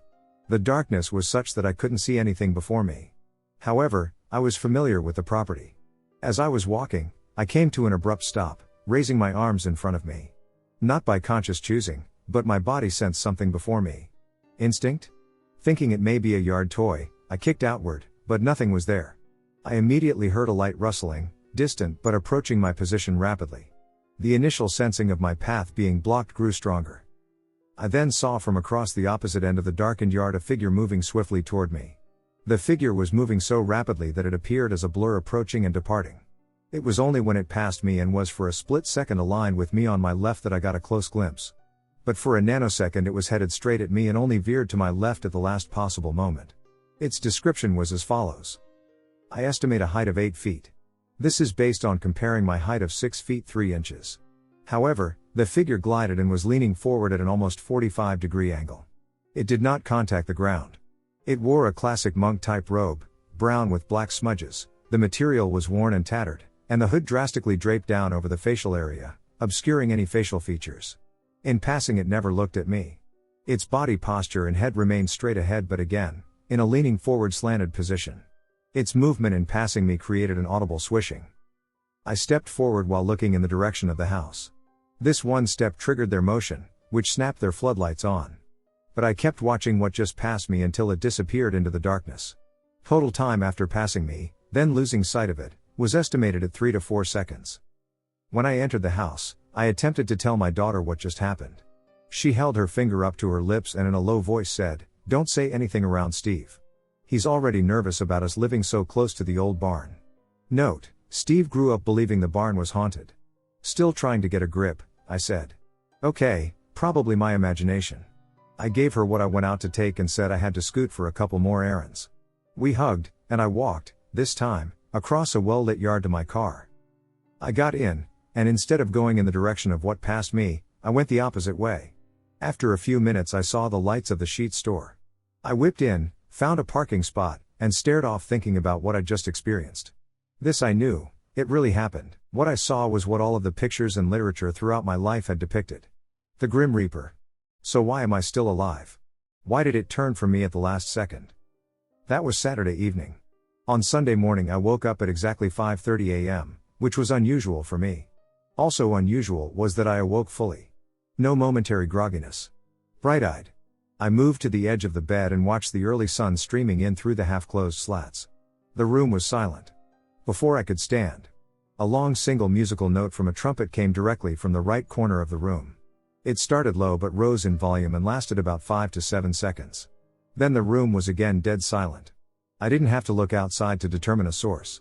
The trumpet sound was generated within the room. The acoustics of the sound made that determination unmistakable. But no one and nothing was there visibly to generate it. I went through Sunday encountering several people whom I almost told about the trumpet note and even the sighting of the entity. But I thought better of that and kept it to myself, feeling that before blurting things of that nature out to those around me, I wanted to first figure it out. At 6 p.m. Sunday, I watched the movie The Untouchables. Halfway through I called my dad, who lived in the family home 45 minutes away. I knew he liked the movie, and so I too checked in. After talking for a while, I said, "Hey, I want to tell you something that happened to me early this morning. You're the first person I will have told it to. But you'll think I'm nuts." Surprisingly, instead of laughing, there was a short pause from his end. Then he said, "Okay. You tell me what happened to you, and then I'll tell you what happened to me this morning." "Oh? What happened?" He then told me that at around 3 a.m. that morning he was awakened by the doorbell. But it had an unusual sound to it. Like it was only partly pressed in, then released. It was followed seconds later with the identical sound. I said, "Who was it at that hour?" He said that he didn't go to see and stayed where he was. It was damn odd, and I wasn't going to move from the bed. Very unusual for Dad. Very UN paranormal guy. The next afternoon, Monday, I received a call from my stepsister telling me Dad had just died. He hadn't been ill. He was 79. Heart attack. All of this happened within 48 hours. I'm left with questions. My dad and I were the same size and closely resembled each other. We also shared the same first, last, and middle name. Did this entity resembling the Reaper mistake me for my dad and course correct in the last few seconds? To date, and most likely forever, unknown. My first true experience, ghost, here's my story. 2 nights ago around 12 a.m. I saw a man at my bedside. I was hard asleep when I woke up and decided to look right next to me. I literally was scared shitless. I gasped so hard as I looked at a man with long, kind of bushy hair staring at me. He was there, I had no doubt. In my mind. I thought in my head, it's actually happening. Someone broke into my house and is about to attack me. That thought shot through my mind so fast, but as I stared at him, it slowly became apparent he doesn't look natural. He appeared to lack color and was transparent. Within a few seconds, he just dissolved very slowly. I sat there with my heart pounding, trying to digest what the hell just happened. I stared at the same area for a long time. Behind where I saw him, there is just a wall with nothing on it, so there are no shapes. My mind could have somehow morphed into a person with perfect features. I've never hallucinated or had such vivid experiences like this before. He had no facial expressions, just a flat face and staring. I just wanted to share my experience with you guys. It is and was surreal. I'm a big skeptic and have always wanted proof, and I believe I just got it. The ghost that sighed, and scared me spitless. This incident happened in the late 90s when I worked at the Pentagon and lived in Alexandria, Virginia. It was nearing Halloween, and they had an Old Town Alexandria ghost tour. My wife had to work, but she asked me to go on the tour if I wanted to, by myself. It was going to be cold that night, but my wife had given me a warm overcoat that came down just behind my knees. Sort of important for later. It went just like you'd expect. The tour guide, dressed in old-timey clothes, led a group of about a dozen people to various locations in the city while sharing stories such as, X died here in a duel, and people here/see his ghost at times, you know, that kind of thing. The tour concluded at a church where George Washington is said to have prayed. I can't remember which church, it was over 20 years ago, but I looked up historic churches before typing this, so it may have been Christ's Church in Alexandria. Don't hold me to that, though. Although the church was obviously closed, the grounds remained open. We stopped on the side of the church by a door as the tour guide's lady told us some spooky stories. She was in front of the door. We all stood on a brick walkway as she spoke, facing her. There was maybe about 10 feet of space from the church to a brick wall, and there were a few grave markers in the grassy area before the brick wall. There was no one to my left. As the lady spoke, I heard a heavy sigh directly behind me. I turned. No one was behind me. Just a few grave markers and a wall. I looked to my right, and there was a guy on the tour, listening intently to the tour lady. I figured it was my imagination. But then a few seconds later I heard it again, and it seemed even louder, like someone was doing it deliberately to get me to look. Again, I looked behind me. Nothing. I looked at the guy to my right and asked, "Did you hear that?" He looked at me, a bit annoyed, and said, "Hear what?" I was certain I heard a heavy sigh. This guy was the only person close enough to me to have heard it, and he said he didn't. I know he wasn't the source of the sound.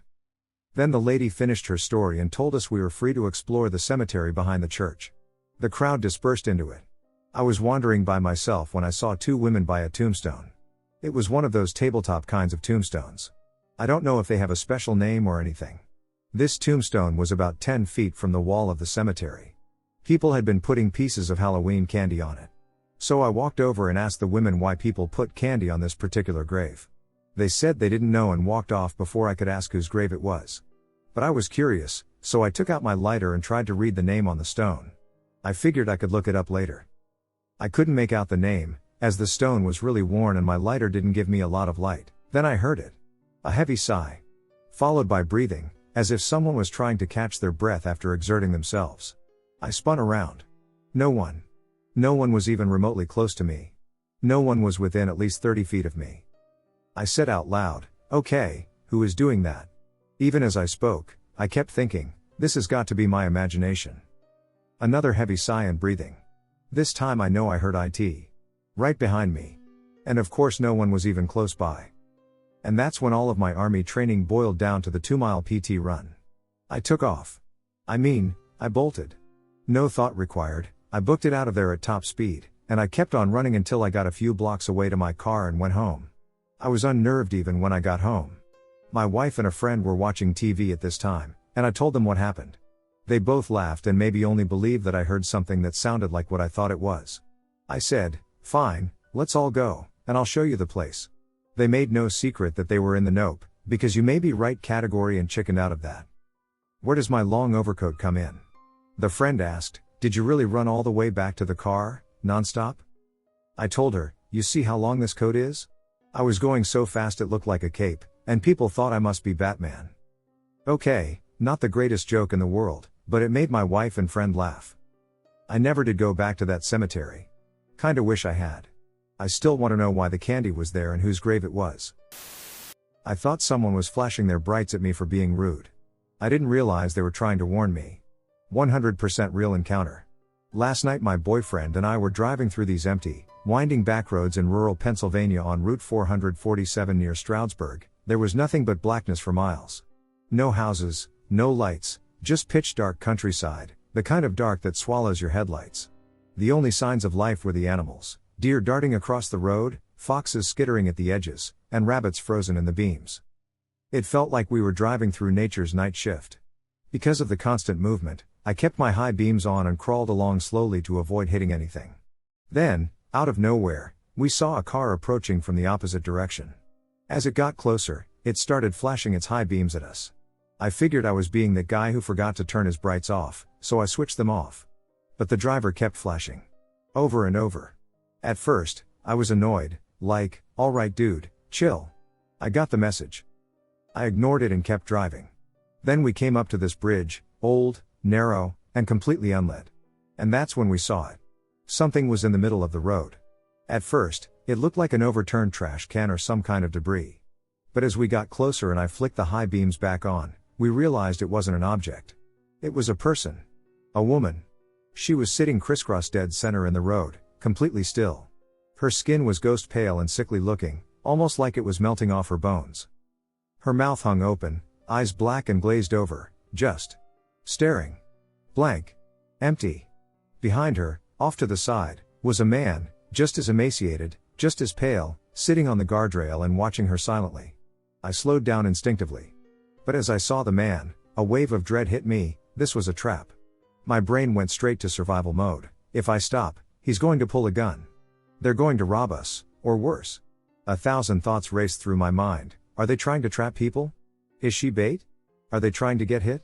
Are we about to get ambushed? I couldn't take the chance. I swerved, trying not to hit her, and sped past them both, and the man on the guardrail shifted just enough to let us through. I didn't stop. I didn't look back. I just drove. But I cannot unsee her face. I've never seen a human being look like that in real life, only in horror movies. And not even the basic slasher stuff, this was more like The Exorcist or cannibal horror, completely surreal, totally out of place in the real world. Even now, I keep wondering, what were they doing there? Why was he watching her like that? Why didn't they move? What was that? I still don't know. But whatever it was, it didn't feel human. Growing up, I had a dream about an old lady. In a black dress with white lace around the neckline and wrists, who was a neighbor in reality. She walked up to me, and her eyes dilated and turned milky white. In the eyes I saw what looked like a movie of someone riding a motorcycle, careening out of control, screaming, and getting violently torn to shreds with blood everywhere. The next day we received word that that very lady's son died in a motorcycle accident overnight. When I went to the funeral, the woman was in fact wearing the exact same dress I saw her wearing in my dream and was wailing and screaming the entire time.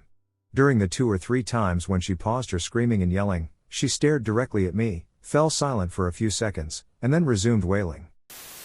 True story. I worked at a psych facility for teens. My first week we had a breaker throw, and it was going to take maintenance 3 hours to get to us. I volunteered to go to the basement and flip through the breaker box.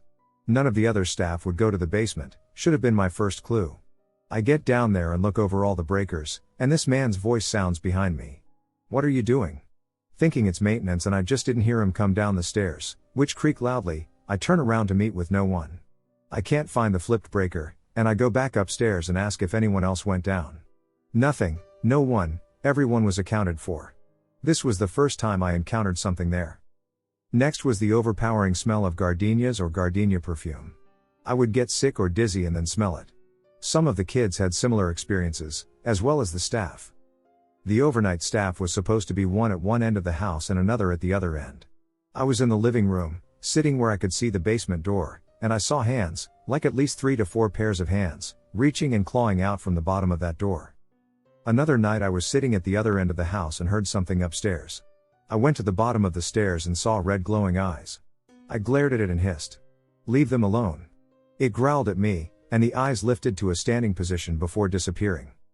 I had a 17-year-old son who was a week away from being discharged and had a college scholarship, which made it unlikely for him to fabricate stories. We were playing hide and seek.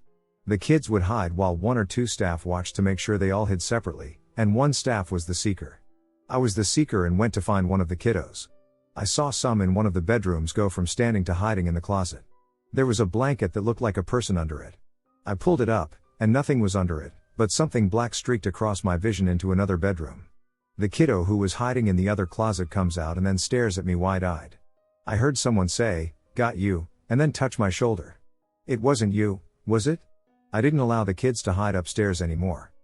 Another overnight shift, I'm in the living room again, and I see this black shadow of a man, at least 6 feet tall, turn the blind corner. We had one of those mirrors to see. I saw him in the mirror, then I see him in the window in the kitchen, and then he finally walks out through the side door. We experienced electrical issues with doors becoming unmagnetized. All doors needed to be locked to prevent the children from leaving without staff knowledge or permission, and to deter unauthorized entry by family members, which did occur. They fixed the issue, but it would still occur at least once a month or more often. Several times when I would get off at 11 p.m. or midnight, I would see someone in my backseat as I was leaving. I would calmly say, "You aren't welcome here," or "You cannot come with me." The entity would disappear. One time I felt something latch onto my back, the creepiest feeling. It took about 15 minutes to get it off, with prayer, before I left the drive. During my time working there, I had several miscarriages, normal for me. I had a medical problem that is now resolved, many nightmares, developed major anxiety, became paranoid, and my insomnia worsened.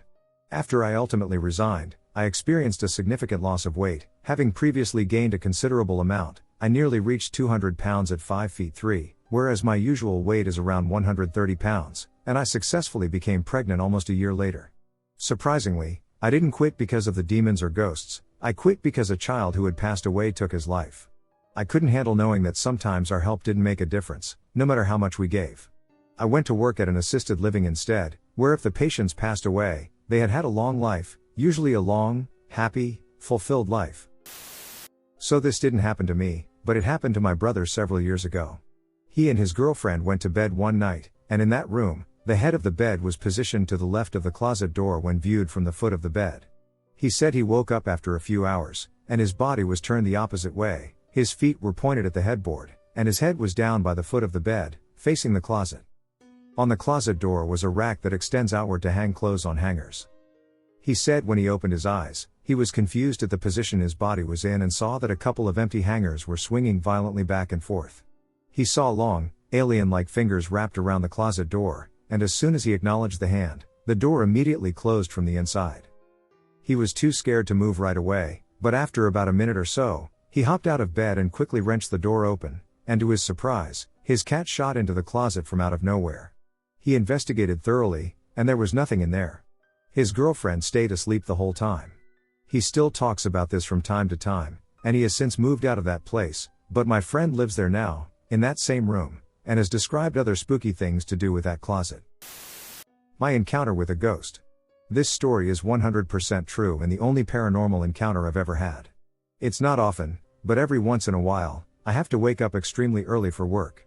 On the mornings when I have to get up very early, I sleep in the guest bedroom in our house so I don't wake my wife up by getting ready. So this night I fell asleep in the guest bedroom, which is on the opposite end of the hallway from the master bedroom and our teenage child's bedroom. It is closest to the upstairs bathroom and the stairs that go downstairs to the main floor.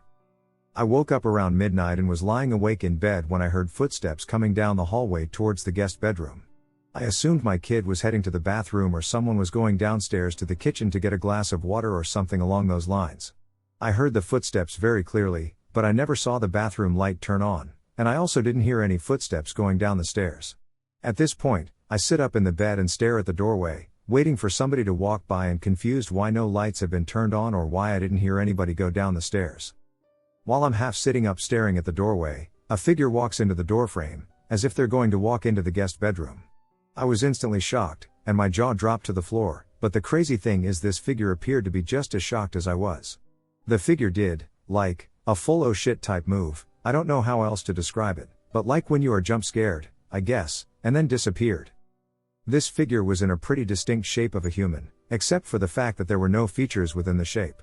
It was like static from a TV but a bit lighter and less defined or fuzzy on the edges. I could make out a full human head, arms, torso, and legs, but again, inside the outline of the body was that grayish fuzzy TV static. I don't know why, but I didn't really feel scared. Just kind of shocked. I laid back down in bed, stared at the ceiling for a while, and fell back asleep. I did not tell my wife or a kid about this incident, as I was going on a work trip in a few days' time and didn't want to scare them, lol. I'm curious if anyone else has had an experience with or has heard a description of a similar TV static style figure. I need to get this off my chest. This all happened during COVID. I had always ignored the haunting in my childhood home, hoping it would eventually fade away. Well, one morning when I was in 8th grade, I woke up rather late and walked out of my room to what I thought was an empty house, but I saw my grandma rummaging through an old closet I didn't think anyone used anymore.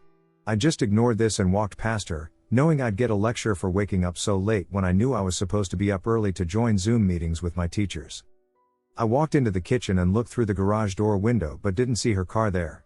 I thought it was a little odd, but I continued making my cereal and went out to the front porch to begin my schoolwork, but her car wasn't there either. I called her and asked where she'd left her car or if someone borrowed it, but she acted like I was crazy, saying she had been at work since 8 that morning. I responded that her claim couldn't be true because I had just seen her in the hall closet, but she insisted that I stay outside while she called the neighbor to come check. Well, it turned out nobody was inside. Well, fast forward a few months, and my little sister and I were playing upstairs, and she looked at me through the mirror, so I took a picture. At the time, her reflection looked normal enough. But when I looked back at the picture, I was horrified. That isn't my sister looking back. Growing up in the 80s in a haunted house. I moved to a 1920s semi-detached house in a leafy suburb of Birmingham, England, in 1986 with my parents. I was 5, and my little sister was 1. In the early days, I don't remember much, as I was so young. I recall having 2 imaginary friends whom I named Ida and Udamanawi, although I am uncertain of the origins of these names. Not your usual Sarah and Tracy names, are they? Mum said I would play with them mostly in the loft, attic, and the laundry room, the creepiest parts of the house. Then a few years later they just disappeared. There was nothing too odd about having imaginary friends, as many kids do, and I was a bit of a loner, however, their names still creep me out a little. Fast forward a few years, maybe to age 9/10. I started having strange dreams, and my body woke up. I was awake, but I was paralyzed from fear, I couldn't move. It felt like someone was holding me down. Very odd. This happened for a couple of years. Then came the TV and old record player in the lounge, and the tall lamp. They would all randomly turn on and off, not all at once but subtly, all when it was just me in the room. No one ever believed me. I was accused of having an overactive imagination. Then came the shadows and a creepy feeling in one corner of the lounge. It later transpired that the previous owner had ended himself in the lounge, a fact I was unaware of at the time because I was a child. Moving to age 11 or 12, this is when things really started to happen, especially in my bedroom, the smallest of the bedrooms at the back of the house facing a long leafy garden, a cherry tree in the middle surrounded by plants, and an air raid shelter at the bottom of the garden. My bedroom was the creepiest. Mom later admitted this after we moved out. I would frequently place items in their usual place before I went to bed, for example, hairbrush on my dressing table, TV remote on the bedside table, etc., and in the morning they were in different places. I heard rustling in one corner of the bedroom all the time. I'd check, and nothing was ever there. I always had an uneasy feeling I wasn't alone. As I got older, things got worse. The bedroom door would slowly close on its own in the night. I never shut it as I felt nervous, and it was a door you had to pull hard on the carpet to move, and then came the duvet being slowly pulled off in the night. It happened so often that I thought I was going crazy, but one night I pinched myself, rested my hand sideways on top of the duvet cover on my chest, and felt it being pulled. It was not just my imagination. We had no pets, and it wasn't my sister messing about. She wasn't that type. The TV would also turn on and off randomly without me touching the remote, and the lid of my desk, which required pulling down to close, would fall unexpectedly even though it was stiff and held in place. A lot more happened than just this too. Things got weird one night during a storm. I was in my teens, so this was the mid-1990s. It was about 1 a.m. I was awoken by a massive bang, like books falling off a bookshelf. It woke my parents, who thought the noise was from my sister's room, so they checked, nothing. They went back to bed. Then the loft hatch flew open. It was one you had to push up with a stick to open and release the hatch. Again, my parents were up, they checked the house, and there was nothing, but it was a stormy night, so they put it down to that. But the third thing that happened, by this time I was awake and freaked out, was the smoke alarm downstairs randomly started going off. No smoke, no fire, just odd. The next day we found out my great-nan had died. I wonder if she was saying goodbye. There could have been nicer ways, lol.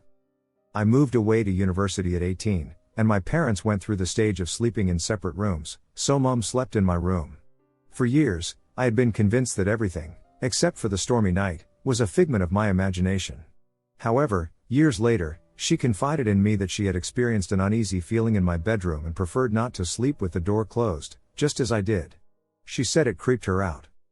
There's a lot I have missed out on, but that's it in a nutshell.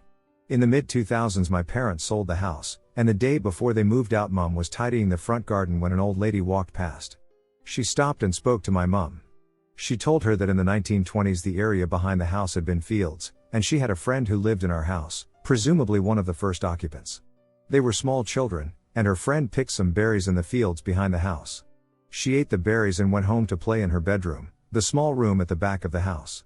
The girl passed away in her sleep as the berries were poisonous and she lost her best friend. Mum was speechless as she now believed everything I had told her all these years. I wasn't told this until a few years later. I still drive past the house from time to time. I have a weird connection with it. I will never forget the events that took place there, and I am convinced that the little girl was haunting me while the house itself was also haunted. Thanks for listening. The scariest personal encounter I have ever had. I used to live in a really old house in a town in southeastern America. I've since left this house, but this one encounter is always good to bring up when people are telling ghost stories, and I love this channel, so I thought it was time that I contribute something. First of all, you need to know the layout of the room. Imagine me, facing a wall, playing the piano at about 7:15 at night in the winter, so it's dark. Let's just say I'm facing north. Directly to my right, east, is the butler's pantry, basically, a place to store glasses and china, and the kitchen. The light switch in the butler's pantry stuck sometimes. It made an audible click when flipped on or off. Obviously, this is relevant later. Directly to my left, west, is the living room and the front door. The front doorway and the doorway to the kitchen are roughly equidistant from me. Directly behind me, south, is a small hallway, if you can even call it that, leading from 2 bedrooms and a bathroom into the dining room where I am currently sitting playing the piano. Light in the hallway, off. Light in the living room, off. Light in the dining room, on. Light in the butler's pantry, off. Light in the kitchen, on. Okay, so. I'm sitting there, home alone, playing the piano, and I started to get distracted. But like a paranoid kind of distracted. Like when you're trying not to get caught doing something, so you're trying to hurry up and finish before someone comes and finds you. I glanced at the clock and noticed it was about time for my friend Josh to stop by after work like he does every day. I just assumed that's why I was getting paranoid, so I got up to see if he was here early. Glanced outside, nope. No sign, so I locked the front door. I don't live in the best area. So I go back to playing the piano, and I've been playing for about 2 minutes when I hear the butler's pantry light turn on, so I turn my head to the right, and sure enough it's on. Now, I scare extremely easily, but, for some reason, I've always believed that spirits can sense fear in a human just like animals can. So I began to stop playing, but then I forced myself to keep playing and ignore it so I wouldn't freak out. It was probably the cat jumping up on the counter and hitting the switch with his head. Cats are weird and like to rub on stuff. I thought it was a good explanation at the time. About a minute later, I'm playing and singing at full force again, not really thinking about what just happened. All of a sudden, I get this undeniable feeling that I'm being watched. I got a chill up my spine, and I just felt genuinely afraid for no reason. I know whatever is watching me is behind me in the hallway, and I don't want to turn around, but I have to. I don't stop playing, and I turn my head to the left to look behind me. Out of the corner of my eye, coming out of the hallway, I saw her, a girl. About my age. Long dark hair, pale skin, a white silky cami, girl version of a wife beater, and white silky pajama shorts. I froze. I couldn't even breathe. I know I'm home alone, and the only way in and out of the house is the front door that I just locked less than 5 minutes ago. Fighting every sane bone in my body, I turn my head from left to center to right, towards the kitchen, in one smooth motion. And I watch her silently walk around the dining room table, through the butler's pantry where the light promptly turned off as she walked through the doorway. I didn't hear a single footstep or anything. All I heard was my heart beating in my ears. At that exact moment, my friend Josh bursts through the front door with a loud "I'm home, B. What's for dinner?" This is normal and not mean, I promise. I whip my head around to look at him, and his expression immediately changes. "What's wrong with you?" he asks me. I jumped up from the piano and ran out onto the front porch, leaping for my cigarettes. Because, for some reason, one of those is going to make this all better. "How did you open the door?" "I locked it." I was screaming and shaking and telling him everything that just happened. He walks in and looks around for a minute before he comes outside and tells me he didn't find anything. I literally slept with the lights on that night, and it was by far one of the creepiest things that ever happened to me. And the only apparition I ever saw. What do you do when you think you see a ghost? You step on the gas. Alright, I haven't shared anything here before, but I've followed this page long enough, and it got me thinking about a story my dad told me for the first time around 11 years ago. Of course, me being younger at the time, not everything was picked up properly, so I've been told this a good few times, the last time being in 2014. To this day, my dad can't explain what he saw, nor can his friend, and the reality of it all still gives me chills. I absolutely promise, as well, that every said thing here is true, and just for the record, no drugs, alcohol, or anything of that kind was abused or used whatsoever, so that can be ruled out, and there are 2 witnesses here, both of whom saw the same thing at the same exact time, right next to one another. So years ago when my dad was finishing college and his friend was as well, they were heading home one night in their car. It was my dad's friend at the wheel, so my dad was the passenger. They were driving around 9 or 10 o'clock at night, and due to the time of year, it had already become dark by 5 or 6 p.m. They were about 15 to 20 minutes from home, and they casually drove up this little bridge-like area into an almost woods-type area. There's still a road, but it's only wide enough for pedestrians and 1 vehicle to go up or down. You couldn't cram 2 in there, as it simply isn't wide enough without going off. So anyway, they're driving. By now they're halfway deep into this little part surrounded by all these trees, so the lights on the car would have been turned on to the point where they're not blinding but you're able to see more clearly. I suppose this is the most suitable method of travel for this time of night. Now they're driving slowly, as you can't drive fast, so I imagine it's like 25 miles per hour, maybe 30, I'd need to double check that. As they keep on driving, they encounter somebody up ahead who's walking on the road. The trouble is, they're not walking towards the car but rather the opposite, thus, it's going to be hard to get by upon reaching them, or any given person, for that matter. A few minutes pass and they're maybe 20 feet behind this person who's simply walking in front of the car. My dad's friend, at this point, starts using the car horn, so it tells him to try and stand aside, if possible, so they can pass by. This situation was frustrating, especially after being out all day with college and other commitments, and given the late hour, it was understandable to feel irked about wanting to be home. He tries it again, repeatedly, but nothing happens. So after this, my dad says his mate shouts for him to let them past. The guy, my dad says, was walking as if he wasn't in a hurry, so he was taking his time. This is the part where I get a little scared. I even remember it terrified me when my dad told me all the way back in 2008. All of a sudden, the man just stops walking. He just stood there lifelessly. You'd honestly be surprised by how long, too. Or, at least, how long he would have stayed there. It was maybe a minute. I was legit not doing anything. Then, eerily enough, after they had shouted at the man to step aside and give way, he began walking slowly, showing no urgency to reach any destination. My dad and his mate thought this situation was a complete joke. My dad describes the guy from the back, when asked, as nothing unusual, but he was just starting to really irritate them. As they approached the man, he finally stepped aside to let them pass, but my dad intended to say something as they walked by.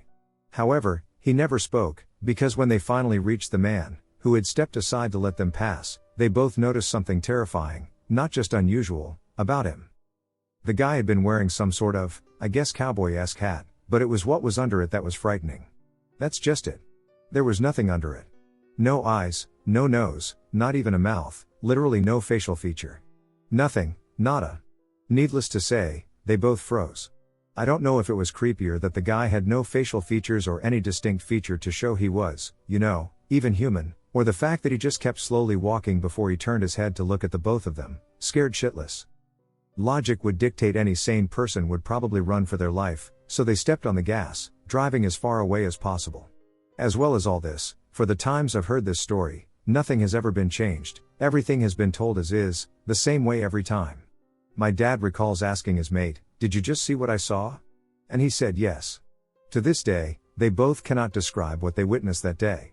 The only way my dad describes or can describe the man is about average height. From the front, the clothes looked old-fashioned, some type of cowboy hat, no face, or no facial features, no eyes, mouth, or nose, just completely blank.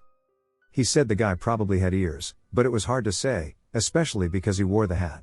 I'm guessing he probably did have ears, but when he wore the hat, it was low enough that they weren't very visible. You'd think that too.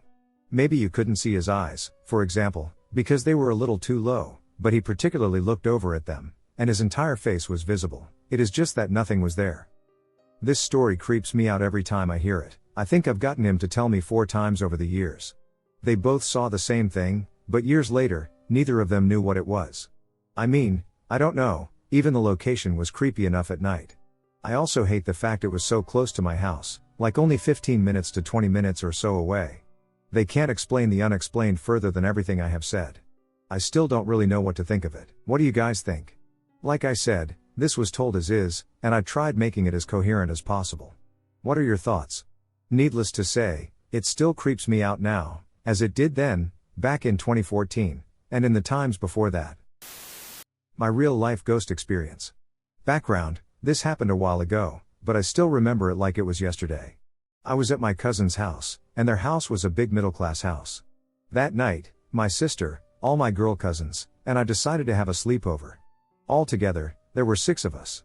After hanging out and having fun, we all had to decide who would sleep where, and we agreed that 4 girls would sleep upstairs while my cousin and I would sleep downstairs since there was no room. After a while my cousin, we'll call her Jay, decided she wanted to go to sleep and was heading down. I was scared to go down alone later, so I decided I would go down with her and just stay down there and play on my phone. We went down to the living room, and where we were sleeping was far apart. We were about 9 to 10 steps away from each other because their living room was quite large. Jay slept, and I was still awake. My phone was running out of battery, and I heard my cousin upstairs talking and the shower running. So I decided to just charge my phone and head upstairs since I wasn't tired yet. I went to charge my phone, and the plug was a good 10 to 13 feet away from where I was sleeping, and that's when I heard it. The story: I heard the garage door that leads to the inside of the house open. When I heard that, I immediately ran to the couch where I was sleeping and hid under a thin blanket. The reason I ran was because I didn't hear the actual garage door open to get inside the garage, so why did the door leading to the inside of the house open? Then I heard footsteps in the hallway. Then the bathroom door in the hallway closed and locked, and then the toilet flushed. This happens back to back with no pauses. Then the bathroom door opened. I was terrified at this point and was frozen. Then suddenly I felt a presence, like someone was looking down at me. For some reason it felt like a tall old man. For some reason I just stayed under the thin blanket trying to force myself to sleep because I was terrified.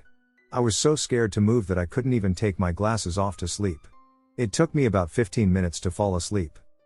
The next day I woke up, luckily I didn't die in my sleep, and I still had my glasses on. That's when I knew it wasn't a dream. The crazy part is that while all of this was happening with my cousins upstairs and the shower running, I couldn't hear any of it at all. All I could hear were the steps, the door, and the lock. The bathroom was not in close proximity, so I am puzzled as to how I was able to hear the door lock. I asked everyone there if they were up that late, but they said no. And that is it. When I was 4 years old, we lived in my favorite childhood home in Michigan. We moved around a lot. It was in a neighborhood with lots of other kids, there were sidewalks everywhere, lots of older homes, and older trees. It looked like a movie set in the fall with all of the leaves changing, especially on Halloween. Across the street from our house, there was a church that also owned the adjacent empty lot.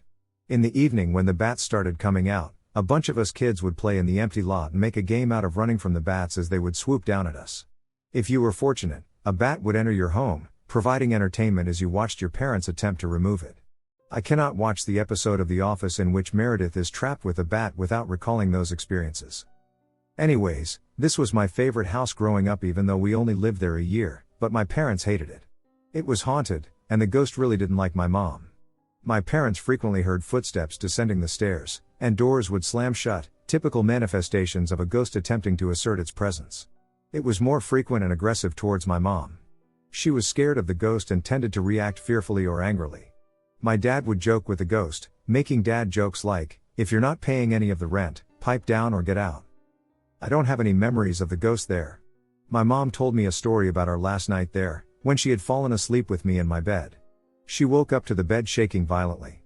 She assumed it was my dad messing with us and got angry that he was going to wake me up but then realized there was no one there. She yells out that we're moving out in the morning and to stop it. The bed proceeds to shake even more violently. I love my mom, but this bee jumped out of the bed, left me there alone, and went downstairs to sleep on the couch the rest of the night. For decades she told me she grabbed me and took us both downstairs to sleep the rest of the night. Earlier this year, she finally admitted that her previous account was not accurate and that she had left me there alone, asleep, and unaware of the situation. It is uncertain which is more concerning, her decision to leave her child sleeping in a bed while being tossed around or the parenting practices prevalent in the 1980s. Sharing some ghost stories. This will be the first. My cousin and I were both around 15 or 16 years old at the time, and we had just left a high school party, rushing back because his mom was going to late-night church. We arrived at his house inebriated, only to discover that we were locked out because his mom had secured the doors and none of his siblings were home. As a side note, it's an apartment complex. We tried the front and back doors and checked if the windows were open, but nothing. While sitting on the front porch and reflecting, we thought, man, my aunt is going to whoop us for being wasted and out late. After 10 minutes of this, we continued banging on the door, assuming his little brother was home alone, as he often was. Suddenly, we hear the doorknob jiggling. The door opens a little, but just enough to make a crack, and then my cousin goes, "Damn, Nelson, WTF, we were out there for mad long, The door, after he pushes it, hits the back wall. I and my cousin froze. He looked behind the door and went, "Did you just see that?" I remember being in disbelief. Nobody was home, we searched the entire place. So this was another random night, if I recall, I and my cousin, the same cousin you can call, Alex, decided to stay in one night. We were up late watching movies and shows. At this point, we were aware that the place was haunted, we frequently heard objects moving on their own, and it had an atmosphere where you constantly felt as if someone was watching you. It was a 2-story type of apartment. And at the top of the stairs, often it would feel like someone would be at the top looking down at you. To be honest, the presence of this spirit felt intense. It was not angry or sad, but very powerful, too powerful for my liking. It was definitely a male ghost. Anyways. One night we were up late watching movies and TV shows.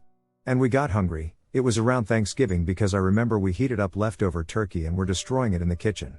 We were standing, eating, and laughing really hard about something. All of a sudden we hear a far "hey," muffled yet close enough to get our attention. He and I looked at each other, and he said, "Did you hear that?" And I was like, "Yeah, it probably came from outside." It was late, and there were people outside still. Then all of a sudden, a louder hey made us stop talking and our eyes go wide, because this time the hey came from what we mutually agreed was inside. The freezer was located inside a traditional refrigerator in the kitchen. We both froze and looked in the direction of the fridge, which was away from the windows, ruling out anyone from outside. My hair stood up and my eyes watered up because I never, till this day, have ever had an audio spirit speak. It's more like things moving on their own, etc., as if someone's head were in the freezer itself. Lastly, it goes one last time, "Hey." It was so loud I dropped my fork and ran past the kitchen with my back towards the living room, and I was like, "Bro, WTF was that?" He opened the freezer and then slammed it closed. He looked at me in disbelief. Nobody lives upstairs or downstairs from them, so there's no chance it was coming from the direction it was. We ran upstairs so fast and went into his room. Mind you, we were like 16 and big for teenagers. We played sports, and we didn't really believe in ghosts in the sense that they can manifest, just that we knew spirits are real. And we weren't the chicken type. That was the first and last time I got a direct audio spirit from a ghost, but there are plenty of other stories.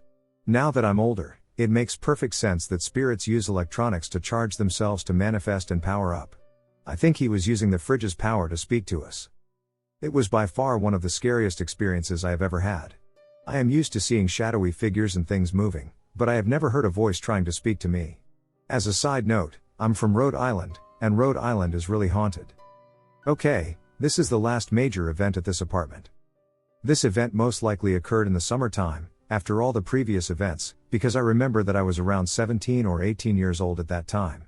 Alex and P have an older brother. They have a lot of siblings, 7 total siblings. They have a big brother named Jay, and he is in the active military. He just did a tour, and his wife, who just gave birth to their second baby, Angie, was coming over to his mother's house in Alex and P's haunted apartment to surprise Jay because he was coming home. So she stayed a weekend at the creepy apartment. We offered her a room to stay upstairs, but she declined and stated it was okay for her to sleep in the living room downstairs. So she ended up staying with us that summer. She was home alone, I and the boys were out. I can't remember what we were doing that Friday, probably up to no good. Their mom was at church, and Angie was home alone hanging out in the living room when she said dishes were clanking and moving on their own in the kitchen. She says the entire time staying at the apartment, she felt like someone was watching her. Angie goes to take a shower, and she says she felt like someone was standing right near the shower. She believes in spirits. She said when she was done taking a shower, she saw a shadow under the door, thinking one of us got home. Of course, it was not surprising that nobody was home, which left her feeling extremely creeped out. During the day, everything was fine. However, fast forward to nighttime on a Friday or Saturday, I can't remember which, when she was sleeping on the couch while her baby, who was around 4 years old at the time, stayed in our room with us. She slept by herself. She says she was sleeping between 1 a.m. and 2 a.m. when she had a nightmare. Her eyes flew wide open, but she couldn't move her body and felt as if she was being choked. She got sleep paralysis. She was able to keep her eyes open but couldn't move her body. She said that she was looking around and it felt like someone was watching her. If anyone has gotten sleep paralysis before, you know it's one of the worst feelings in the world. She was trying to grasp for air and cry for help, but she couldn't. She just had to sit there and feel like she was being held down. She looked over to the kitchen and said that she saw a shadow standing toward it. She felt a dark aura and presence. She said that she only got sleep paralysis when she was little, so it was weird that she hadn't experienced it in a long time. She felt embarrassed to share her experience with us during our first meeting because she lived in Virginia at the time and didn't want to appear crazy. She said that the experience scared her a lot and stressed her out, and later, once we got to know her better, she remarked, "I'm never staying over there again." My aunt ultimately performed a cleansing in that apartment. Over time, the spirit's presence diminished, and his aggression subsided. However, there were still moments when it felt as though he was watching, particularly during the night when shadows seemed to move and strange noises echoed through the halls. They eventually moved out. My cousin and I were between 19 and 23 when we got our own place. When I was a baby, my parents said that I would always see things they couldn't and would often laugh or even talk to nothing.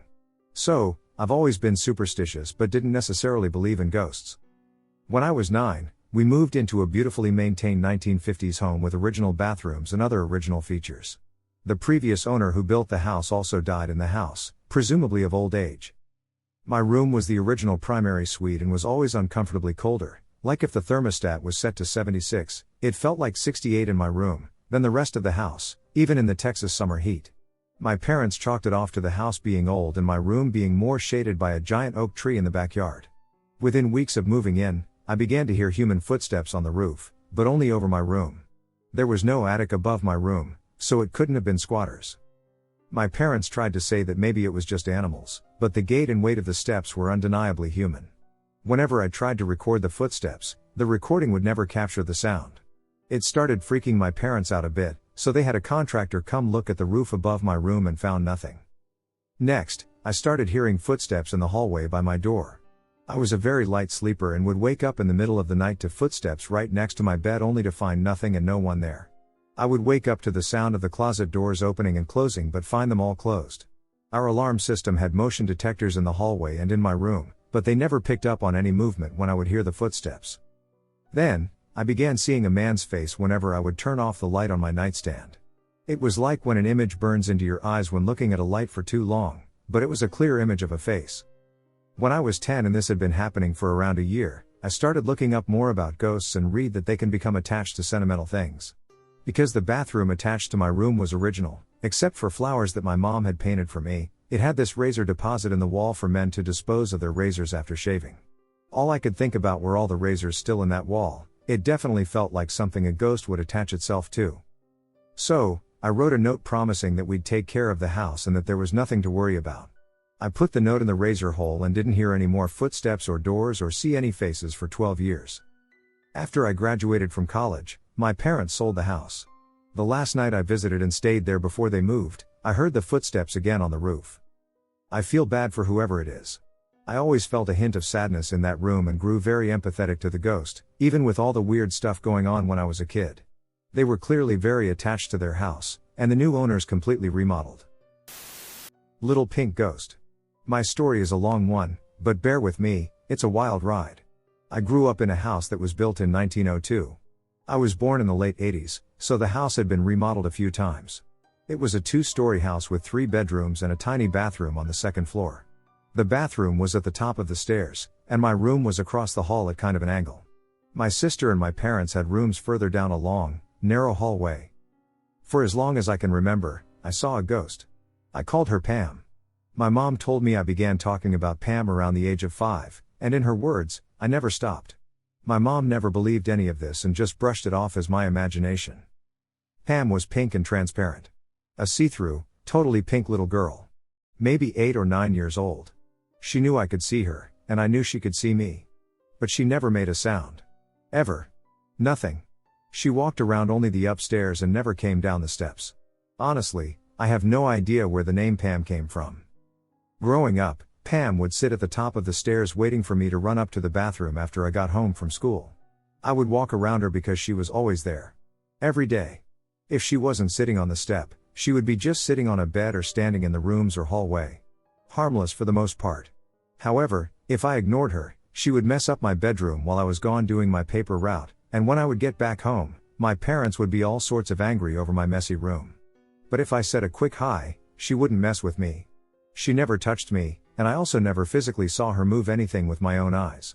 However, I would feel extremely scared and nauseous each time she destroyed my room without me knowing. So I learned rapidly to say hi to her every day. At the age of 15, my mom put me into therapy because I was still bringing up Pam here and there. Pam was still always around, I was used to her, and she wasn't doing anything, so she didn't come up in conversation as often. Therapy helped, but not with Pam. When I was 17, my parents decided to put our house up for sale. I don't know if it was all the people walking through or me packing my stuff up, but something triggered Pam. And it got real crazy.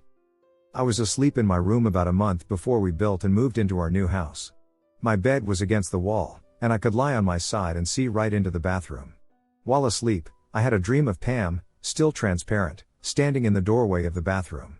She pointed up, and for the first time in my life, I heard Pam talk.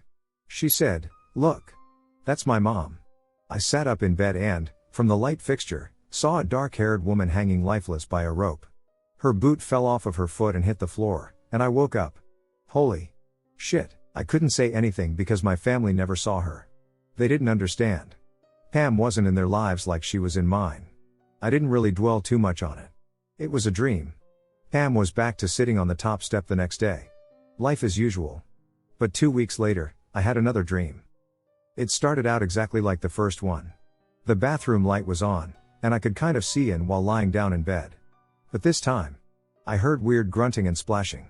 I sat up and saw, clear as day, the woman that was hanging from the light fixture, only she was alive and holding Pam, no longer translucent, under the water in our bathtub.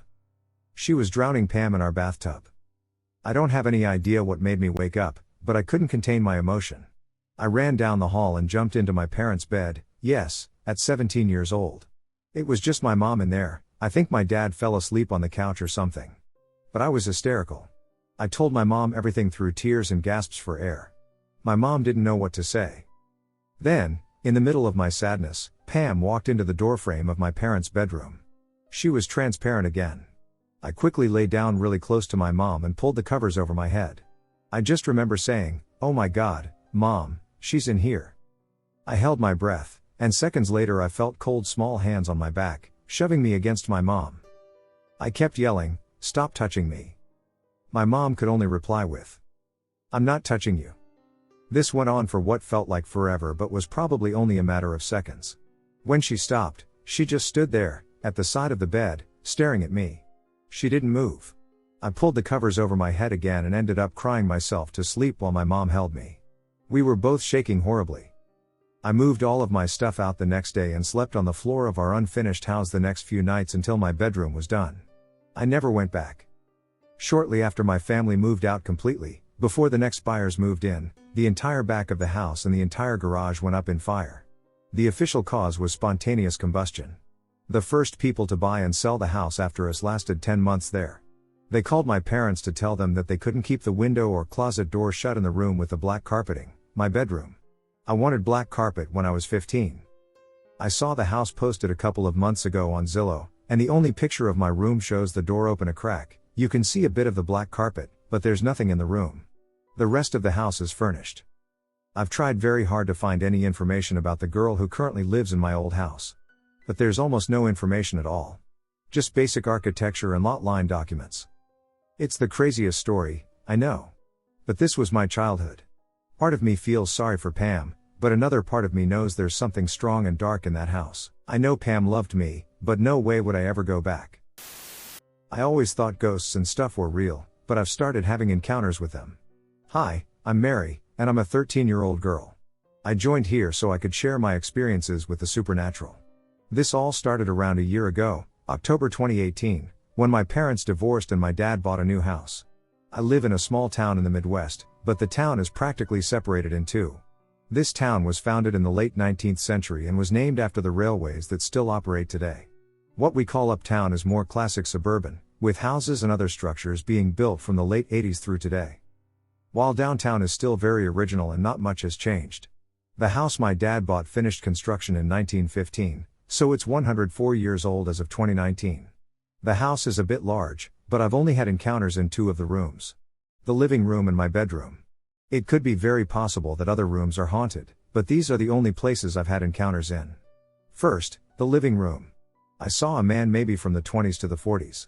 He wore a suit and a fedora-style hat with what seems to be a striped band on it. He's maybe around 5 feet 11 inches. Side note, there aren't any malicious spirits in this house.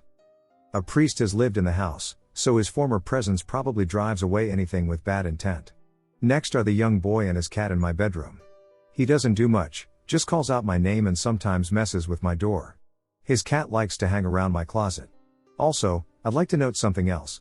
There is a house diagonal to ours. My house is a corner lot, that is spooky. It's pretty large and dilapidated. Curtains are crooked but always drawn, and the house is rusting and paint is chipping. There is a shed about half the size of the house that's in equally poor condition. The attic, which is quite roomy and is where my brother stays, has a finished part and an unfinished part, which are separated by a door. The unfinished part is filled with old carpet, but there is a small window, well, not really a window, more pieces of wood covering a hole in the wall. That window faces directly at that old dilapidated house. No one comes in or out of that house. I did some digging and found out that an elderly brother and sister live there. But they don't even come out. The grass is cut by the people directly across from us, and the trees are maintained by the same people as well. So I'm thinking, Have they died, and has no one checked on them? It's unrelated to the ghost stuff, but I just think it's interesting. What makes it unsettling is I went to go get something from the unfinished part, and I heard old music. There were lyrics, but I couldn't make them out. To add to all of this, I get random chills, which causes my body to spasm. Even when it isn't cold. But yeah, does anyone here know how I can talk to these spirits? If you could help, that'd be great. True experiences that still freak me out. My boyfriend claims that a ghost or spirit is attached and follows me around from place to place. I don't like to think that, but I'm not completely skeptical of it. I'll share a couple. 1. So I had both of my children at a young age, 18, pretty much back to back. I lived with my mom at the time in a brand new mobile home in a newly built community. My daughter had a play kitchen set. Occasionally, the stovetop on the play set would turn on by itself without any interactions from anyone in the house. I would pawn it off as a possible shortage in the batteries of some sort, and it was no big deal to me. I removed the batteries after a while because my mom was getting pretty annoyed by it. Moving on. One night, I had come home from work and started making myself a sandwich while talking on the phone with my sister. My mom was asleep in her room, and my 2 children were asleep in their room, which was on the opposite side of the house. During the conversation with my sister, the phone reception hit a dead zone, even though I was standing still, causing the call to break up and eventually disconnect. I decided to wait and finish making my sandwich before calling her back. While I was finishing up, clear as day, I heard my daughter cry out, "Mommy! Mommy!" I immediately ran to the room to grab her because I did not want her waking up my son. As I opened the room door, I found that both of my children were asleep, cuddled into their blankets completely undisturbed. Maybe she cried in her sleep, so I stood by for a moment to make sure she was okay. Just as I was about to walk out, I heard it again. "Mommy," but it came directly from behind the head of the bed. Freaked, I quickly turned on the light and pulled the pillow back to investigate but did not see anything. Surprisingly, without waking up my children, I walked out to sit on the couch and called my sister back, confused. As I was explaining to her what just happened, I heard my mom's bedroom door creak open. I looked up and quietly apologized if I accidentally woke her. However, I never saw her walk out, and I never heard a response. I thought to myself that maybe she just got up to let some air flow into her room, so she cracked her door open. Moments later, the stovetop to the kitchen playset turned on, without any batteries or anyone even near it, and I simultaneously saw my mom walk out of the room. I saw her walk into the kitchen and towards my kids' room. Completely shitting my pants, I called out, "I just checked on them, they're passed out." Again, no reply. Thinking it was strange, I stood up to see what she was doing. My mom then immediately walked out of her room from behind me and asked if I was trying to talk to her. I told her that I saw her walk towards the kids' room, and I was just letting her know that I had already checked on the kids. She gave me a pale, concerned stare and told me that she had been passed out this entire time and had no idea I was even home. I grabbed my children from the room and slept with them in the living room after that. The next morning my daughter woke up crying and told me she had a very bad dream. I didn't ask her what it was about because she was clearly scared, and I didn't want her to think about it. While I was living in that mobile home, I discovered a few videos I had recorded of my children with orbs floating around during midday. 2. I lived with a roommate/co-worker 1 year in a 1-story house. When we first moved in, very minor things would occur. I would walk into my room to find all of my dresser doors open, even though I was home alone. Lights that I know I turned off would be turned on when I re-entered the room, and things would go missing from time to time, only to find them in very odd, random places like the pantry or even under the kitchen sink. Nothing major that would be of concern, just more annoying. One evening my roommate and I were watching TV in the living room when suddenly the ceiling light slowly turned on and then blinked 4 times. The light was a dimmer that operated by a switch on the wall or a remote that we always kept mounted and never touched. Probably could have been easily explained, but that was enough to scare us off to our own rooms to surrender for the night.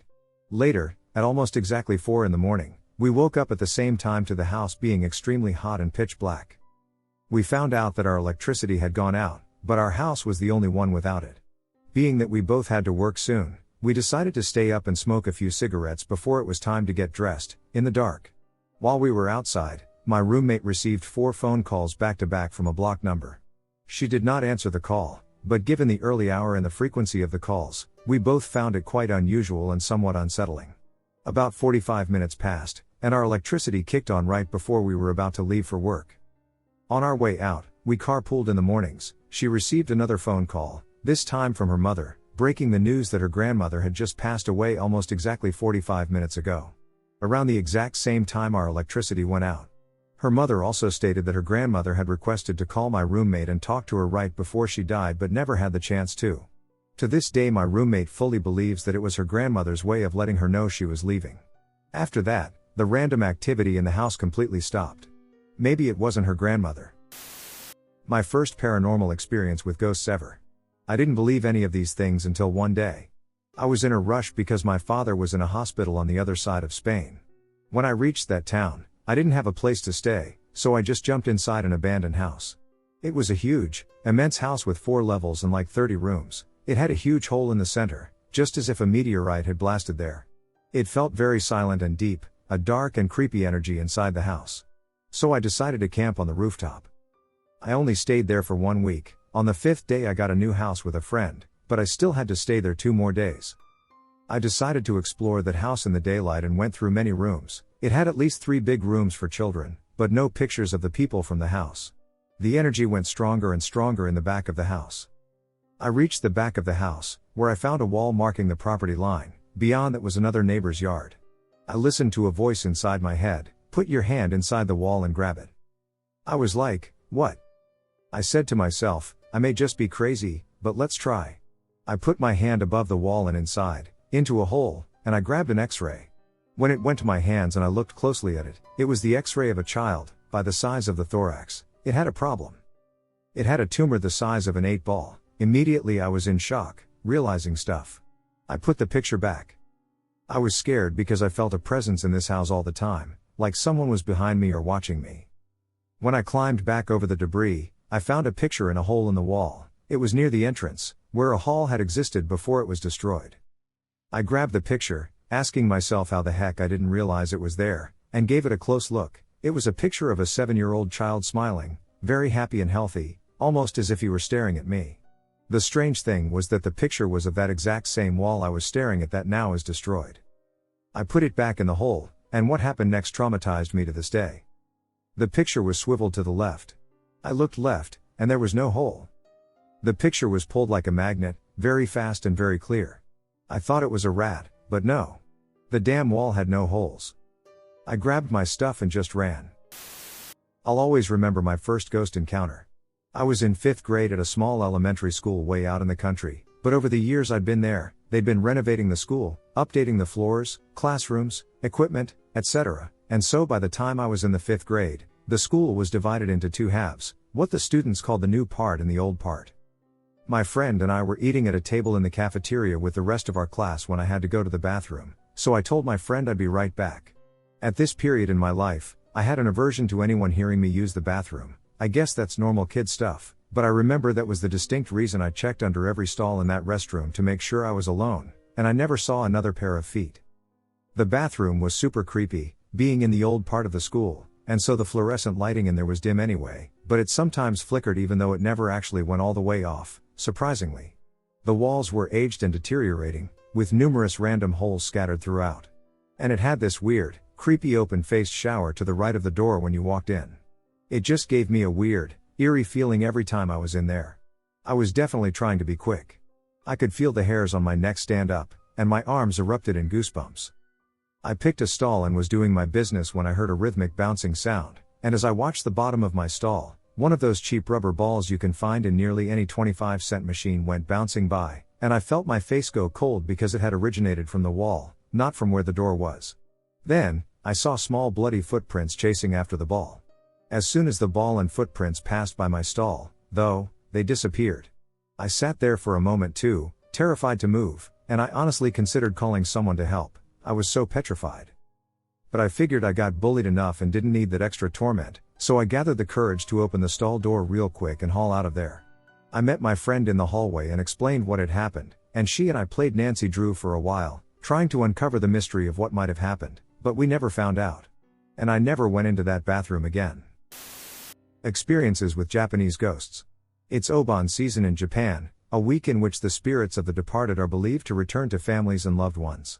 As such, I'm curious to hear if anyone has had any experiences or encounters with spirits here, either in Japan or Asia. Here are some of what I, as well as family and friends, have experienced over the years. My husband is a hardcore atheist and refuses to believe in the paranormal. He does have one story, however, that made him a bit spooked. He grew up in a mountainous area with few tunnels running through it, so cars could access the more remote places. In many areas, there's a newer, lit up, and cleanly paved tunnel running directly beside an older and less used tunnel from decades ago. According to him, one day he and his friends were playing down by a river and chose to head back home through an older tunnel. He went in ahead on his bike and saw a woman and her little girl walking the opposite direction towards the middle of the tunnel, and he passed by them without looking too closely. He turned to look back to see where his friends were, and the woman and girl were nowhere to be found. The tunnel in question would take a solid few minutes to pass through on a bike, let alone on foot. I've personally walked through the tunnel, and though I didn't come across anything, the air gets very cold and heavy towards the middle, to be sure. At school, I have a coworker that works at an elementary school about 30 minutes in the mountains. It's an older school, about 100 years or so old, but it's warm and inviting, and I've always felt pleasant when I visit. There's a little nook with couches in the staff room, and it opens to a huge 2-story hall with a hallway leading down to the lunchroom and kitchen areas. My coworker has recently been seeing a lot of activity in the hall. More than once, he's walked out of the staff room and seen a man hunched over a table in the hall as if reading something. When he walks towards the man, he passes by a pillar, and suddenly the man is gone. He's also seen movement in the nook in the staff room, and lunch ladies often report a presence of a little child in the kitchen who asks them where the lunchroom is. This school has 6 teachers and 25 students, with everyone knowing everyone. The man and the child are reportedly no one that anyone knows. My personal story. I'm not apt to see ghosts, but I like to jokingly say I was sensitive due to a lot of strange goings-on in my childhood home over the years. This came back to bite me when I got a little overly cocky during some ghost stories in the town over, and something followed me home. I used to live in Kagoshima, Japan, as an English teacher back in 2018. My home was in Kanoya City in a bright and warm 2-bedroom apartment that was 2 floors above another teacher's. My best friend lived in Shibushi, in a 2-towered apartment complex and below another teacher, Todd, so I would often visit the area to stay over and hang out.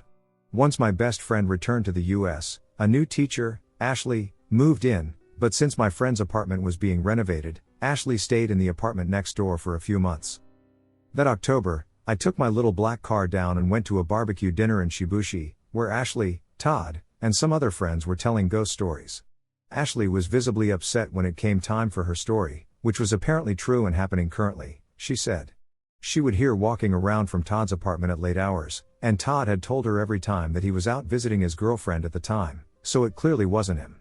She also mentioned having horrible dreams about being stuck in her bed while her room filled with water as a ghost with long black hair stood outside her window as if demonstrating, "This is what I can do to you." Todd was backing up these claims, confirming the calls from Ashley and that he indeed was never around when they came. His brother, who is like a kind of medicine man or shaman in their Hmong community, apparently reached out to him out of the blue, saying he had a dream that compelled him to draw a picture of what he saw. Todd pulls out the text of the picture his brother drew, and Ashley and I also begin freaking out at its sight. It was a picture of a white ghost with long black hair, crouched as if crawling, on the outer balcony of an apartment. Ashley says that it's exactly what has been appearing in her dreams, and all of us confirm unequivocally that the backdrop of this drawing is the exact building where Todd and Ashley live, the one where I've visited my best friend dozens of times. Everyone is freaked out but excited for some reason. Like, ooh boy, a real ghost situation. How fun for us. How naive of us we came to realize. We decided to go back to Todd's place once we finished eating, and I felt a heaviness when I walked in. I told him immediately, and he seemed intrigued but brushed it off, as it's his apartment and he's got to be able to fall asleep there tonight. I noticed that the same area I felt heaviness was completely fine as I left to go home, but the entire solo drive back to my apartment was incredibly fear-filled and tense, and I was afraid to look behind me as if I were going to see something in the back seat. I brushed it off as my imagination, as I, too, had to be able to fall asleep that night, and proceeded to try to do so when I got home. At 2:30 a.m., I woke up drenched in sweat with my arms and fists clenched so tightly around my head that I had lost feeling in them. There was a deep and dark heaviness all around me, and I just felt this overwhelming fear not to open my eyes. I'd never been one to have nightmares or sleep paralysis, and I was completely awake as I remember being unable to fall back asleep and thinking like, shit, I have work tomorrow. Why the hell am I not asleep at a time like this? The next morning I texted Ashley what happened, and she freaked out, saying that she didn't tell anyone this, but the exact same thing happened to her when she had the nightmares. She also asked if I heard any wood like tapping coming from inside my house. I said yes. I noticed something coming from the corner when I got home and just chalked it up to the support beam settling. She gets even more worked up, saying she didn't say anything about the corners, but that's where she heard the tapping as well. She and I messaged Todd immediately, asking if there is something his brother can do in this case since apparently he had a dream about this happening, too. Basically, he sent us over some symbols on paper and told us to burn them in the apartment to purify the space and to leave one unburned to repel whatever it was. It took a few days during which I begged the teacher below me to let me stay with her, as my preciously warm and welcoming home felt suffocatingly heavy and dark in ways I cannot explain. It took about 3 days to arrive, and until then the tapping continued in corners of my room. In the meantime, I discovered what appeared to be handprints on the inside of my car's rear window after that drive home, which normally wouldn't be possible, as I drove a Daihatsu Move at the time, and it was far too small for anyone to fit in the back. A disconnected phone line also rang at 8:15 p.m., which my then boyfriend was there to witness. Once the papers with written symbols arrived, we burned them as told, and the heavy atmosphere cleared up immediately. There's no more interesting ending to the story other than that it hasn't bothered us since, but to this day I have one of the symbols laminated as protection so it stays far, far away. I've also stopped going to places said to be hosting frightening spirits because I've wised up with time and experience. 15 years ago, 2 other builders and I were rebuilding a 13th century cottage on the land of a manor house for the Lord and Lady to live in during winter months, as the big house would be shut down. While there, the daughter of the Lord had a 3-year-old son named Louis. During the 2 years of building work, we encountered on 3 occasions a little boy running across the field at the back of the house. We all assumed it was Louis, and his mother wasn't far away, maybe sitting having a picnic or something. Anyway, the house was finished, we left the job site, all's well. Clocking in 5 years later, we were called back to the house to quote for a small extension and breakfast room looking out towards the field. I said to the owner, I remember watching Louis playing in this field while we were working. How big is he now? He replied, Louis was never allowed to play in that field, as the field had a case of Lyme disease carrying ticks in there. He continued, it's interesting that you tell me this, as the first week we moved in here for the winter, my grandson Louis came to stay, and while we were watching television, I saw a little boy's face peeking from the side of the sofa across the room. I called out, Louis, go back to bed now. I heard little boy footsteps go into the kitchen. Thinking he'd gone into my wife's, I went to see what he wanted. She explained to me Louis wasn't with her. I went upstairs to the spare room where Louis was deep in sleep, sweating as sleeping children do. I whispered, Louis, to see if he would smile like kids do when trying to act asleep, but I got no response. He said he didn't believe it was a ghost until I told him about the boy in the field.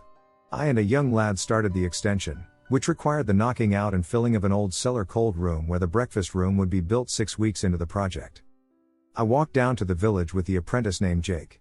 We saw a small boy, the same one I'd seen 5 years before, walking towards the manor along the gravel driveways. I turned to Jake and said, can you see him there? Jake said, that kid? Yeah, I can see him. Why? He walked into the field at the back of the house. I started running toward him. Jake started running with me, asking what's up and why we're running. I couldn't find him anywhere. This happened in Kent. I can't tell you the name, the house owner wouldn't appreciate it becoming a ghost hunter's haven. My husband and I had been married for about 15 years. Unfortunately, I thought he was cheating on me. My sister told me if I pray from the Bible, Jeremiah 33:3, I will receive a direct response from God.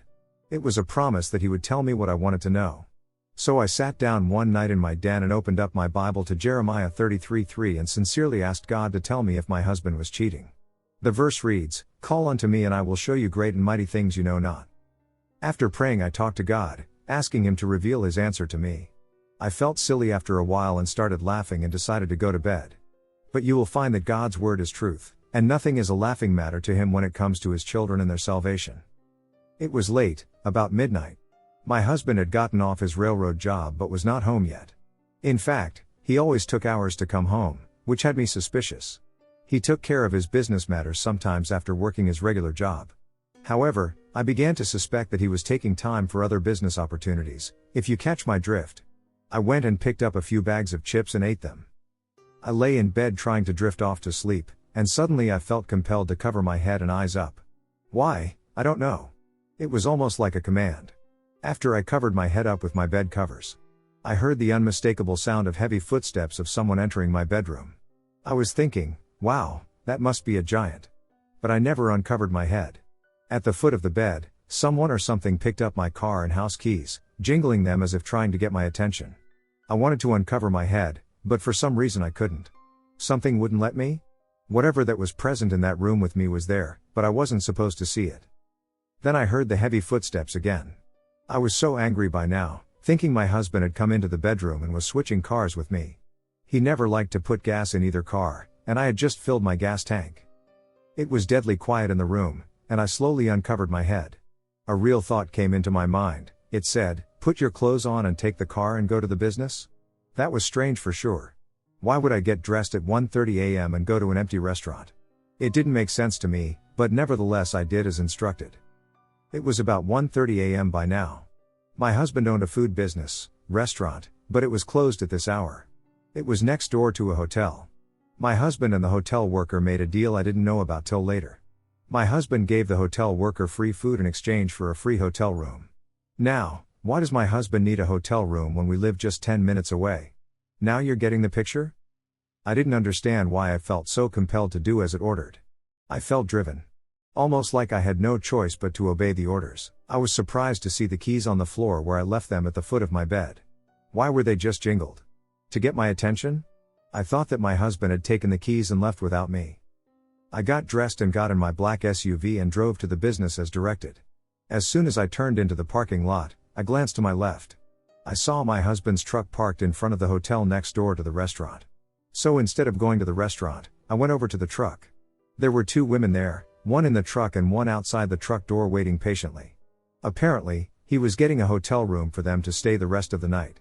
He had just picked these women up. I questioned the women, and they told me that they were sisters, and my husband was just trying to help them find a place to stay for the night. They were lying for him. Finally, they admitted why they were there. They were hookers. These women were obviously terrified because they didn't know what I was going to do to them. Absolutely nothing.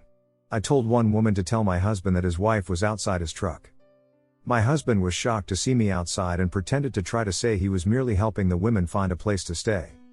I wasn't interested at this point in any of their explanations and lies. I was interested in finding out what happened that night in my bedroom. What came into my room?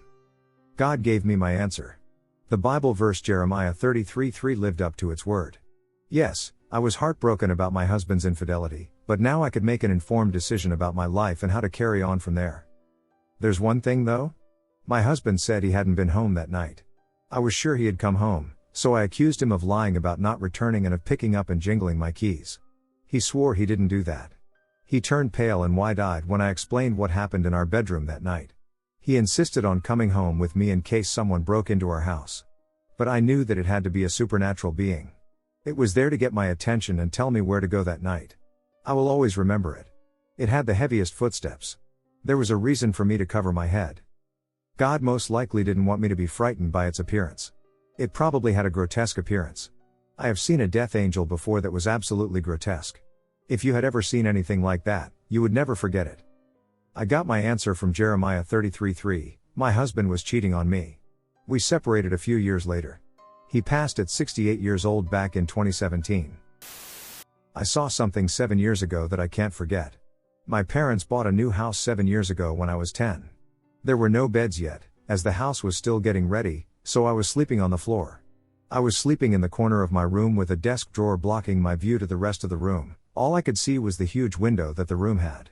As I was looking around, I noticed a shadow on the window. It was a shadow of a woman with messy hair, so I got confused, as there was no woman in the room. But then I sat down and looked at the room and saw a woman sitting in the middle of it with extremely bright green eyes staring at me. The room was dark, which meant I could only see her hair and bright green eyes, causing me to feel scared, hide under the blanket, and eventually fall asleep. Now I always think of this, and I am pretty sure this gave me OCD. The college I went to was tiny and very haunted. I have many stories and personal experiences from my 4 years there, as do several friends and people I know who live there, and my first-year roommate swears to me that she saw a shadow of something that resembled a man climbing the walls of one of the dormitories one night on her walk back to the dorm. I wonder if it was the same kind of thing you saw. She also recounted an incident in which, one night, there was a persistent banging on the window accompanied by rattling blinds, and she attempted to wake me by yelling, but I somehow slept through the entire event. Obviously I can't confirm whether what she says she experienced was true, but after having my own terrifying, literally traumatic experience later, I had a hard time doubting her. I was alone in my dorm one weekend while the same roommate was out of town. I was staying up really late in the dark watching movies, like 4 a.m. late because it was my first year of young adult freedom, lol, not even scary movies, but Disney movies. I heard a sudden loud bang on my AC unit, like someone hit it with a baseball bat as hard as they could. It was one of those units that you wedge inside of an open window with these accordion screen things that you pull out to fill in the gaps left in the open window on either side of the unit. The unit was not soundproof at all, and when I checked it the next day, I found nothing wrong with it that I could see. Anyway, the bang scared the shit out of me, and it was especially weird because A, it was 4 a.m. and this was a women's college full of studious people who never partied except off campus, much less pulled any sort of elaborate stunts just to duck with people, and B, it's the second story and there aren't any trees around the building, definitely none close enough for an animal to climb onto the unit. But I dismissed the noise as possibly being an owl or another animal colliding at full speed with my unit, although that seemed unlikely. Maybe 30 seconds later, I started hearing an extremely deep growl from right outside my window, which was right next to where I was sitting on my bed. I've always been something of an animal nerd since I was a kid, and I know for a fact it did not sound like any animal, but it didn't sound human either. It was almost like the deepest, lowest voice you could imagine, like someone would have to edit an audio clip of a human voice to make it sound that low, but again, no one on this tiny campus full of nerds is going to take time to edit an audio recording of someone growling just to find a way to scale up the wall at 4 a.m. to play it back right outside my window. I stayed up terrified and crying and shaking until the sun came up and never, ever slept with the lights off in the dorm rooms again when I was alone in them. Even today at almost 30 years old I'm still afraid of the dark. 4 years of creepy ghost experiences made it especially difficult to not be. The only reason I know I actually heard what I heard and believe it 11 years later is because I was absolutely terrified and called my best friend. TBH, I barely remember much of the conversation. I was the most scared I've ever been in my life. She still swears to this day that she heard the same growling sound through the phone and that it was the scariest thing she's ever heard. She gets visibly freaked out just remembering what she heard. And it actually did not occur to me until just now to wonder if it was the same thing that my roommate saw climbing the wall. That ghost behind the door. Hello. So, I've hesitated a long time before sharing this story because it's just so creepy and strange. It took place when I was about 5 years old, but strangely enough, I still remember every detail so clearly. I'm 25. It was a September afternoon, and I had just started elementary school. I was playing alone in my room when I felt an appeal to open my wardrobe closet. Don't know where that came from. I rarely went there on my own as a child. As soon as I took a hold of the door handle, it started turning violently on its own, and I felt something pushing on the other side. Instinctively, I put my whole body on the door so that it wouldn't open, and I screamed for my dad to come over. I felt something pushing and banging on the other side, and I was barely able to keep the closet shut. The moment my dad arrived, everything had stopped. He looked carefully in the closet and said all was normal. He then invited me into the kitchen to calm down, and I ate a lemon brioche with my brother. My brother was already sitting at the kitchen table when I arrived downstairs, so it couldn't have been him, and I don't have any other siblings. A few months after that, I remember the same thing happened just before I went to the restaurant with my mom. Then, it never happened again. I always thought it was just a bad dream. However, when I think this over, these two events never felt like a dream. It felt so real, and I don't remember taking a nap or waking up at all. It just happened in the middle of the day, kind of out of the blue. Even today, I don't feel good vibes in my old room, especially this closet. Anyone experience the same thing? I feel that maybe we are more connected to these things as children. I've been attacked by ghosts so much it doesn't scare me anymore. I guess I've always been a little different than other kids my age. When I was very young, I didn't quite understand death, just like most kids, I'm sure. The concept flew right over my head. I was probably 4 or 5 when my great-grandmother passed away. A few days after the funeral, my mom entered my room, only to see me waving at nothing, grinning, and saying goodbye to the corner of my bedroom. When my mom asked me what I was doing, I replied, I was saying bye to Grandma. I don't remember this, but my mom has told me that story a million times. There was another time when I drew a picture of me and a man fishing in a boat. I told my mom it was my Uncle Bob, who died when I was very young and didn't know anything about. Bob did a lot of fishing, but there was no way I could have known that. Perhaps the creepiest part of my childhood was my imaginary friend. During the day, I would march around the kitchen, singing songs with him. But almost every night, I would get into bed with my parents, crying, begging them to tell him to go away, because I didn't like him at night. This is just where the story begins. Growing up, I loved ghost hunters, and I kept up with as many shows about the paranormal as I could. When I was in middle school, my grandmother got me a lot full of different kinds of equipment for detecting the paranormal as a Christmas gift. A man my mother went to school with, we'll call him Mike, has been on an investigative team for quite some time.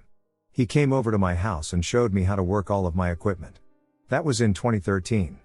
For the next 4.5 years, I would message Mike frequently, asking if he had found a location that would allow me to investigate.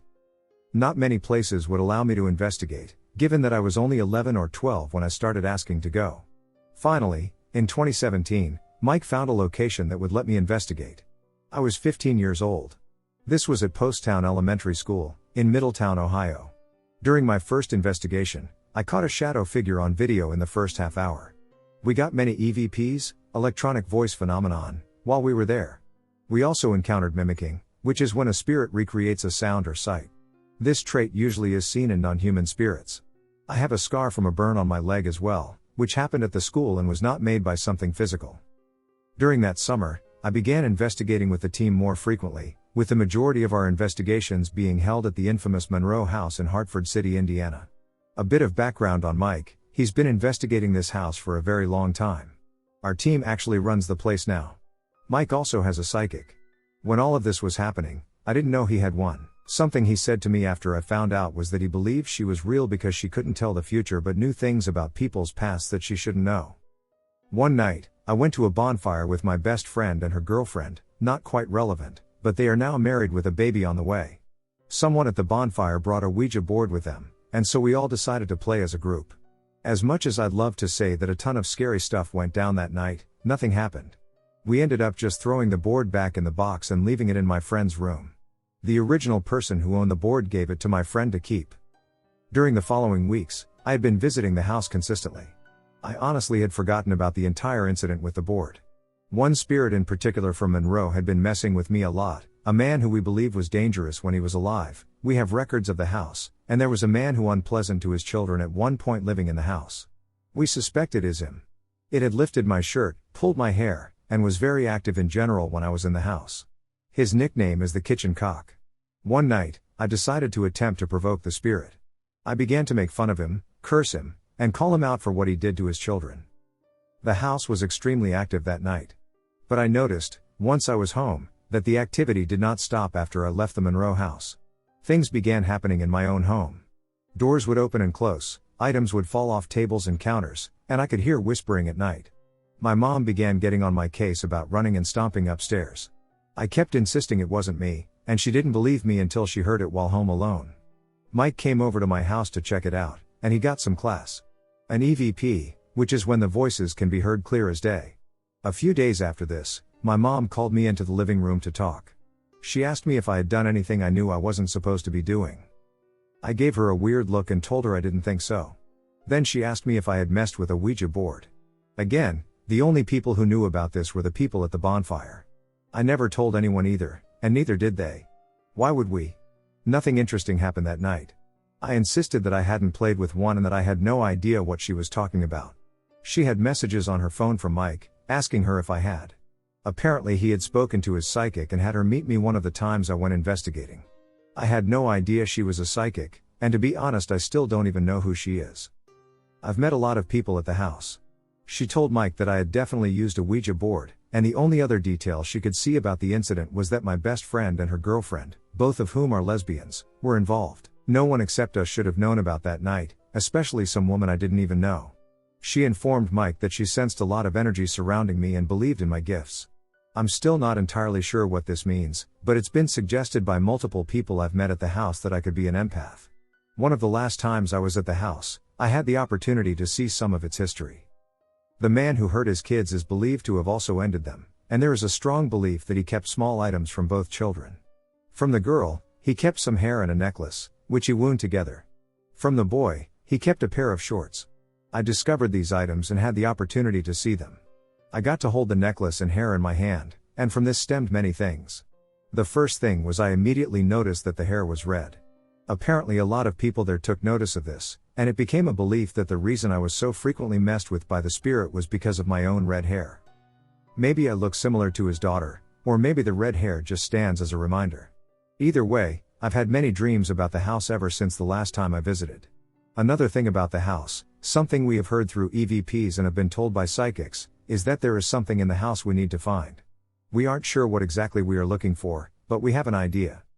We already know there is a well in the basement that has recently collapsed, a crawl space that is too unsafe to investigate anymore, and an attic that is also too dangerous to be in. I haven't been to the house in a while, the last time being in March, 2019. Right now, I am 25 years old, and my experiences in the paranormal field have been some of the most insane and amazing of my life. Was it a ghost or a hallucination? I have this core memory from when I was 6 years old. I remember it so well that I tell it every time I'm exchanging scary stories with someone. I remember I was sitting next to my mom while she was on the toilet. The door was wide open, exposing part of the kitchen counter. I remember seeing a genuine ghost, but its appearance was difficult to discern because it was almost invisible and translucent. It had no hair, no body, just a head with hands pulling its bottom eyelids downwards, which made its mouth also go down, making it look like it was making a sad face. You know how when you want to make it look like you have completely white eyes, you pull down your bottom eyelids with your hands and look up so your eyes go white? That is the most accurate description I can provide of its actions. However, it was not looking upwards to achieve the white appearance of its eyes, it was simply gazing at me while pulling its lower eyelids down. It's very hard to explain how it looked, but I once drew it, and it looked very similar to what I saw. I recall becoming emotional and repeatedly pointing at it, hoping my mother would perceive what I was seeing, but she did not. I don't really believe in ghosts, but I really want them to be real, and this is just a little proof that they could be real. I could have been hallucinating or something, but I don't really hallucinate. I know that some people won't believe me, sometimes I don't even believe myself because of how skeptical I am of ghosts existing, but at the end of the day, I know exactly what I saw, and that same face will forever haunt me. Personal ghost story. This is one of the scariest things I've ever experienced, though I've had a few ghostly encounters since. I'm a 31-year-old guy, pretty average by most definitions. This story takes place back in 2004, when I was 13. We had just moved from a big city to a small village in northern Alberta, Canada. My parents had a bunch of money left over from the move and decided to take us on a bit of an adventure, so we all decided to go on a road trip through the US. You know the type. We planned to visit Disneyland, Universal Studios, and all the usual tourist traps along the way. The whole plan was to enter Montana, go to California for a couple of weeks, then cut through Nevada to Tombstone, Arizona. All in all, a 4-month road trip. Most of it was great, some of the fondest memories I have, really. But I'll never forget when we stopped at a little old ghost town called Bannock, in Montana. It was right at the start of the trip, this remote spattering of abandoned buildings from the 1800s. Pretty much stopped at a whim to take in the history and see the sights. See, Bannock was a gold town back in its heyday. A big gold rush, it wound up inflating massively to a population of around 3,000 in a relatively short amount of time. Lots of people are hoping to get rich quick, and a fair share of those are hoping to exploit them. The tour map at the entrance had a history of the town and a list of its buildings and their functions. To our surprise, there was a second little booklet too. The booklet contained a list of the supposedly haunted places in the town.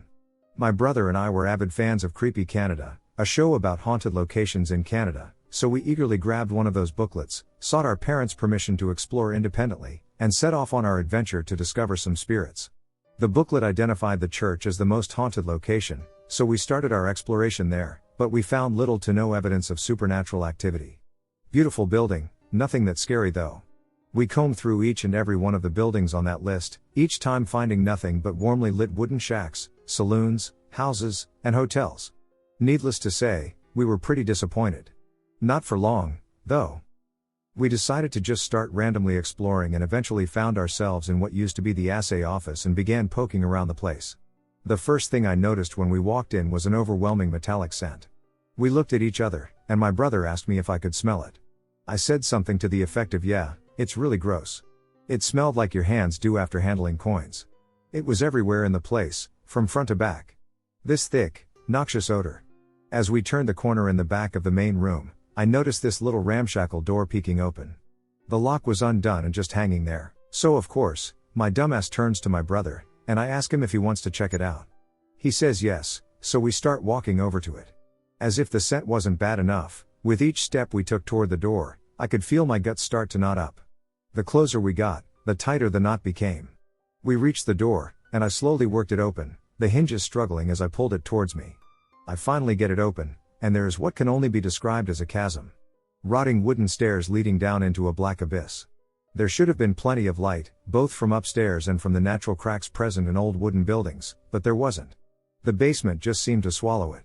My brother was visibly freaked out now, and I felt like I was about to puke, in all honesty, but as the older brother, I decided to go a little further. He reluctantly followed me down, but we only got about 7 steps. Suddenly, this massive gust of ice-cold wind came up from the basement. Each of us felt what could only be described as multiple people's hands holding us in place by the center of our chests, and in the gust we both heard a hushed voice say, "Please, stay back. Stay out." We scream naturally and bolt the duck back upstairs as quick as our adolescent legs can take us. My dad heard us screaming, and right as we got to the top of the stairs, he turned the corner with a look of absolute panic, grabbing us by our arms and yanking us the rest of the way. He looked down behind us, a look of dread covering his face as he slammed the door shut. My brother and I talked to each other to confirm that it had actually just happened. Then he grasped us by the shoulders, saying, "We need to get out of here now." So, we left. We asked him what happened. It turns out he heard the same damn voice when he had grabbed us. Now, my dad is not a spiritual guy by any means, but he was mortified. We didn't tell our mom when we all met up later, we just left the building. A little while later, maybe 15 to 20 minutes later, she wants to check the assay office out. My dad was reluctant and went in with her first to check things out while my brother and I hung out by the 2 giant pane windows in the front of the place. He comes back out and says it's okay to come in, so we do. The smell is gone, it's nothing but dusty wood, like every other building. The creepy door in the back is shut and locked, which he swears to this day he didn't lock. It was like an entirely different building. The ghost that followed me. I used to live in this house when I was younger, from when I was born to maybe the age of 6. It was a big house. It had 3 floors and 2 kitchens, one on the 3rd floor and one on the 2nd floor. I lived with my dad, grandpa, 2 of my uncles, and my cousin. They all have stories about this house, they all experienced paranormal activity. However, the children would experience more. Such as scratching on the walls, voices, shadow figures, you name it. My room was on the 3rd floor. I had 2 closets, one was just a normal closet, but the other closet had a crawling tunnel that would lead to the master bedroom. Just like in the movie Caroline, we kids would go and play there. However, I remember vividly seeing an obituary in that closet of a little girl with curly blonde hair. I asked all my cousins that visited the house if they remember seeing the obituary. They all saw it, but they remember the little girl's appearance is all different. I recall her having blonde curly hair, my cousin remembers her with black curly hair, and another cousin recalls her with red hair. I've asked my aunts and uncles if they remember the obituary, but none of them saw it. Only the younger children. I remember my father would tell me that when I was a toddler I'd be laughing at something and playing with someone who wasn't there and that the locks would lock by themselves as well. We all moved out when I was 6-7 years old. However, in the new house, I would experience the same things. Now that I'm older, I remember more. I would be home alone in my bedroom upstairs and hear footsteps downstairs coming close to me. In my sleep, I felt someone grab my ankle and pull me down a little. I would have reoccurring nightmares about a girl with a white dress and long black hair chasing me. I would hear glass fall and break, but nothing broke. Once when I was about 11 years old, I was waiting for my friend outside. She lives right across from me in the complex. While I was waiting, I was jumping off the porch and climbing back up and jumping off again to buy time. I kept doing that, and I went to look at my reflection in the window of my friend across from me. After I jumped off the porch, I saw some other girl jump off after me in the reflection. And she had long dark hair too, like my nightmare, but I was alone. Sometime later, my dad had a new girlfriend. She started to live with us, and she would feel that the house was haunted as well. She finally had enough and wanted to get the house blessed. So that happened. As the priest was blessing the house, we were all just following him, but I started to feel weird and uncomfortable. My body was getting sore. There was pain in all of my joints. Felt just like growing pains, but everywhere. When the priest was blessing my room, he said to us, "This room has the most energy in the entire house." I wasn't shocked, to be honest, because I already knew that. After the blessing I told my father's girlfriend that my body was hurting. She went and massaged my body. I was doing exercises and stretches. My neck cracked, all my knuckles cracked, and my back as well, which I thought was very weird. I went straight to sleep after. However, after that day I never had those reoccurring dreams. I never heard footsteps again, no shadows, no voices, nothing. It's probably been 7 years since, and I haven't experienced any paranormal activities since then. Now I constantly question myself, did she follow me from the other house? Did she try to possess me? Was she good? Bad? What do you think? My scariest ghost experiences. Okay, so I have moved out of my house and have moved 15 minutes away from where I used to live. One day, my cousins and I were packing boxes from the old house to move to our new house. We've had half of the stuff packed into our moving truck. We decided to call it a day because it was getting pretty dark. Our plan was to move the boxes into the new house, and 15 minutes later, we arrived at our new home and began unpacking. We were finished, and we all were heading out the front door. As soon as my older brother and I walked past the kitchen lights just flickered on. You can hear the flick, too. We thought that it was a sensor light and went ahead and checked it out. It was a flick. There was no possible sensor. Which was odd. My brother and I looked at each other and ran down to the front door to get the duck out of there. It felt as if someone were running behind us. I just had that feeling. We told the rest of the family, and they thought we were bullshitting, so they squashed it and called it a lie. 2 weeks later we had already moved in, and my brother and I had forgotten about the situation. Until one night, my cousin decided to bring his girlfriend in for a dinner night with the fam. We had a couple of drinks, and everyone was wild. Note, we were all in the kitchen. My cousin's girlfriend decided she had enough drinks and wanted to head to bed, so she did. My cousin's room is located to the left of the kitchen. After that, you turn right into the living room, and her bedroom is on the right. We all decided to go outside for a smoke, and my cousin's girlfriend was in the room asleep. This is where her part of the story comes. My cousin's girlfriend. I woke up and I wondered why it was so quiet, so I sat on the bed and called out for Nicholas, my cousin, and no one was answering. All I remember is seeing darkness all over the room. The only thing you see is the kitchen light. I was staring at the dark open door, and I don't know why, but I think it was because I was maybe too drunk or too tired. But while I was staring at it, I saw this tall black figure coming from the floor and just standing up. I knew it wasn't Nicholas, so I decided to scream, thinking it was an intruder. My part now, we all barged into the house after hearing her screaming.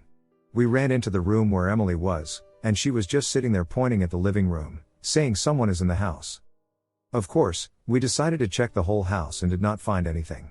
All doors and windows were locked. The only possible way for someone to enter was through the back door, where we were all smoking, so it couldn't have been an intruder. We were all spooked. Until now I still live in this damn house because I can't afford another one, but anyways, I hope you enjoy it. This happened about 15 years ago at a ranch-style house in the middle of the country, surrounded by farmland and sparsely spaced houses. I haven't talked to my dad in years, and while he claimed to be religious, he more so thought he was than actually being religious. I have always been a very headstrong skeptic and used logic-based reasoning. I was a typical arrogant teenage atheist, and I am still an atheist. But I have become spiritual in my late 20s and 30s. I believe in the universe and energy, if that makes sense. The events. It was between 8 p.m. and 10 p.m. at night, and my dad and I were home. He was in his office room with the radio very loud, and I was in the living room working on college. My dad can't hear very well due to a lifetime of severe hearing damage from farming, hunting, trucking, loud music, loud vehicles, and manual labor work while mostly not using hearing protection. He wears 2 good quality hearing aids and still cannot hear well, and I highly doubt he was wearing them at this time. Especially since his office radio was cranked up loud. We both heard the kitchen door open with a pop, squeaking kind of sound, which was the typical sound when opened. Work boots walking heavy on the kitchen floor. We all wore work boots because we were outside laborers and walked heavy, and the sound of both the work boots being taken off and being dropped on the kitchen floor, which is what we, my dad, little brother, and I, did, in a very common noise. My dad and I both heard it and figured it was my little brother coming home. However, the outside free-roaming dogs hadn't barked, and the driveway alarms didn't go off. Maybe the dogs were out roaming, or maybe the driveway alarms didn't pick up the car. That's how we tried to rationalize it. I called my little brother, and he was 45 minutes away. I told my dad to grab his pistol because there was either someone or something in the house with us, so he did, and we searched the entire house room by room, upstairs first and then downstairs, and then looked outside. It was just us. I said that we should search the outside too, and my dad said, "Nobody is here," implying no other physical persons, and why would an uninvited stranger take off their boots? I agreed that his reasoning made sense, but we were both 100% certain that we had heard something. It should be noted that my dad is a very immature person, likely a narcissist, and doesn't like to admit he is wrong or flawed. Even he expressed disbelief, saying something like, "Damn, insert coins to begin, I can't believe I heard that." You may be standing directly beside him on the quietest day, Yet if he is not genuinely attentive, he will not hear you. He won't hear you. If I had experienced that situation myself, I would probably have dismissed it or doubted my own perception, but since he heard it despite his poor hearing, I cannot do the same. Not to mention, his office room is on the opposite side of the house from the kitchen. I'm not religious. But something isn't right about that house. At all. And a decade and a half later, my younger brother still insists that it was not him. In that house my little brother experienced seeing shadow people for years, multiple ones at times too, constantly hearing boots walk in the kitchen and connecting dining room at or around 3 in the morning, having something heavy but unseen crawl on and be in his car after visiting what he calls the demon house in the closest town with a friend whose family was renovating the house to rent out. The friend was in the car while something crawled on it, having the same friend tell him that it feels like you're being watched while in the basement of my dad's house and mentioning the basement hallway, hearing children in our home laugh as well as tell him help me / us, being upstairs, ground floor, and hearing my mom call his name from the basement while she wasn't home, constantly seeing the Hat Man, and many, many more stories. My eyes watered, again as I write this, and I got goosebumps typing this all these years later. He could literally write a Harry Potter-sized novel on everything he experienced because it was that frequent and over that long of a period. In that house, many weird or questionable things occurred, but they were so small or insignificant that people dismissed or forgot them. There was an occasion during my teenage years, approximately 15 years ago, when I distinctly heard what seemed to be heavy breathing right next to my ear. However, over time, as I told others about it, I began to doubt myself and thought maybe I heard my own breathing. Currently, I am uncertain about the authenticity of that event. However, at the time it occurred, it frightened me sufficiently to cause me to jump or fall out of the chair I was sitting in. Another event is that my older sister said she saw what she thought was my little brother, when he was just a toddler and she a young child, but it turned out it was a toddler-like light figure. Sometime during the middle of the night when she got up to use the bathroom, she thought she saw my little brother in the hallway by the bathroom. It wasn't my little brother. She locked herself in the bathroom, fell asleep, and didn't come out until someone woke up, knocked on the door, and vocalized who they were. This was 25 plus years ago, and eventually, as she got older, she wouldn't talk about it anymore. But for the longest time, when asked about the story, she said the same thing. The most recent event I know of is that my dad and an ex of his were in the basement. They were standing near the hallway in the basement and had a ping pong ball tossed at them from the basement hallway. For clarity, the basement remains largely unchanged since it was built in the 1970s, featuring a spacious open area, a bar, and a bedroom in one section. The other side of the basement is a hallway with 3 rooms, 2 on the left side and 1 big one on the right. In the big room on the right of the hallway, there's a ping pong table. That hallway does not have a light, each room only has a singular light. The hallway is pitch black, and the entire basement is very dark due to the dark brown wood panels on the walls and inadequate lighting. Additionally, the hallway is only tall and wide enough for walking. It would be impossible for the ball to roll towards them from the height at which it was projected. Instead, it would have to come from the center of the room on the right, make a 90 degrees turn, through and around a doorway, and then travel down the hallway. At least 15 to 25 feet. When I was in college, my dorm was notoriously haunted. It was an old brownstone with a big sweeping staircase to the 2nd, 3rd, and 4th floors with a big railing so you could see all the way up. It was gorgeous. In Boston during the 1800s, stables were in the basement. I guessed that there had been a fire, and several of the stable hands, including a young boy, passed away. To make money, I used to sit desk, which meant signing in guests and verifying IDs, etc., to make extra money. I always took the graveyard shifts. During my shifts from 12 to 4 or 3 a.m. to 6 a.m., the atmosphere was consistently quiet, prompting me to grab my duvet, descend 2 flights of stairs, and fall back asleep. I occasionally encountered a drunk resident who struggled to operate a lock that required buzzing in, and I would hear people getting up to go to the bathroom on the 2nd floor. Except that it wasn't always a living resident, I guess? I'm actually getting a little freaked out thinking about this 22 years later. There were always little things like seeing tiny handprints appear on the windows, hearing people whisper, getting tapped on the shoulder, and seeing the depression on chairs and beds. But some idiot in the building did a Ouija board thing, and the activity really escalated after that. One night towards the end of the year, and the last night I ever sat at the desk, I was waiting for my replacement to come at 3 a.m. and heard a lot of movement on the 2nd floor where he lived. I woke up and started getting my stuff together. I heard the bathroom door open and shut, and then I heard this banging and the faucet turning on. And then, nothing. 5 minutes turned into 10, and I got worried, so I went up and saw the faucet on but nobody there. I turned off the faucet and light and figured George got up and then said, "Duck it," and went back to bed. Which, fair. So I headed back down the stairs, and when I was about halfway down, the faucet turned back on. What? Maybe I thought I turned it off. So I went back up and turned it off tightly. I turned around and got to the threshold of the bathroom door, and all of the faucets, the lights, the showers, and the ducking toilets all turned on. I was extremely frustrated, but I also needed to turn everything off. So I did. I don't know how, TBH. Then I bolted back downstairs. Halfway down, another faucet turned on, and I just lost it. I yelled, "Not on my watch." No more. It turned off. I was muttering under my breath that I wish this would happen to the desk sitter tomorrow because the guy was a racist sack of crap that hurt my friend. From what I understand, that guy struggled during his shifts, but he was also somewhat incompetent, so his difficulties might not be related. Although it may not seem significant by most standards, it scared me a lot. Telling my ghost story. I rented a haunted house in El Paso, Texas. Anyway, back in 2011 I was living in a house in El Paso, Texas, for a year with my 2 sons. It was a nice place with a huge backyard for our dogs and 3 bedrooms, 2 dens, and a 2-car garage. Great place for the price I was renting it for.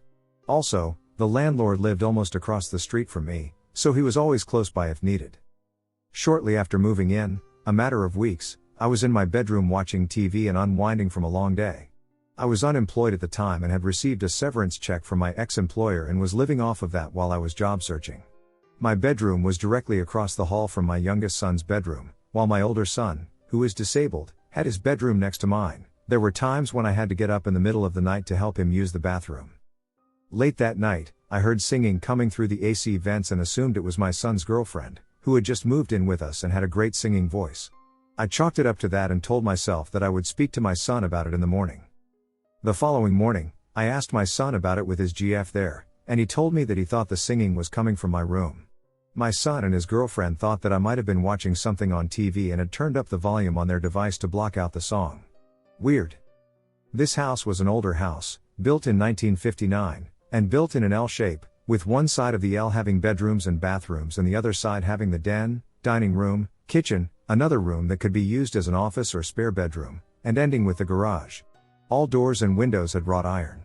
Initially, when we left the house, we would lock the wrought iron door that leads from the garage into the house, but often upon our return, we found that the door was unlocked. The same situation occurred when we were inside the house. That door would remain unlocked while we were all inside the house, but many times when I would have to go to the garage, the door would be locked. Also, this house had been renovated. The kitchen featured new tile, carpet, and cabinets, among other updates. But certain rooms had these old-style push-button light switches. The switches would appear to be lit when the room's lights were off. Then, when you pushed the switch, it would make a loud audible double click, sounding somewhat like ka-chuk, and the lights would turn on. In the hallway, the guest bathroom's lights started turning on at different times of the night, but only when we were awake. We could be watching TV in the den when the bathroom light would turn on with a click. No one was present when the light turned on, and we could not determine the cause of this occurrence. I remember shortly after we moved in, I had a brother over to help me connect all of my devices to a new Wi-Fi modem. After he finished setting everything up, it was dark outside, and he inquired about the location of the bathroom. I told him, the first door is on the left, down the hallway. I heard him go in, press the light switch, ka-chuk, and as I heard him relieve himself, the house was not that big, I heard the loud ka-chuk again, and then my brother screamed out, "What the F at K?" He flushed and came out. We told him we had all heard it and told him that this was happening on a kind of regular basis. While we were still settling into this house, I purchased a touch-sensitive lamp to place on the table next to my son's hospital bed, allowing me to simply tap the light to illuminate his room whenever he called me late at night. When the lamp was in the off position, touching it once would cause it to light dimly, or low, a second touch would make it brighter, medium, and a third touch would set the light to its brightest setting. And of course, the fourth touch would turn it off again. After a week, the light started turning on at night. But, it always seemed to turn on between 12 a.m. and 2 a.m. Additionally, the light was consistently set to the second, medium, setting. The light was never set to the low or high setting. There was no way that my disabled son would have been able to reach that light, as it was to the left of his bed and out of range of his hands and arms. He has had limited range of motion in his arms after his car accident. This light turned on every night without fail. There were several times that I would try to stay awake just so that I could catch the light turning on and run into the room to catch our invisible culprit. It never worked. I could sit up in bed, with my door open, watching for the hallway to brighten as the light turned on. I was never able to catch it. As soon as I began to doze off and my eyes closed, I would suddenly awaken, only to find that the light was already on. At this time, I downloaded a Ghost Hunters app on my iPhone to test some things out. That night I was walking around the house trying to get EMF, electromagnetic field, readings. They were highest in my son's room. That night, my brother was visiting and suggested that the EMF meter was likely picking up the electrical current from the wiring in the walls.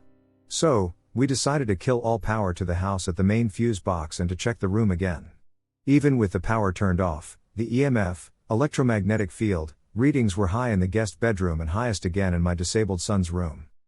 One night, I had my girlfriend staying over, and that night, after we had had our fun, we opened the door to my room so if my son called, I could hear him. We went to sleep. I woke up to her screaming and yelling that someone was at the door. I looked, and sure enough, there was a shadow figure at the door. I'm getting goosebumps typing this.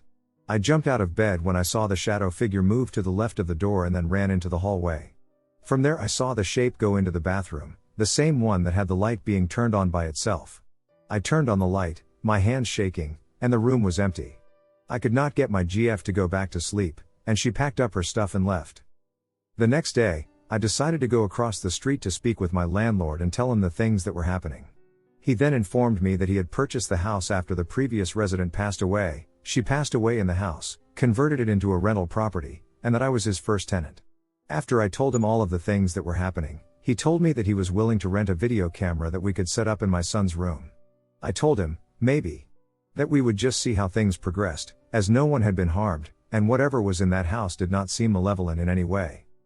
As weeks turned into months, each passing night meant me waking up in the middle of the night to turn off the light in my son's room, as it would wake me up eventually. The doors around the house would lock/unlock themselves, the light in the bathroom would turn on/off, etc. We got used to it.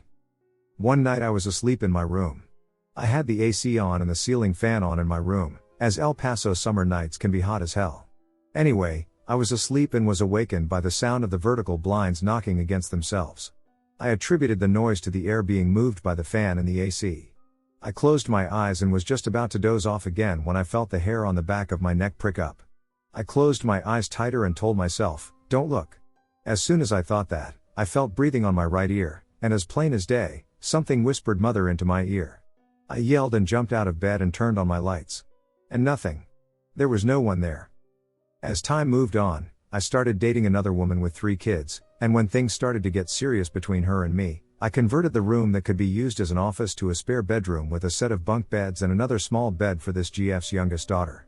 As they'd come over and start spending weekends with us, they started experiencing things too. Mostly the shadow figure. The little girl was the one that would see this the most, get scared, and come into our room and jump into bed with us. All of us had experiences with the shadow, as we started to call it. There were times I would be watching TV in the den, and I would feel the hair on the back of my neck stand up. I would quickly turn around, only to glimpse a dark streak retreating, and within an instant, it had vanished. Anyway, as our 1-year lease was coming close to an end, I contacted the El Paso Paranormal Society and asked if they could come out and check out the house. I called them and sent an email via their website and never got an answer.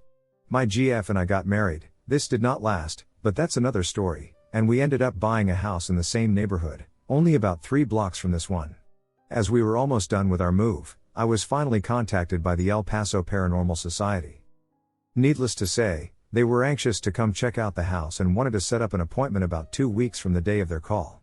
I told them we were moving and wouldn't be there when they came. So, the guy I spoke to told me, make sure that the last thing that I should do when I leave this house for the final time would be to announce to whatever was in that house that it needed to stay there and that it was not allowed to follow me. His telling me this story gave me chills. But, I said, sure. Okay. That night, as my girlfriend and I were getting the last things out of the house, we did a final walkthrough to ensure all the lights were off, the doors were locked, and everything was in order. The landlord had already been over to inspect and just asked us to leave a light on in the house. We chose to leave the light on in the kitchen, as it had a window with vertical blinds that looked out onto the driveway of the house. This way it would seem as if someone were home. As my wife and I got into each of our cars, had our windows down, and were speaking to each other, I remembered what the ghost hunter guy had told me. I yelled over to my wife to hold on a sec. I got out of my car, unlocked and opened the front door, and stood in the doorway and said, "Whatever is in this house, this is now your house. You are not allowed to follow us. You must stay here." I backed out of the house, closed and locked the door, and got back into my car. I yelled over to my wife, "Let's go?" When all of a sudden, right in front of both of us, we saw one of the vertical blinds in the kitchen window move sideways as if someone was looking out. Getting chills again.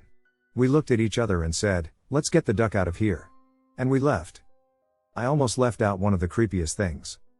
There was one morning that I awoke very early. It was around 4:30 a.m. when I noticed that the light was on in my son's room. Again. I always tried to catch the light and turn it off before it woke my son, as due to his brain injury, sleep was very important for him to have. As I walked in quietly to turn off the light, I was pissed that this had been going on so long and nightly. I tapped the light twice to turn it off and started to walk out of the room. I stopped at the foot of my son's hospital bed and said out loud, "If there is something here, turn on that ducking light." And almost immediately, the light turned on. I did not realize that my son, who I thought was asleep at the time, woke up. The look of terror on his face shook me to my core. To this day, I still have nightmares about that morning and the look on his face. I unplugged that lamp and stored it in the garage after that morning. Still, like I said, there were other things that occurred here. The house is real. It is located at 2921 First Street in EP, Texas. Now for the kicker. As mentioned earlier, the woman who lived there previously died in that house. What I did not know was that she died and stayed in that house undiscovered for a little more than a week. Eventually, one of the individuals who had called the police to request a wellness check because mail and newspapers were piling up, and no one was answering the door when they knocked. After the police gained access to the house, she was found dead in the hallway between my son's room and the bathroom with a light that would turn on/off at all times of the night. I was also informed that the woman who lived in that house became increasingly angry and hateful as she aged. She was paranoid and developed dementia. She became so hateful and cruel that she alienated all of her family, even her husband, who eventually moved out and paid the bills while she lived there alone. When he passed, the husband, this lady kept the urn with his ashes on the kitchen table that looked out onto the front driveway. The same window had the vertical blind pushed sideways, as if something or someone was looking out at me and my wife during our last night in that house before we moved out. I was told that the room that my son slept in was where the lady suffered more and more from dementia. She made a shrine of sorts. With paper after paper taped to the wall asking God to save her, to not hate her, to forgive her, and for her family to love her. This same wall, when my son was set up in that room, had his medals from track and cross country. Pictures of his friends, newspaper articles.